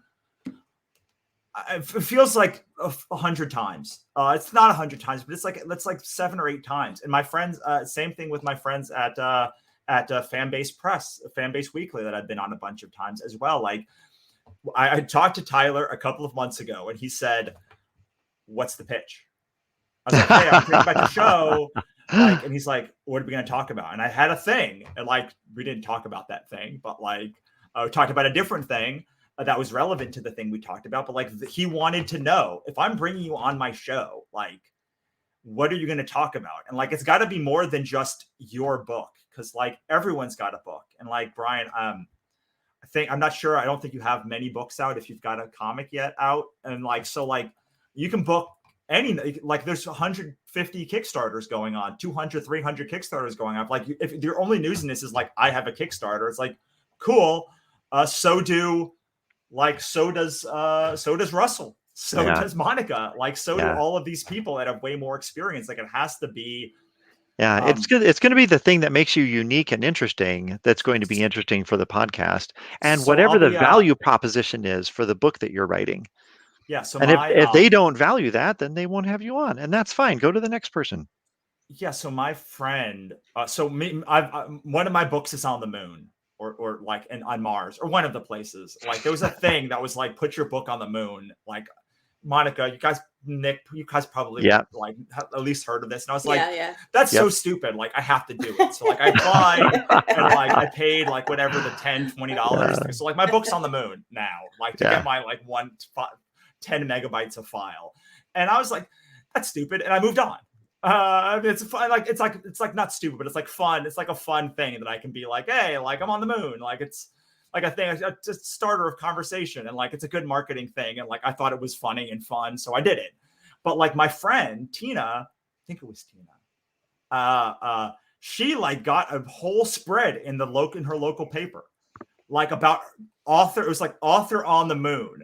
And like what we often don't think about with like podcasts or any of this marketing is like, yeah, literally all of us in the publishing community knew about this thing, but like nobody outside of publishing knew that like they were sending a probe to the moon and they were putting books on it. And like, well, and most people that, just like, put their names on it. You put a whole book on there. Most people just sent up their names. I mean, you can put anything you want in the text field. Most people put their names or like a wish for the future, but no, these were specifically like uploading books to the oh, thing. okay. It was a whole thing. It was a thing, yeah. It was a whole thing. And it was like a fun thing. Like so much in publishing is for like the news is dominated by horrible things that people have done. And for like one beautiful week or month, it was like, I'm going to the moon. Yeah. Like, I was like, that's so silly. Like, what a great so nice. week. Yeah. It was so nice. But like, you know, those are things that you can do, like local news. You can do Medium, blog posts, get interviewed. We talked to Desiree about listicles, about like the top 10 comics right now. I've been listed in some of them. Like I was listed like the Bleeding Cool did like the best horror comics, and like Ichabod was number 1 of that list, and I was so like flipped out over the moon for that. But like all of that is still stuff, but like they're not going to do much. They're just not going to do much. Cumulatively, they matter over time and over years and over doing it. And like, I wouldn't be nowhere today without like my podcast and like having Monica on, and Nick found me from that podcast. And I met so many great friendships from having that podcast. And like having your own podcast is another thing that you can do, is like bring people on to your show on your terms. I will do your show, Brian, if you have a show. Like everyone wants to do a podcast. No one wants to host a podcast. So this is the secret for all marketing. 100%. Like if I could boil down marketing to one thing, it's people want to be part of things. They do not want to lead things. They don't want to make the things. Yeah. Yes. It's the chicken. Yeah. It's a chicken little thing, or the little red hen, or whatever it is. It's the like everybody wants to eat the cake, but nobody wants to make the cake. If you're willing to make the cake, people will line up and pitch you. They will pitch to you. You know, one of the great suggestions, I can't remember who I heard this from, but it was a great suggestion. They said, look, if you're an author starting out, and you want to be on a podcast and nobody accepts you on their podcast, start your own podcast and invite as guests all the people that you need to learn from, and just make your learning curve public. It's probably me. Takes a lot of courage. Well, you did that also. You did that also. Like that's what I did. Like that, but that is what I did. I said I don't know what I'm doing, and I can't buy an hour of everyone's time. So like I'll do the podcast, and then like I'll record it on my terms, and like I'll do it until I don't want to do it anymore. And all of those things are really like, if no one is willing to make time for you, do it yourself, but like do it with intention. This is the last thing that I will say, because I know we're way over time, and like Monica's got a kid, and like, No Nick's got a beer to take care of. But like, I forget what I was going to say. The last thing that I was going to say was going to be so important. It's with intention, because like I know so many people that have a podcast, or have a review site, or have Medium page, or like whatever, and like they don't tie it with intention to any outcome. And so they move and kind of listlessly like do it, and they don't grow, and like maybe they get a press badge to shows or whatever, and like, you know, you may only have 50 people listen to your podcast or less, but like if you can get Ben Templesmith and Monica and like Nick and all of these people, me and friggin' Scott Snyder or whatever on your show, which you can. And there's a secret to it, which is if they are going to launch something within the Yeah, next they'll 3 go. months, Yeah. they will be on your podcast. They'll do it. Yeah. They will do You it. could have because- 5 listeners and they'll be on your podcast. And I know Because I when do they that, show like- up, there'll be more than that. Yeah. Well, and every time I'm like about to launch something, I'm like, I need to book Oh my God. podcasts. Mhm. But I don't think about it until I want to launch something. So like you could literally be cool by association. You can call Zenoscope or Boom and say, can I get on your review list? And like they may not all do it, but like some of them will do it. And that is how you control when you record what you do and what you say. And yes, you then have to promote that and market that. But like my friend David Pepos became a writer at I think CBR for reviews. And like he used those reviews to build a network of PR and of creators. And then he launched Spencer and Locke, which went bananas. And then he launched his next series, which went crazy. Then he went to launch his next series, and like it like went even more than that. And then he did a Kickstarter that like raised like $50,000.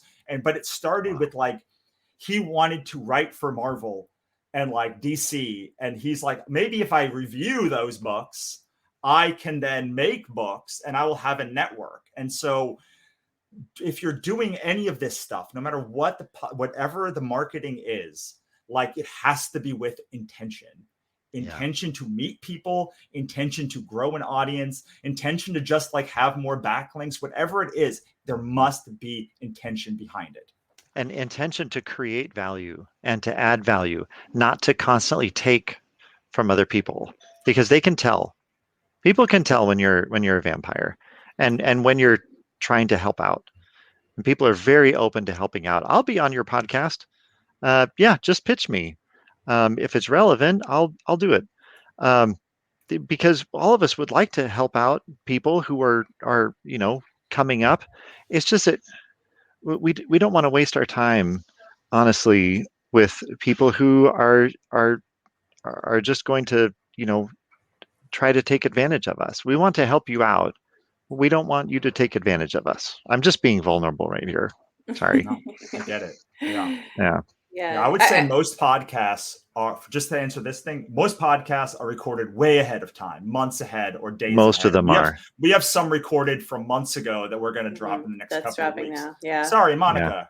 I didn't want to interrupt. Oh yeah, I just want to like kind of extend that to say, so like, yeah, that's great for a podcast, but it's also like the actual book you're doing. It's kind of the same thing that applies. Like this book that we're doing, it's like the first and only one in this category. And I've told people like, yeah, the reason like anybody could like master Kickstarter and write this book, but like Russell is the one who did that, right? Like, so it's like there's so many little spaces where it's like, yeah, somebody would love to like figure, so I think it's really important to just, figure something out, like Nick was saying, that has value.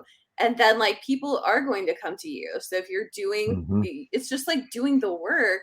And Russell didn't set out to like master Kickstarter to like explain it to all these other people. He set out to master Kickstarter because he needed to for his own stuff, and that was his motivation. But then it's like, now we have this book, and literally nobody else is doing this. Like nobody else is doing the book, and so that, I think that can apply to a podcast. It can also just apply to like the comic book that you're doing. So it's like those types of projects, they stand out on their own. Like, one thing I wouldn't advise is like to start a podcast so that you hope that it like promotes your book. It's like Russell said, it's got to be tied very closely together. So, do you want to be a podcast creator?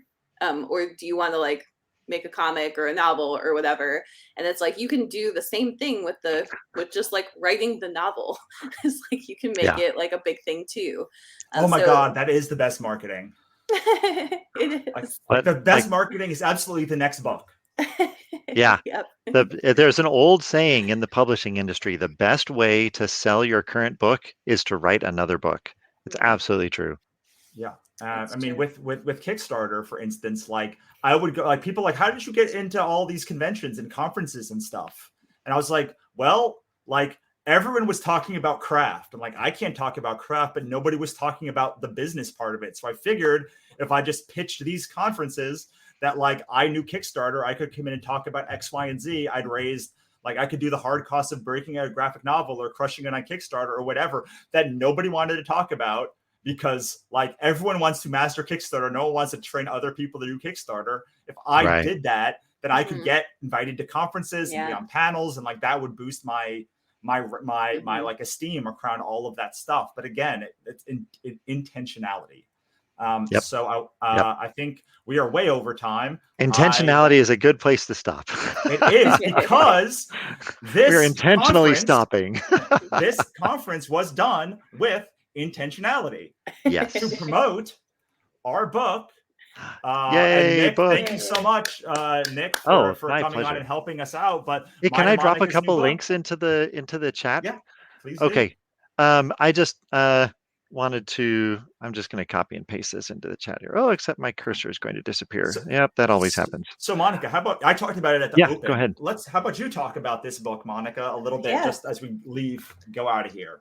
Yeah, so the book is called Get Your Book Selling on Kickstarter. It's currently, so we planned it out to be 21 chapters. As we've been doing the campaign, we've found more things that we want to add, mostly that I want to add, because this is really my first Kickstarter campaign. I did one in like 2011 with just like friends and family, but this is the first like real one for me. So there's a ton of stuff that I've learned from this, and we're adding that, so you can actually see all the chapters that we're going to be doing, and some of them are really good. Like if you were interested in the launch stuff that I was talking about at the beginning, like that's going to be in the book. If you're interested in, like, you know, we have this thing, the 5 pillars of a Kickstarter campaign, that's going to be in the book.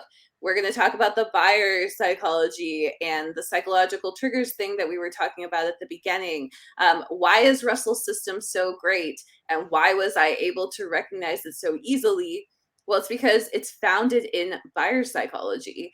And Kickstarter has a lot of really unique ways that it uses buyer psychology that retailers don't. And so that's why it's a great opportunity for authors and whoever. So we got this little rocket ship. Come learn what all this means. You know, I gave you the 5 B's and you can see it on the page, but if you have more questions, get the book. The book explains it all in real detail. And so this is not, you know, like this is like probably and we don't write books this long. Like most of the books are not this long, but this one I can see it being 250, 300, 350 pages. It's going to be substantial, and it's just going to be really worth it. I think you're going to come away really understanding, first of all, Russell's system for launching a Kickstarter. His Kickstarters launch at 10K most of the time now. So 10K and over, I should say. And that's for a novel. And, you know, he's basically given me that system. And now this project is, you know, most likely going to hit 10K and probably go over as well. We won't count our chickens before they hatch, but we're on track for that. And so it's like, yeah, like you should get this book if you want to do that, because I think, you know, Russell's also taken like a failed campaign and he's turned it, you know, he's done a little bit of consulting with the person, and then they have a successful campaign that raised a third more. And so he's just really great at this stuff. So we hope that you'll, you know, get the book. We hope that you will do our early bird perks, as Russell is clearly telling me to talk about this. So it's a Facebook advertising workshop. Facebook advertising is it can be an element of your Kickstarter. We're going to use some we don't have ads running now, but we'll use a little bit of advertising for our Kickstarter.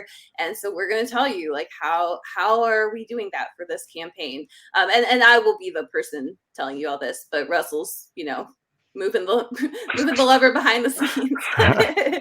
You guys are working together on all this. Yeah, we're working together on all this. But yeah, there's a couple of really cool tiers that I personally like. The first one is the $100 tier, which is the Kickstarter Sprint with us. You can launch a Kickstarter project in January 2022, side by side with Russell and myself. And so we're both launching novel projects in January, and we will be taking you through the entire process. We'll be recording what we're doing. You'll be able to set up stuff with us. We have the Facebook group is already started. There's already people asking and planning their Kickstarters in the group. We had questions today, and there are at least 15 people. There'll probably be more people who are joining that tier, and it's just a really great tier. You get so much stuff with it. You can upgrade that tier for $50. You can get Russell's full course. You can get it now. So you can start preparing and like getting a handle on Kickstarter before we even like officially start our sprint with us. And then I also think that the consulting tier, which is $500, yes, it's an investment. It's a business investment though, because we think you can make more than $500 on Kickstarter, basically. And you get the sprint and you get the course also, along with 3 hours of our time. Either Monica and my time, neither of us like. We don't do. Well, that. I was gonna say I didn't want to say like doing consulting, but like we just don't offer it regularly. We don't offer consulting regularly. Like Monica, I think doesn't offer it at all. I offer it very, very sporadically and like under the radar. So you get not just the sprint and the course and the book, but you get like 3 hours of our time, which is like a really good deal because you could then like do the sprint. You can then like take the course. And then when you're doing the sprint, you could say, hey, can you spend an hour looking at this campaign in X, Y, and Z way? And, oh my gosh, that is so valuable. I mean, to me, that's like, to me, this is like the one that like, if you had to say one thing, just because it's so unique, like, I don't know, like I want an hour of Monica's time. Like I can get it. And like, I know how valuable it is. And like, I want more, I know how valuable it is. I know how valuable the sprint is going to be. Cause like, we've been literally answering questions before we came on about this. I know how valuable my course is because literally someone this morning they went through it, telling me how great it was. So all of this sort of combination of stuff, learning about buyer psychology in the course, but also in the book, the course, and then being able for me to say this, or Monica say, this is why this is wrong, and this is why this is right. This is what you should be doing differently. Is like just so much more valuable because even if you only make $500 the next campaign, which I highly doubt, like we're trying to make Kickstarter a piece of your launch plan forever. And so every time it will be additive to each other. And if you're spending $500 now, like over the course of your Kickstarter career, you might launch 20, 30, 50, 500 campaigns. That's going to be so beneficial to you. Yeah. And you will learn every time that you do it, especially if you're learning and doing, together with other people who can give you valuable feedback and help you not miss the lessons that you could be learning. Yeah, it's really a chance to accelerate your learning. So, you can kind of like, I hate to say this, but it's like you can take the way of DIY, like you're going to do it all yourself, or you can get the support you need to do this well and to like not have to do like 4 campaigns before you figure out something. Like I would have had to do that myself, even being like a pretty good marketer and having published a lot, but I had Russell, and so Russell helped me avoid like $1,000 mistakes like all along the way, basically. So it's like I don't know, like I personally would like to get support for the thing I'm doing. And as a person who spent $100,000 before like they started making any money back of that $100,000, like I would absolutely take that time like again, especially if to have it laid out for you. Like, I mean, even if it's not this course, but like some course on marketing and like some support in the way that like we're offering support is going to be like the key. Because I know, because like the keys always came from like masterminds and courses and like Facebook group and like private Facebook groups that like no one else got access to. And like all of that stuff were like where all of the good things and all of the good connections, because suddenly if you're in the sprint, suddenly you're like, oh, these 16 other people are like real serious, and like immediately that like they spent a not inconsiderable amount of money, so like they have to be serious. And I remember when I would do the I mean, both RJ and Krishan were people that I found, and Melissa ran these like builders. And so like 3 of the people were people that I did marketing with. And the reason that I became friends with them is because like, oh, like you're serious, like you're serious, and like you're taking this seriously, and you're learning things I'm not, and I'm learning things you're not, and you're learning, and like they're pulling stuff in together, all together, and instead of just being in some like free group, not that they're not great, but the problem with the free group is like you never know the quality of the responses. Like someone, like I am always giving advice on them, and it's like one piece of advice that's opposite all of the other advice. And I'm like, but like this is at least 20 times more valuable because none of these people have ever launched a book. So being in a group, it's hard to say that in the group, like, guys, you don't know what you're talking about. I mean, there are ways of saying that, but if you're part of that group, how can you tell which of these different voices is more valuable than the other ones? And it's not always going to be, you know, which person writes their comment most eloquently, you know, and it's very, very helpful to be, I mean, all those groups that you talked about are helpful, and they're free. And it just requires a lot of discernment to figure out which of the voices and which of the advice is really smart, and which of it, how you can apply it to your own situation. Like, what would be the wise way? It's that kind of wisdom that you only get through being mentored, being apprenticed.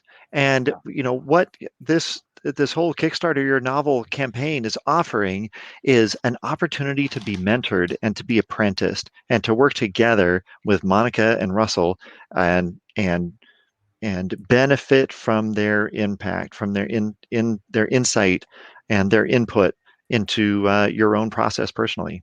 I don't know why you wouldn't take advantage of that. So we're going to say bye to Monica. Nick, I'd love to just do a little bit of a wrap up with you. But, no problem. But Monica, I'll see you on the interwebs, and hopefully all of us will see you in the Facebook group. Yes. Thanks for hanging out so long with us, Monica. I appreciate it. It's great to meet you. All right. Take care. All right. Wow. So what a day. Oh my gosh. Yay. I'm surprised. I'm much more amped than I was for the WannaCon. Like, I don't know what it was about like this group, but like the 3 hours, maybe it's just I had like 4 times the caffeine this morning. Oh my. But yeah, Nick, I mean, if you'd like to join, I'll give you access to the Facebook group if you'd like to for all of your help today. Thank then you. Maybe you'll see Nick in there also, and he can answer questions about like other things, and probably not Kickstarter, but other book things. He's a good book human to know. Yes. I can't help you with Kickstarter. I'm just going to keep pointing you to Russell. So, but my participation in the Kickstarter group, and I'm sorry, in the Facebook group, is going to be sporadic because I'm actually leaving the country in a couple of days, and I'm going to be completely off of Facebook and media and all things that require electrons for about a week. So I'm really looking forward to that. I'm going to Cabo at the end of next week, so I get it. Oh, yay. How exciting. Okay, that's great. You know what? I could introduce you to a couple people in Cabo. Actually, my dad used to live there for about 11 years. I'm listening. We'll talk later. Privately. Right. So Nick, you love to do sort of these wrap-ups, and like, what was the thing you've been listening all day? Like, what were the key takeaways for you? Like, what you been taking notes on while I was chit-chatting away? Yeah. So I actually did miss the second hour there because I had to go. That's why I wasn't able to be with you all day. I had to go and take care of some things. But I'm going to watch that second hour later and take notes on it. But some of the things that just stuck out to me through all 3 of the hours that I have been here for are it just seems like there's so much wealth of experience that we have all just benefited from in these 4 hours. And there's so much personal experience which has been turned into practical wisdom. And this does not happen automatically. So I've been a teacher for a long time, And one of the sort of little sayings or jokes or whatever in the teaching world is, this young teacher, a promotion comes up, and this young teacher is promoted over an old teacher, and the old teacher is upset, and he goes to the administration and says, I've been teaching here for 20 years, and he's only been here for 4 years, and why does he get promoted over me? And the administrator says, well, we're promoting him because he has 4 years of experience. You have 1 year of experience 20 times. And so we've got to avoid that trap of being the writer who has one Kickstarter worth of experience 5 times. And no wonder it keeps failing, because you're not learning from it. And so there's 2 levels here that we're learning on in this 4-hour mini conference that we've just had. The first level is super helpful, and that's just take notes on what everybody has said, and it's just all the wisdom and the insight and the understanding and like how to like fit all the pieces together. What even are all the pieces? Just having all of the different pieces spread out on the table, so to speak, so that we can just see them all and then see how they've been put together at different times. That's one level. The next level, the deeper level of learning that I don't want you guys to miss, is how all of our guests, they all started out inexperienced. They all started out not knowing a thing about these things that they're all expert on. And pay attention to how they got to where they are. It's because when they tried to do things, they actually took notes on what they were doing and how it worked out. They debriefed themselves, and they debriefed with other people who had more experience. And then when they went to do it a second time, they didn't do the same thing over and over again. And they didn't just find another guru to copy an entire, to copy an entire template without changing it. Again, everyone who we've talked to today was able to give specific examples, but they were all telling us about principles that we need to understand.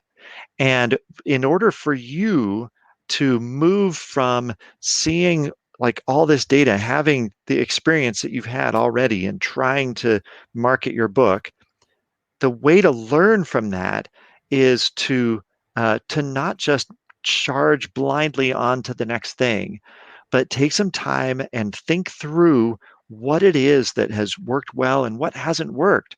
And if you're not clear on that, you've got to talk to someone who is clear.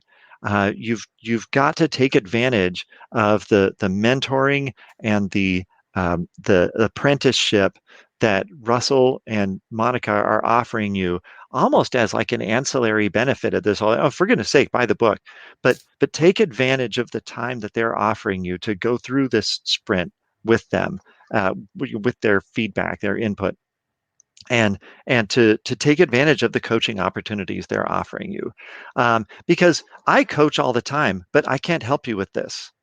Like you can schedule a coaching session with me with one click on my website. And if you start asking me about how to launch your book on Kickstarter, I'm just going to tell you to talk to Russell and Monica, and to buy this book and take Russell's course. That's what I'm going to tell you. So I do this coaching all the time, and they don't. This is an opportunity I don't want you to miss.